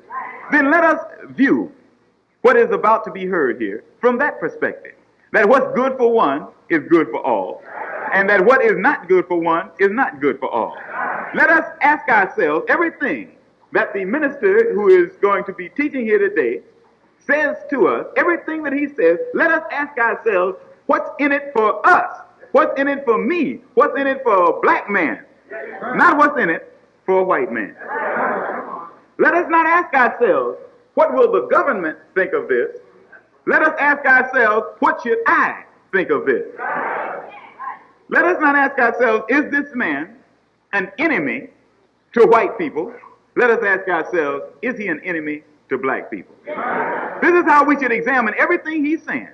Since we are black, we should examine it from a black perspective. If you think you can never do it again, try to do it today. Just try to do it today, and we guarantee you, you'll do it the rest of your life. All praise is due to Allah. Now, today, Brother Minister Malcolm X from New York City is here visiting with us, as most of you know, and he's bringing to us the teaching of the Honorable Elijah Muhammad, whom God has raised up to be the doctor to cure all the ills of the 20 million so-called Negroes. Now, when a doctor comes to you, or if the chief resident of a hospital sends one of the other doctors in to tell you what's wrong with you, don't you start telling the doctor what's wrong with you, because you don't know. If you did know, you wouldn't even be in the hospital. If you did know, you would have cured yourself and the doctor would be out of a job. So since you don't know, don't tell the doctor that you know what's wrong with you. If he hurts you, that's the doctor hurting you. Think of this. If a doctor keeps poking around you and he finally hits a spot and it's real tender and it's real sore and you jump, but you got better sense than to want to punch the doctor. You know the doctor's got to hurt you to find out where you're the most tender. He's got to hurt you to find out where he's got to do his doctrine. Is that right or wrong? So now, if you find yourself today, as Brother Minister Malcolm begins to talk, you find yourself getting a little hot under the collar, don't say that this is the wrong teaching. That makes that you know this is the right teaching. It's hitting you in a sore spot. It's hurting you. Yes, you feel some hurt, but you know you're under the right teaching. You know that the doctor's prodding. The doctor keeps on prodding and never hits a sore spot. No, he's not hitting the right spot. He's hitting all the wrong spots. As bad as a dentist pulling the wrong tooth. If you leave, you still got trouble, plus you got less teeth. No, you want him to hit the right spot. All praise is due to Allah. You may find yourself getting a little angry, but ask yourself, why? If you're getting angry, it's good. You and I should be angry today. But be careful and ask yourself, who are you getting angry at? If a man attacks you on the street and someone comes and pulls him off of you, you got a right to be angry, but be careful. Don't get angry at the man pulling him off of you. Make sure that you're getting angry at the one that attacked you. You may get angry, you may get glad. As we said earlier, you may shout hallelujah. You may say amen, it's all right. At least you're saying it for the truth. And then there may be those of us who are here who may say, well, I'm not going to say any of those things. I don't care how true it is. And I think that your appeal is too emotional. If they hear, you say hallelujah, the one sitting next to you may say, well, they're appealing to your emotion. But if somebody punches you in the jaw, kicks you when you fall, stomps you in the face, how can anyone say you're getting too emotional because you scream for help? How can anyone say you're being too emotional because you holler out? How could anyone expect you to be so objective about your face getting stomped in, about your jaw being punched, that you're going to calmly, coldly, and intellectually make the statement, you have punched me in my jaw and broken it? Think of this.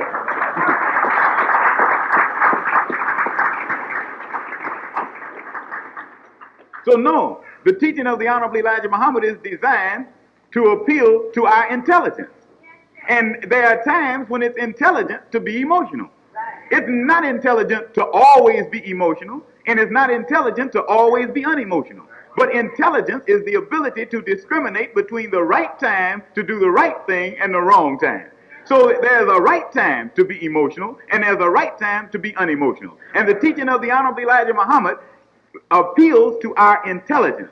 And by us becoming more intelligent due to his teaching, then we do become emotional when it's time for emotion, and we become unemotional when it's not time for emotion. So all praise is due to Allah. We're thankful to Allah for the Honorable Elijah Muhammad, and we thank the Honorable Elijah Muhammad for permitting Brother Minister Malcolm to come here with us, to be with us today, to teach us a very special and enlightening subject, which he has for us directly from the Honorable Elijah Muhammad. And so we don't want to spend any more time. We think that you are sufficiently relaxed, because we automatically get relaxed when we come among our own people. Sometimes we don't even realize it. But that little tightness that we would feel if just one white person were to walk in here now and sit down, that little tightness is not there. We're relaxed, and we want you to know that there aren't any coming in here. Then that way you can stay relaxed.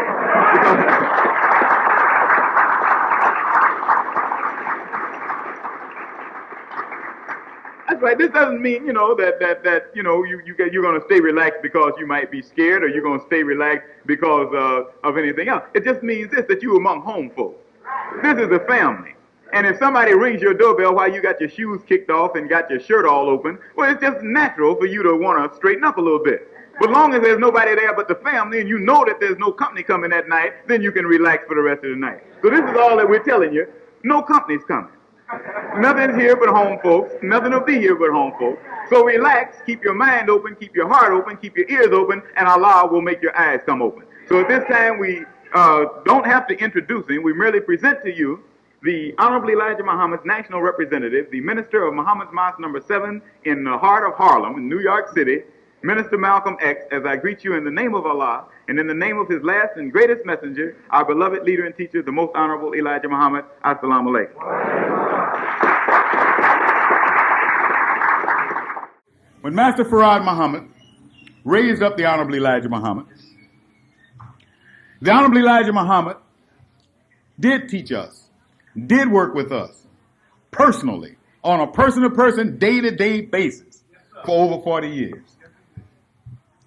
But let me tell you, when he first started off, we didn't really give him the credit he deserved. We didn't really recognize him for who he was. And when we finally woke up and realized what we had in our midst working with us, we went overboard. The Honorable Elijah Muhammad always described us as a people of extremes. When we realized that we had been so negligent in paying honor and praise to him, then we got over-praising and over-honoring. And what happened was, there grew up in the nation a whole cadre of Muslims who were giving the Honorable Elijah Muhammad total credit for the work that he was doing. And this was no accident. The enemy purposely planted that seed. If you read the newspaper articles and the magazine articles back in those days and get some of the old television film, you will hear them talking about how Elijah Muhammad pulled himself up by his own bootstraps, how Elijah Muhammad founded the Nation of Islam in Detroit, taking Master Farad Muhammad, the God himself, completely out of it. Yes. And there were some of us who were dumb enough to fall prey to that and began to put the Honorable Elijah Muhammad in the place of Master Farad Muhammad. And he just couldn't root it out of us.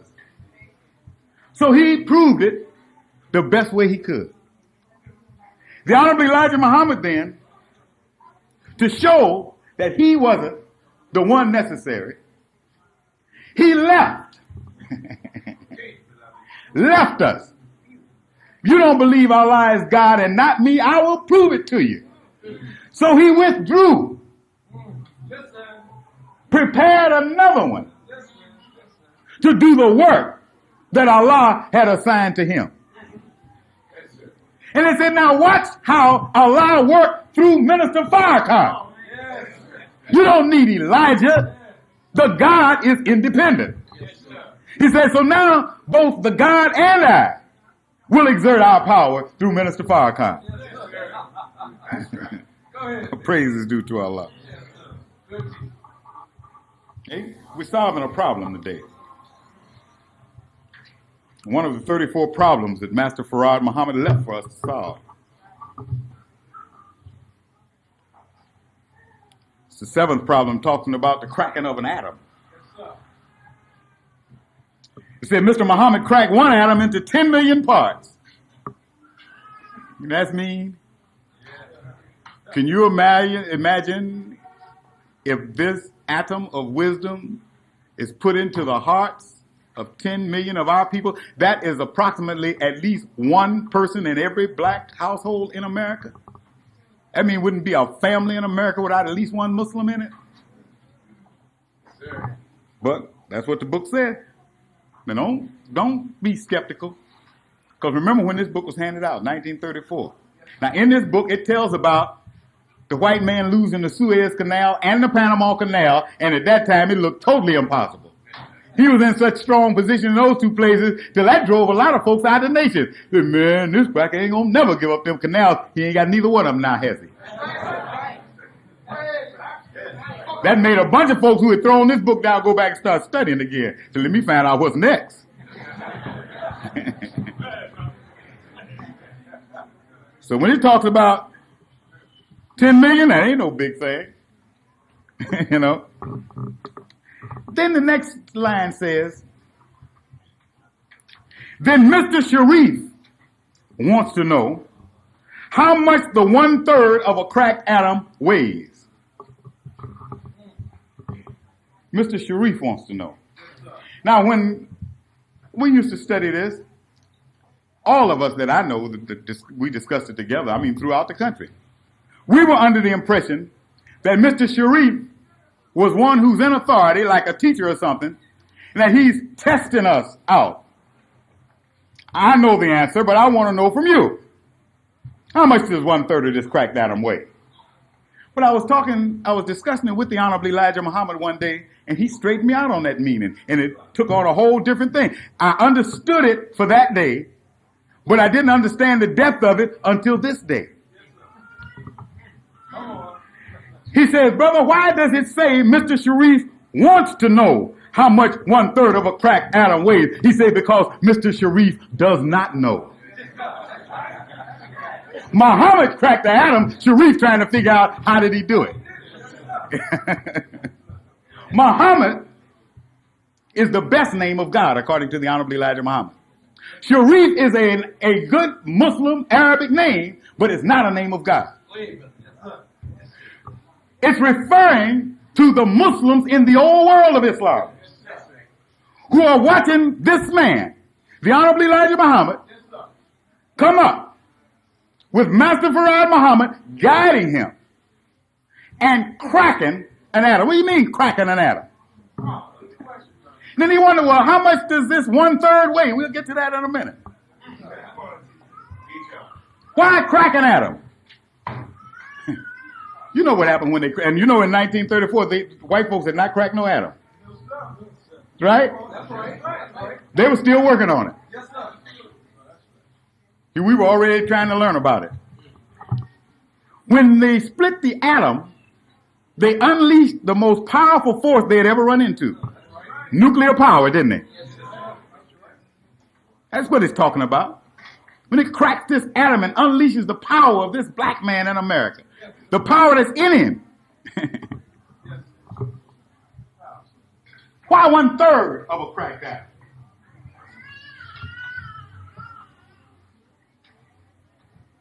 Because the whole dominant Muslim world today are looking and wondering just how deep, how heavy is this man Farrakhan? And how deep must have been the other 2/3 of the atom if this 1/3 is so tough? All praise is due to Allah. Now, the word atom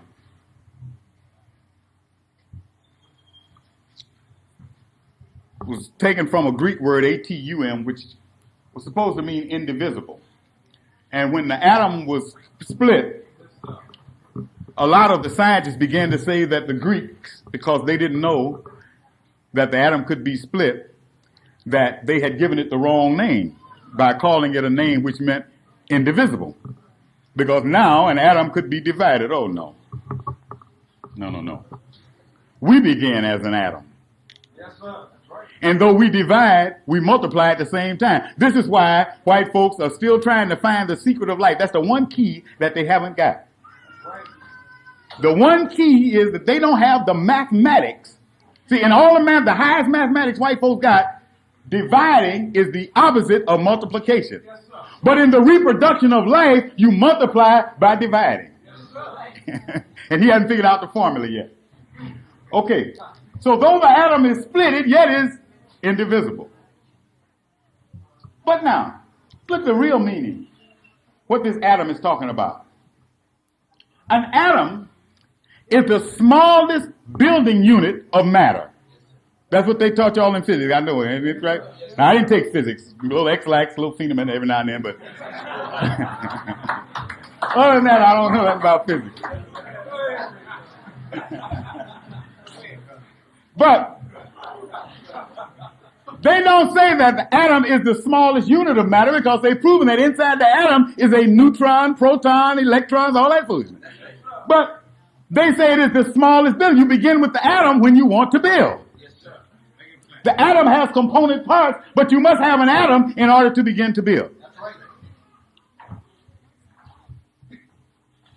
How many of you are familiar with Grimm's law of shifting consonants? Okay, this is how Grimm's fairy tales came into existence. The Grimm brothers translated those fairy tales from all those languages that they didn't speak. But they discovered that in different languages that you got like BFPV. Those are all the same letter. You can go from language to language and you can translate it by knowing that a B is the same as a F, is the same as a P, is the same as a V. Okay? That's why in German, father is spelled with a V. In Latin, it's spelled with a P. In English, it's spelled with an F, but it's the same word. By the same token, in German, you just have the T. You don't have the TH. But T and TH are the same thing. Same thing. Okay? It's the same letter. Just like BFPV, T, TH, and D are the same. You know that? T, TH, and D. You have mother with the TH. In Latin, it's mater. With just the T. In Spanish, madre with the D. Same letter. Atom and Adam are the same word. So when you look at talking about an atom, you're talking about an Adam, which is talking about the original man.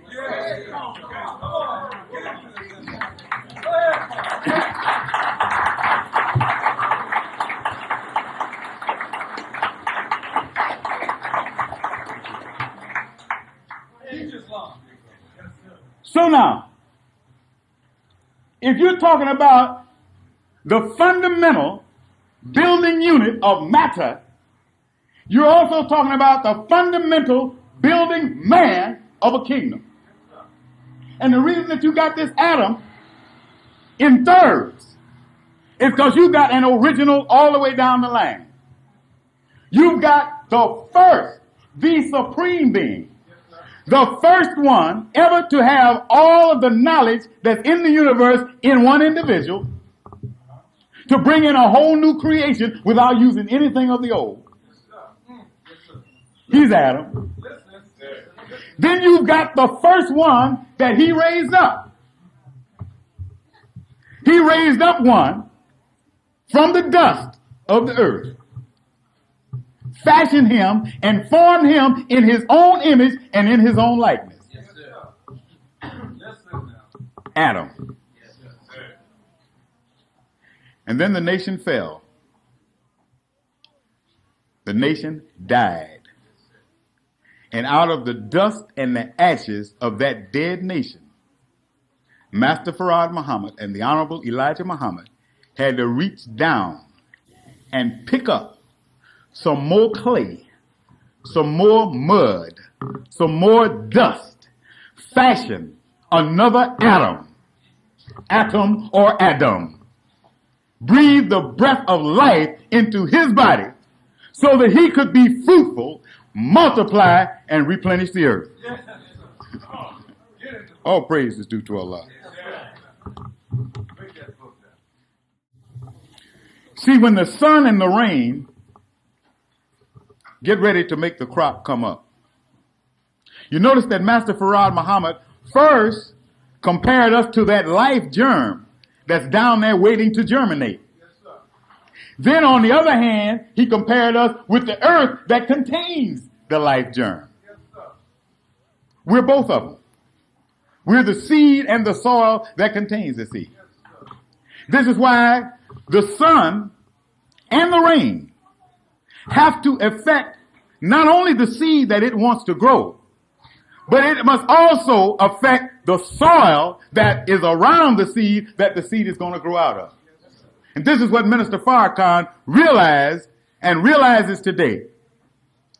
That in order for the Nation of Islam to be successful, we cannot divorce ourselves from the rest of our people. You see, when you plant a seed, that seed doesn't have enough nitrogen, doesn't have enough hydrogen, doesn't have enough of a lot of things to make it develop.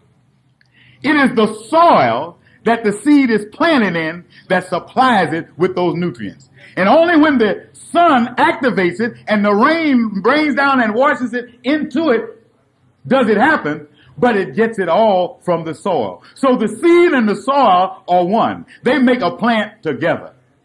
Can't look at this plant and say, that was a mean seed. The soil ain't hitting on nothing, but that seed was bad. If the soil wasn't hitting on nothing, you would have never seen the product of the seed. So one of the mistakes that we made in the past, as Muslims, Brother Kevin touched on it a little bit, was that we were arrogant in our knowledge, what little knowledge we had. As the Honorable Elijah Muhammad said, we just like roosters. As soon as they see the light of sun, they crow. Now, they don't know what it might be. Some cat up there with a strong flashlight. But he holler before he even see what it is. But we were so wrapped up in we're Muslims. You're a lost found. You're a dead nigger. You know that? You're dead and stinketh, Lazarus. Oh, yeah, we used to do all that. Hey, Laz, you know, yeah.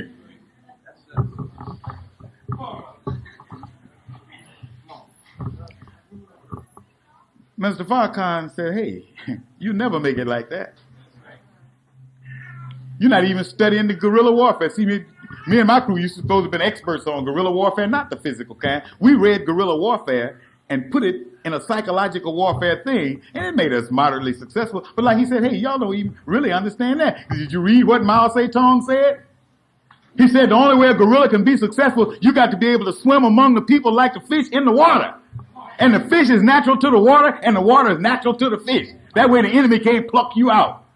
We run around here talking about, yeah, I'm a Muslim and later for you niggas. And the enemy can come get us and y'all be saying, I'm so glad they got them arrogant niggas out the way. Okay?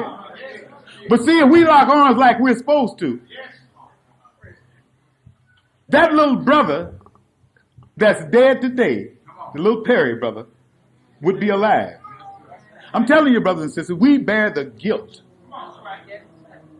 We, the black people in the community, we bear the guilt of that little brother's death.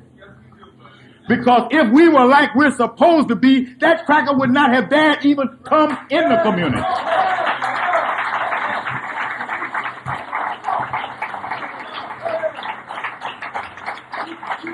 And brothers and sisters, this is, no way out, spooky, long range, nothing. It can happen overnight. Minister Farrakhan has the plan because the Honorable Elijah Muhammad gave it to him, and I know it so well. It's simple. It is very simple.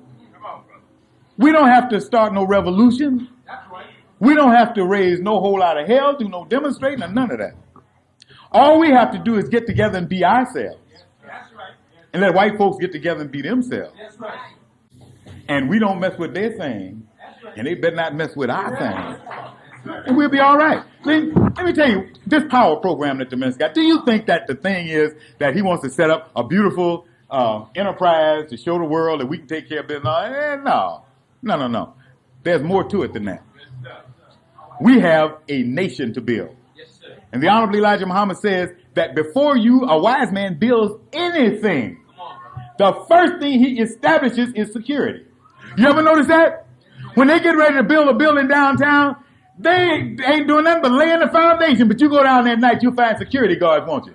They don't wait till the building gets up and then gonna try to secure it. They secure the ground before they start building, okay?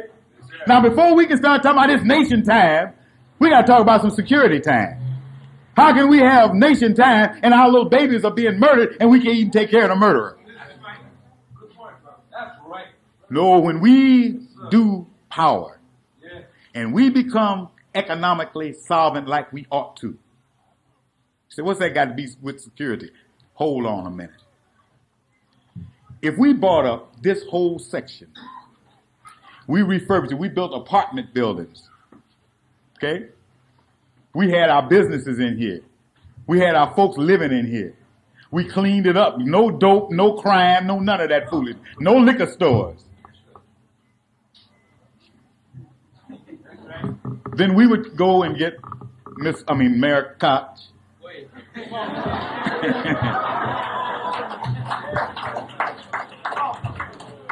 And we would say to the mayor, Your Honor, we know the crime problem in the city of New York.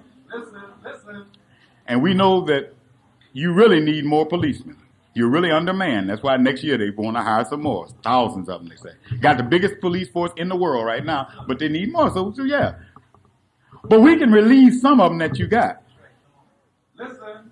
We have our neighborhood, and I think if you check your crime reports, you will find that in the last 6 months, you have not had a crime reported in our area. Obviously, you're wasting your money. So why don't you take those good, kind officers and put them where the criminals are? And we will police our own neighborhood, and if it gets so where we can't handle it, sir, we'll call you. Don't call us, we'll call you.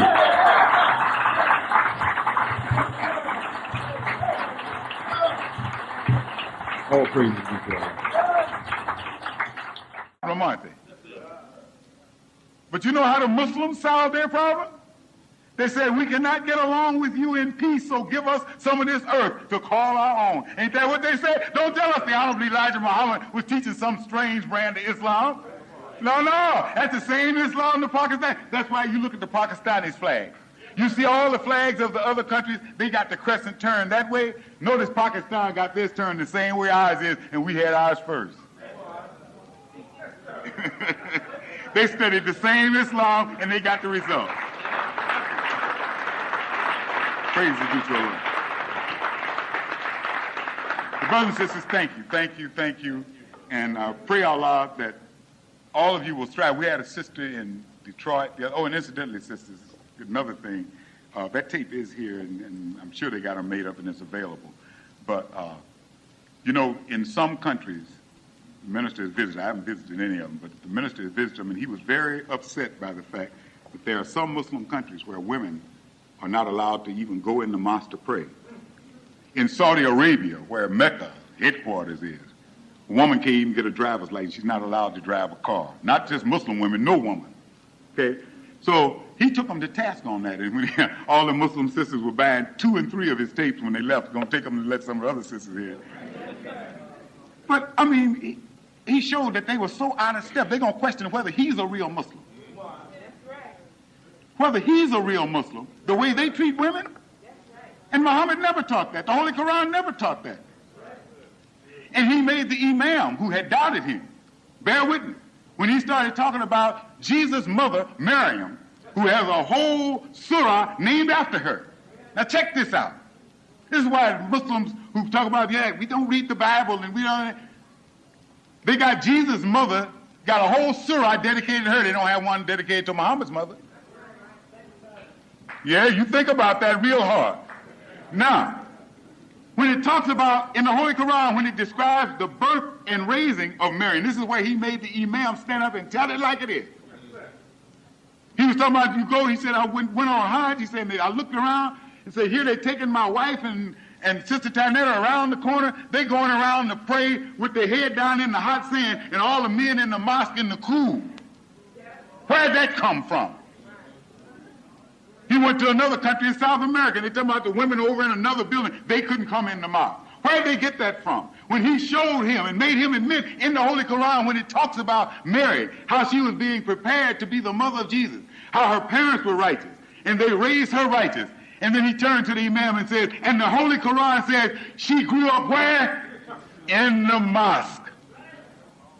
Jesus' mother grew up in the mosque. Now what kind of Muslim is it then who says that women are not allowed in the mosque? You're not a Muslim at all.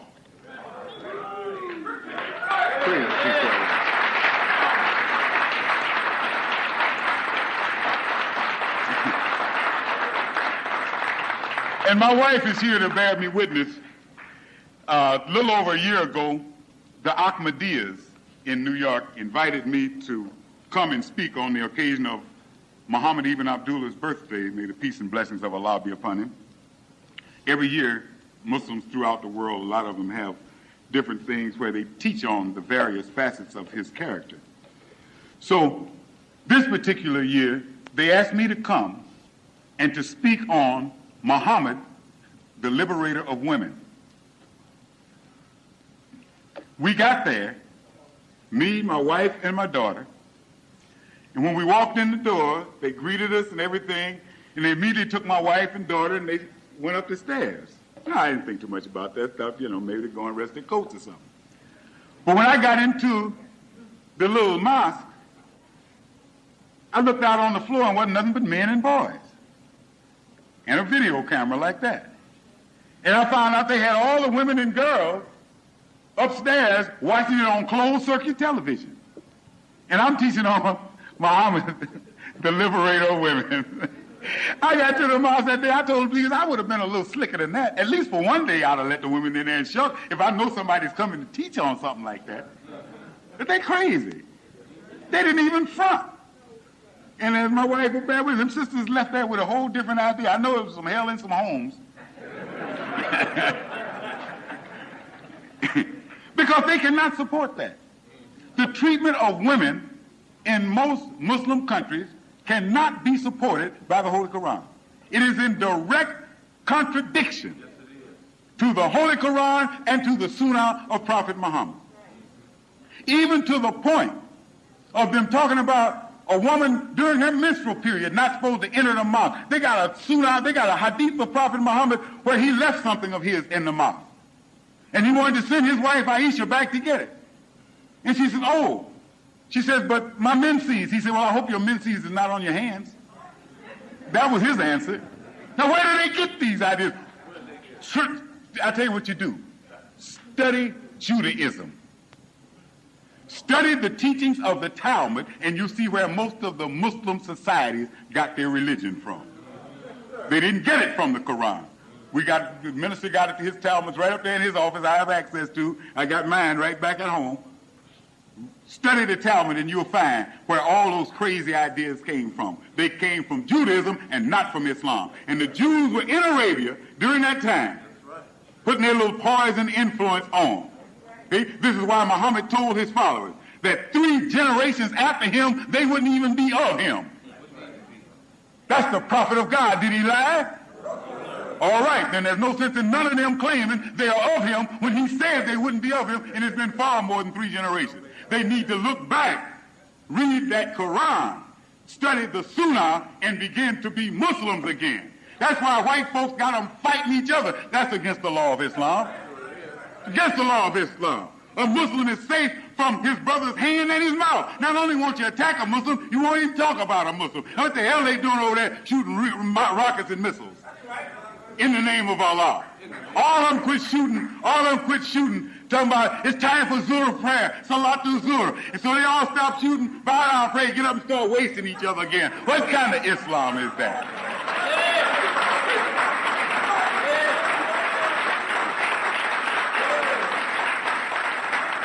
Brothers and sisters, let me end on this note. This is why we went through all the thing about birth. This is a birth of a whole new nation.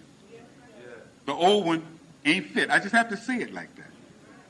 There are 3 religious capitals on earth that are powerful, and all 3 have become too corrupt for God to accept. God is going to destroy Rome, God is going to destroy Jerusalem, and God is going to destroy Mecca. Now you watch it, because there's neither one of those 3 cities is fit to be called a holy city. There's too much inhumanity, too much filth going on in all 3 of them for God to look upon them and people to say that's going to be his future kingdom, not living. We're his future kingdom. Wherever we light and set it up, that's where God's kingdom is going to be, because he's making out of us a people unlike any other people. But a people that when we get into our own, get to ourselves and really become ourselves, you can read the description in the Holy Quran over and over of what a Muslim is, and all you have to do is look at us. What a mu'min is, a believer, and all you have to do is look at us. See what a mutaqin is, the highest degree of belief, and you look at us and you'll see it, but you don't find it nowhere on earth today. It's not there. It's what we got to build, and we starting from humble beginnings. Brothers and sisters, with your help, we'll make it. Let's all strike for freedom. Is everybody ready? Yes, sir. Praise is due to Allah. Thank you, brothers and sisters. May Allah bless you. Assalamu alaikum. Listen at the language. The language that the God uses. Now, you may say, hey, he talks funny. He ain't talk funny. He knows all the languages. Some of you wise scientists may say, well, I don't know. I remember when the Honorable Elijah Muhammad taught us that he spoke 16 languages. How many languages you think there are? Most of the things you think are languages are nothing but dialects of other language. Hebrew is not a language. Hebrew is nothing but an Arabic dialect.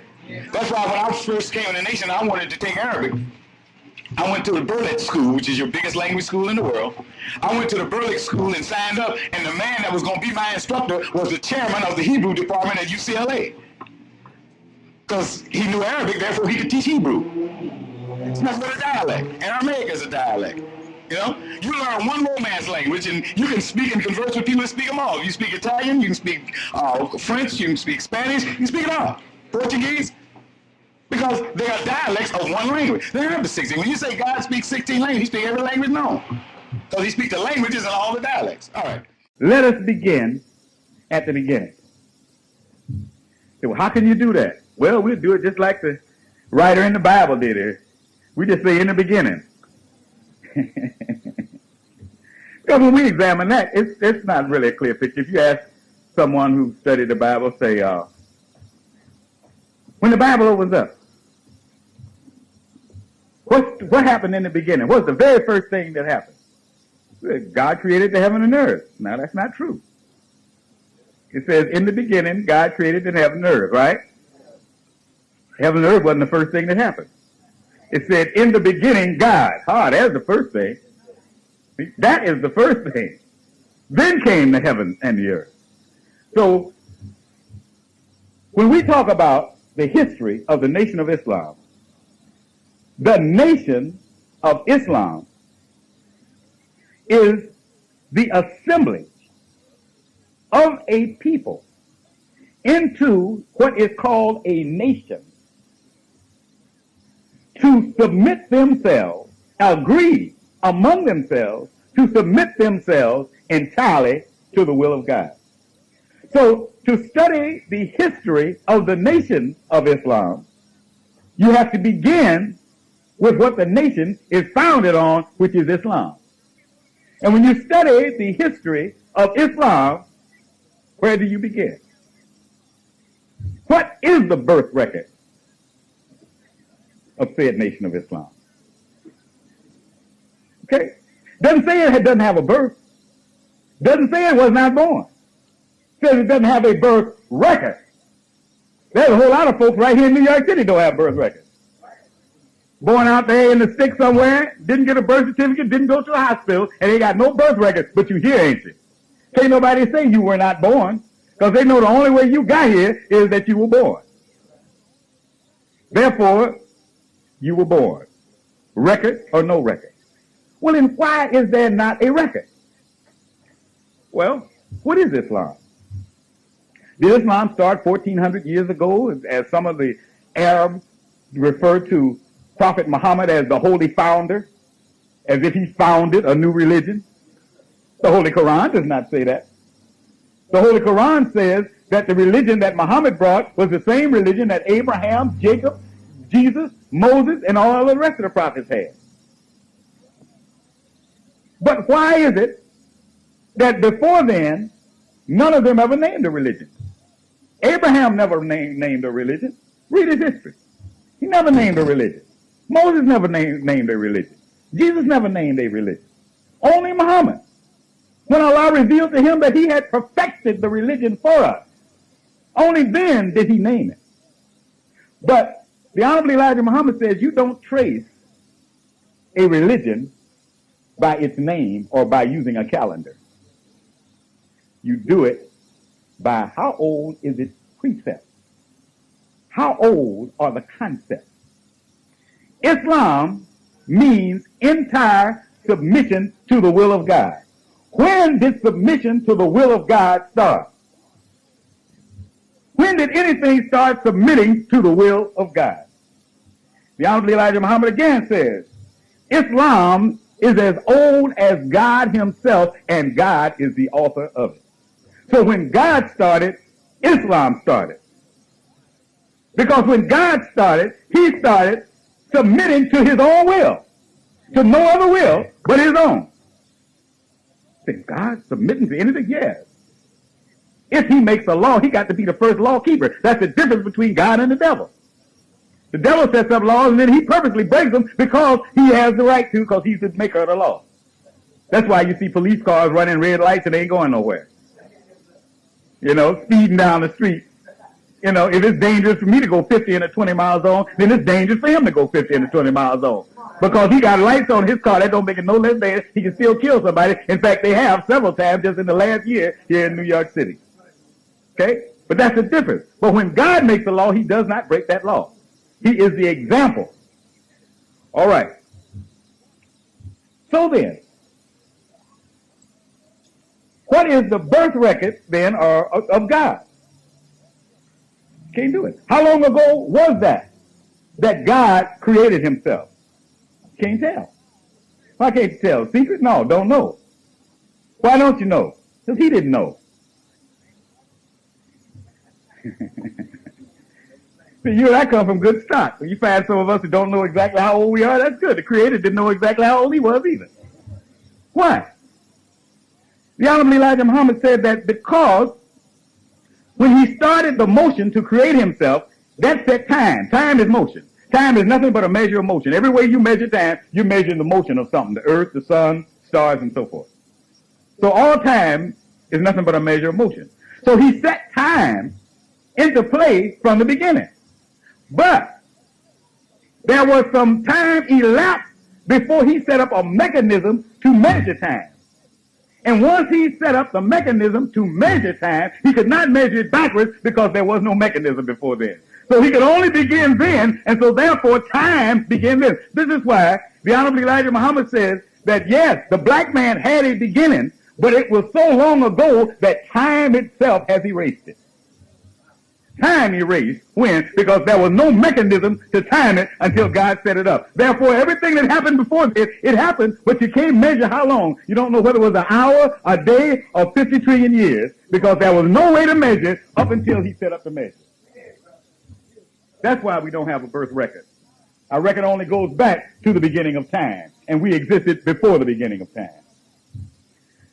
Okay. When I mentioned Minister Farrakhan uses the Bible as well as the Holy Quran,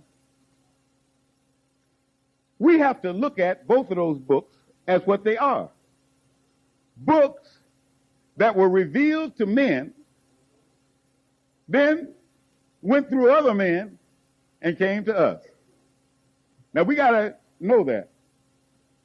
And I know that there are many Muslims who talk about the Holy Quran being undefiled by infidels. That's a lie. That book been handled by every kind of infidel. They even got their own versions of it out. Okay? So we're dealing with two books based in truth, but both of whom have undergone some things that make us have to have somebody inspired by God, somebody that God is showing that can show us how to go through that maze of mixture and come out with nothing but the truth. We got people say, I know the Bible is the word of God and I believe every word in it and blah, blah, blah. Okay, if you believe every word in it, then what about this? What about the books that were there 434 years after Jesus, when these white folks met together at a place called Ephesus and decided which books to keep in and which books to take out? What happened there at the Council of Ephesus? That the Bible you got now is one that a group of white folks sat down and decided, we'll keep these and throw away the rest. You think they didn't throw away the rest? Get your pencils out. Let me send you to your book. See, the book bears witness against them. The Bible bears witness against its own tamperers, as does the Holy Quran. We won't go into that today, but it also shows, Sister Tanetta has proven that beyond a shadow of a doubt, how that was done. In Joshua, the 10th chapter and the 13th verse, it says, and the sun stood still, and the moon stayed, until the people had avenged themselves upon their enemies. Is not this written in the book of Jasher? Here's the book of Joshua making a statement saying that they can prove it because it's written in the book of Jasher. Now go in your Bible and find the book of Jasher. It's not in there. See? There's another spot referring to two places in your Bible where it uses the book of Jasher to verify what is being said, but now the man has taken the book of Jasher out of your Bible. In 1 Kings, the 11th chapter, the 41st verse, it says that the rest of the acts of Solomon, all that he did and his wisdom, are they not written in the book of the Acts of Solomon? Have you ever seen a book in the Bible named the Acts of Solomon? There's another one gone down the tube, right? In 1 Chronicles, the 29th verse, the 29th chapter, it tells you two books that describe some things that David did. One is the book of Nathan, and the other is the book of God, G-A-D. It refers you to both those books, but neither one of those are in your book, in your Bible. In 2 Chronicles, the 12th chapter and the 15th verse, it talks about Rehoboam and the things that Rehoboam did, and it says you can find it in the book of Shemaiah and the book of Iddo, I-D-D-O. Tells you two different books. You can find out what happened, but neither one of those books is in the Bible. And in 2 Chronicles, the 20th chapter, the 34th verse, it tells you that the acts of Jehoshaphat, first and last Jehoshaphat, Behold, they are written in the book of Jehu. But there's no book of Jehu in the Bible. See? So now, if you're going to rely on a book for knowledge, then you at least need the complete book. Otherwise, then you got to have a man who knows the book, present and absent, in order to guide you through it. So that's why I'm telling you, we need a man. Now there's a book that's missing from most Bibles, but it's in the Catholic Bible. Two books, the first and second book of Maccabees. You find it not only in the Catholic Bible, but you even find better versions of it in any Bible that says on the cover or the flyleaf that it contains the Apocrypha. This book hasn't been tampered with like the Bible. You don't find no versions of the Quran. You find translations of the Quran. But every Quran, no matter who translated it, when you look over here on the right side, you find the same Arabic from one Quran to the other. There's been no change in 1,400 years. The Mule version and the Sale version and the Hickstall version and the Muhammad Ali version and the Yusuf Ali version, all of the Arabic is exactly the same. They ain't changed nothing. It's just how they translate and interpret it, but the book is still the same. But now let's get after this a little bit closer, just again to show you. You have to be very, very careful with folks with preconceived notions and who get wrapped up in tradition. You know, the Bible and the Holy Quran, with Jesus in the Bible and Muhammad in the Holy Quran, both condemn folks who get so hung up on tradition till they refuse to accept the truth when it hits them. If it conflicts with tradition, what they used to, well, my mama was doing this, my dad was doing this, you know. I grew up eating pork chops. You know, anybody who's a slave to tradition is just a slave. So now here's this great scholar, Maulana Muhammad Ali, who translated the Holy Quran, and according to the Honorable Elijah Muhammad, and according to the great Imam of Cairo and the Council of Imams, this is the best English translation there is. The second best one is Yusuf Ali. Okay? But now here's this great scholar, Muhammad Ali. Let me reread this to you and then show you something. And who believe in that which has been revealed to thee, and that which was revealed before thee, and of the hereafter they are sure. He has a little footnote about the hereafter. And if you read the footnote down there in the Holy Quran, Muhammad Ali is admitting that he changed the word. That word that he translated as hereafter, he admits, does not mean hereafter. Now, ain't that something? But see, he's such an honest man, such a noble man, he couldn't just do it. His conscience whipped him. So even though he changed it, he had to confess down the bottom. And then he tries to explain it away by saying that the reason he changed it is because it conflicts with what they believe. They believe and they teach, and one of the conflicts that they have always had with us is that Muhammad ibn Abdullah of Arabia received the last revelation from God. Muhammad Ali admits in this footnote that the term that he said was hereafter does not mean hereafter, but that the correct reading of this verse should be, and it makes more sense this way, and who believe in that which has been revealed to thee, and that which was revealed before thee, and that which will be revealed after thee.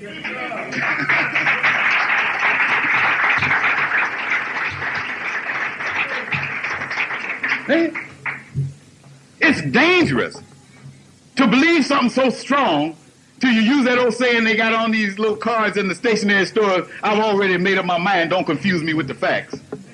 I mean, that's dangerous. That is so dangerous. You know, I mean, this man knows the truth and can't accept it. It's cold, ain't it? Tells you down here exactly what the word means. That which will be revealed after thee. He said that's what the word, but we can't accept it. And that kind of stuff because, of course, we know that Muhammad received the last word. No, what you mean you know? It ain't what the man says. That's what God says in the book. That's God talking. He calling God a liar there. That's God who is saying what we must believe in order to be Muslim. So he said, well, God said that, but that ain't what he meant. What you mean that ain't what he meant? That's what he said. How you going to out-interpret God on God's words? Like I say, I'm not down the brother. I love the brother. I love him for what he did. And had it not been for him, the job would not have been as easy for the Honorable Elijah Muhammad to get us to really understand Islam. So I'm not knocking it, but you'll find all throughout his translation and all other translations of the Holy Quran, where anytime it conflicts with their, just like if you read his book, he has a great book out. In fact, some of the quotes that I gave you, this particular minister's lesson was where the Honorable Elijah Muhammad took the prologue, the introduction to a book by Maulana Muhammad Ali called The Religion of Islam. And he went into it, and he wrote what he agreed with and took the spookiness out of the rest of it, because Muhammad Ali, in translating the Holy Quran, Muhammad Ali realized the reality of God. He spends 3 or 4 pages trying to show you that God ain't real. He also realized that angels were not spirits. So he spends another page or page and a half trying to explain to you the angels. Now, it doesn't mean that when it says that these angels are men and that they walk around. It don't mean that. It says that, though, Maulana. Maulana is a great title. It means the highest one in learning, you know. I mean, Maulana, it says that. What do you mean it don't mean that? Praise is due to Allah. Charity, many of us misunderstand. When you say charity, the first thing we think about is United Way, church collection plate, we are the world, we are the children. I mean, there's more to charity than that. Those of you who heard me teach the lecture on charity here, you know that charity comes from a French word which comes from a Latin word meaning love. Caritas means love. Here's what charity is. You talk about somebody has a charitable disposition. That means they're of a generous nature. They're kind to other folks. Don't mean they're giving everybody some money. They may not even have any money. You can be charitable without having any money. You can be broke and charitable. Charity means love. Love for your fellow human being. Okay?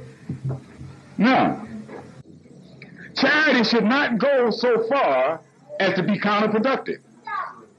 Charity, even when you interpret it as giving to the poor, you should not give to them if it's going to make beggars of them. You have to set up a mechanism whereby you can help the poor until they're able to help themselves. But if you're just going to be a handout man, then you'll be handing out forever to that person, because they're going to sit there and wait for the next handout.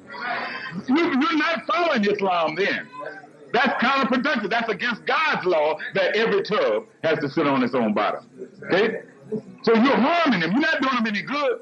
You are harming. Lazy people are not accepted by God. So if you help make somebody lazy, you are robbing them of their salvation, because God's not going to accept those lazy people.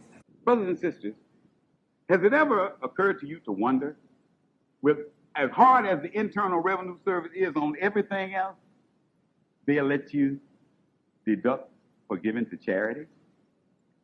Isn't that something? I mean, this is a government that tries to squeeze every penny they can from its citizens. But if you donate to charity, they'll let you deduct that. Now, they see something in charity that affects their government. We need to examine that. Why is it that the federal revenue, the money doesn't go to the government? In fact, they let the money stay out there because you gave it to charity. That means that if the government makes that kind of sacrifice for the sake of charity, you better believe this government ain't giving up nothing for nothing. If they're doing that, they're getting something because of your charity. Charity is a principle of national survival that all civilized nations know. The sale of goods and services is what they depend on monetarily. But if a nation ever gets to the point where they are so concerned about goods and services producing all the income, and they keep all the income that it produces, that nation will not last very long. So the United States government, the members of the government, are smart enough and have been since their founding to understand that while goods and services can make you some money, goods and services do not develop moral fiber. You have to have a certain type of citizen to protect your government. You have to, now your citizens become just totally immoral and don't care about nothing, they will off you in a second for no reason. See, a person with some morals has to justify what he does to himself. But if you let them get totally immoral, they don't have to justify nothing. Ain't had a prayer, wonder can I hit it? Bam. Don't have to have no reason. So every government tries to keep the development of the moral fiber of its citizens in place to keep them from, because no matter how much they push pornography and all that, they don't want them to get so low down till they lose all respect for life. Now, the Holy Quran speaks of charity being an expiation for some of your sins. And Minister Farrakhan was struck by that to the extent that during this drive, he has said to those who have time out of the nation that if they do what they can do in this drive, that they can work their way back into good standing. But he was saying the other day he's a little disturbed by how that might be taken. Because somebody might think, oh, well, if I get this $1,000 pledge, then I'm automatically back in the nation. He says he's got to make that plain that that's not quite the way it works. There's no such thing as cash and carry Islam. No.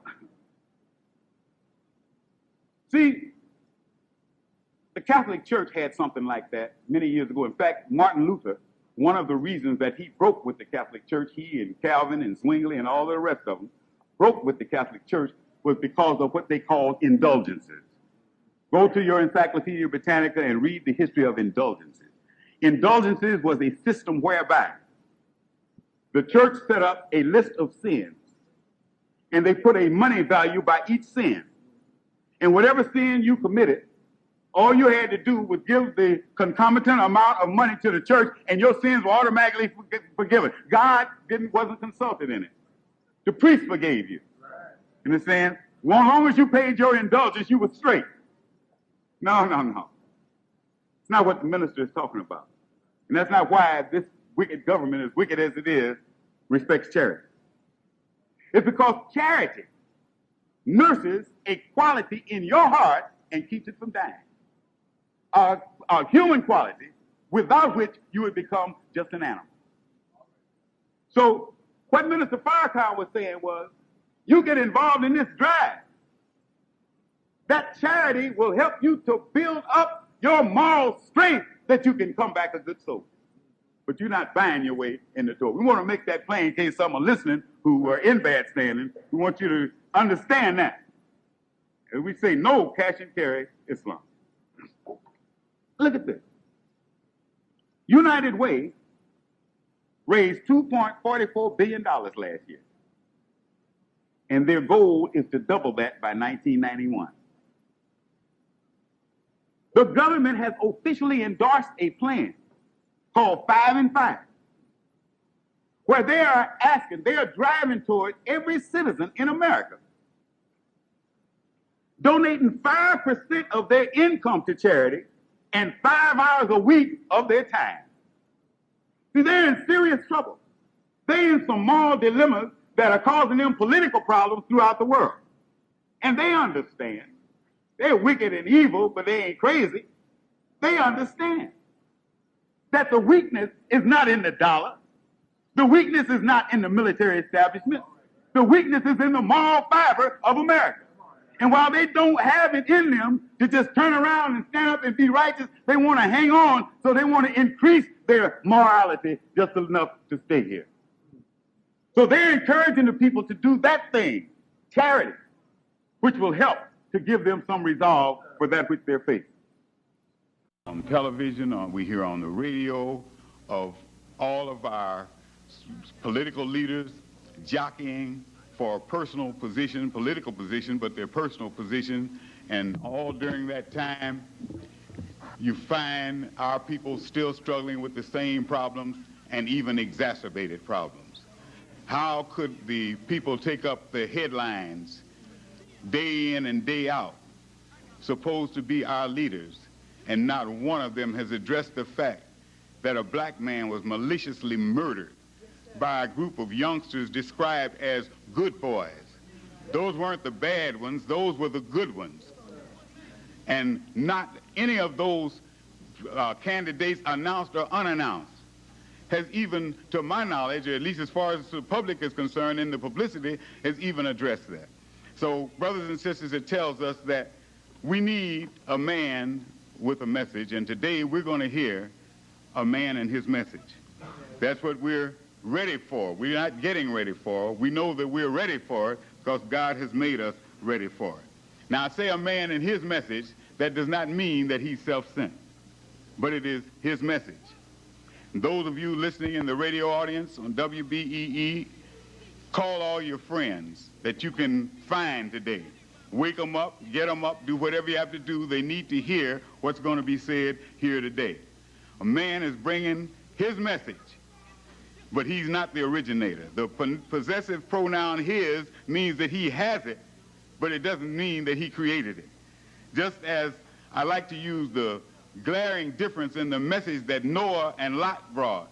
Each one of them had a different message, but they had the same sender. They were sent by the same God for the same purpose, the salvation of a people. But they couldn't bring the same message because the same message wouldn't have worked in both places.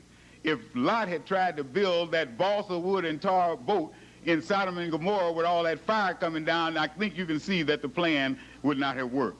So we're talking about a man and his message that he has gotten from his sender.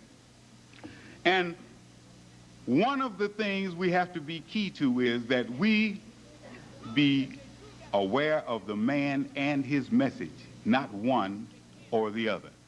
This is a history that we can look back on. There are those who accepted the message of the Honorable Elijah Muhammad, but they never accepted his leadership. And that's why you see people they ran into the little black nationalism thing. That was a portion of his message, but they wouldn't follow his leadership, and you see where that has gone. You see that there are folks with all of the various black economic programs. That was his message, but they didn't accept the man, so all those came to naught. Then on the other hand, you got those who want to accept the man and not accept the message. You can look around the world today. Look at those who claim Jesus as their leader. They accept the man, and that's why you hear them preach about Jesus. But very few people have ever heard Jesus' message. And those who have heard it, do they adhere to it? They accept the man. Yes, Jesus is my Lord and Savior. But do they live like Jesus? Do they follow what Jesus told them they need to follow in order to enter the kingdom of God? So they accepted the man, but not the message. Likewise, you look in the Muslim world, and you find those who talk about they follow the sunnah of Prophet Muhammad. But when you look at the teachings of Prophet Muhammad and look at the actions of those who say that they are followers of his, you find that they have made the same mistake. They've accepted the man, but they did not accept the message. So those are guidelines for you and me, brothers and sisters, today, that when God sends a man with his message, you can't take one and leave the other. It's like horse and carriage and love and marriage. You know, you can't have one without the other. So we want you to be very aware of that today as Minister Farrakhan comes to us. And at this time, we would like to present to you a sister who has risen into the ministry. You know that everybody is looking at the fact that Benazir Bhutto, the first Muslim ruler of a Muslim country that they've ever had, well, that's great. She rose to a great height. But there was a precedent set. There had never been a Muslim woman teaching Muslims that was recognized throughout the world, and Minister Farrakhan did that before the good sister over there got elected. So, brothers and sisters, I would like to introduce you to one with whom Minister Farrakhan has set the pace in the rise of women on earth, Minister Ava Muhammad. Let's go back to square one. Bible says in the beginning God created heaven and earth. You can't get back no further than that, can you? Let's begin at the beginning. So you're going all the way back there and see what we're supposed to be doing? That's right. Because we'd done it right the first time, we wouldn't be in the trouble we're in now. So we got to keep on doing it till we get it right. So let's examine where we missed the boat before. It says that in the beginning God created the heavens and the earth was without form and void. Some of the Bible translators said formless and empty. That's not true. The word void used in that sense did not mean empty. Can we prove it? Yeah, by the next verse. It said that the Spirit of God moved upon the face of the waters. If it was empty, what was water doing there? Not what was the water on. The water itself meant it couldn't have been empty.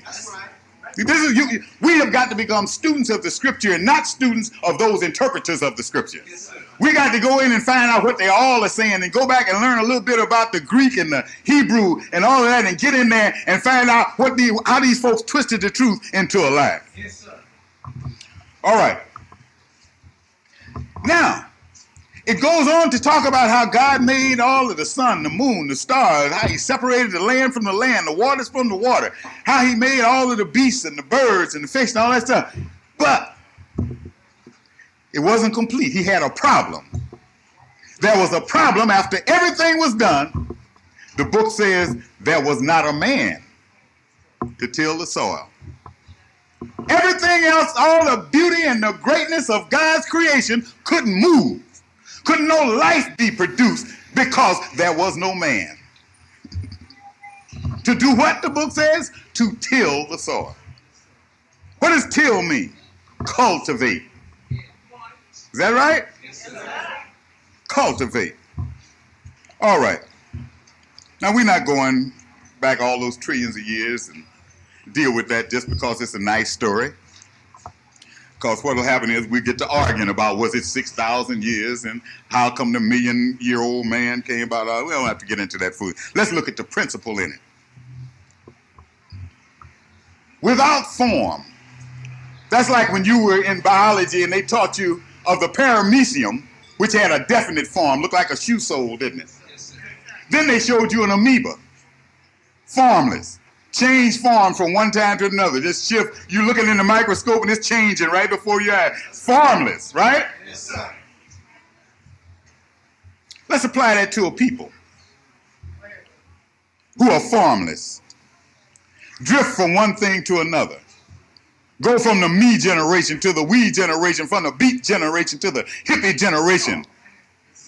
Just from one thing into another. Into free love, into prohibition, into alcohol, into drugs, into all kinds of drugs, into abortion clinics. Just don't know what to do with themselves. That's right. Just floating free, whatever else you can come up with. Not satisfied to sniff cocaine like it is. Let's freebase it a while. That ain't good enough. Let's shoot it for a while. That's right. So I give me a methadone to get you off heroin. I told them that when they introduced methadone, I wasn't even in New York City. I'm down in Georgia. I told them, I said, I give them 30 days, and I bet you can go to Harlem and buy some methadone on the street. Sure enough, yes, they're selling methadone, ain't they? Yes, you know, I mean, off into everything. Without form. And void. Without form, disorganized. Totally in disarray. And void. What do we mean, void?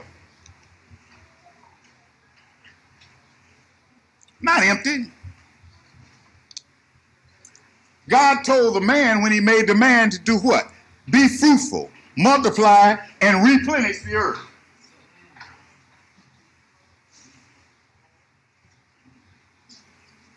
You look up this word in the dictionary, you'll find that plenish comes from the word plenare, which means to fill. Re is a prefix meaning again. If it ain't never been filled before, how you gonna fill it again? Okay? No, the word void, in that instance, looking at the principle of it and applying it to what we're about today, means the same as when you void a check in your checkbook. You don't void a check by emptying it, erasing the printing on there. In fact, when you void it, you got more writing on there than you had before you voided it. But when you void that check, you're saying that check has no more value. The check has no more use. It means that what the check was originally intended for, the check is incapable of doing. Praise is due to Allah. All right. If the earth was uncultivated, couldn't make progress because there was no man to till it, to cultivate it. You're talking about a wildlife, which is why those of you who are familiar with the lessons of the Nation of Islam, you notice that Master Farad Muhammad refers to this country as the wilderness. of North America. And you look around, you say, with all these skyscrapers and these trains running and planes flying, what do you mean a wilderness?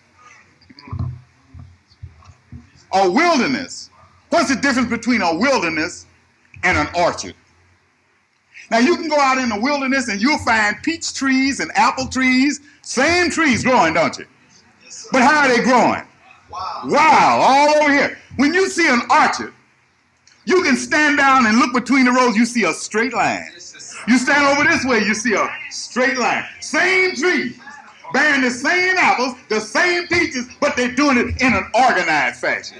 When you go in the wilderness, you have to go over here and pick a few peaches. Run over there and pick a few peaches. But when you get in an orchard, all you have to do is go down the line. Get what you need, right? Okay.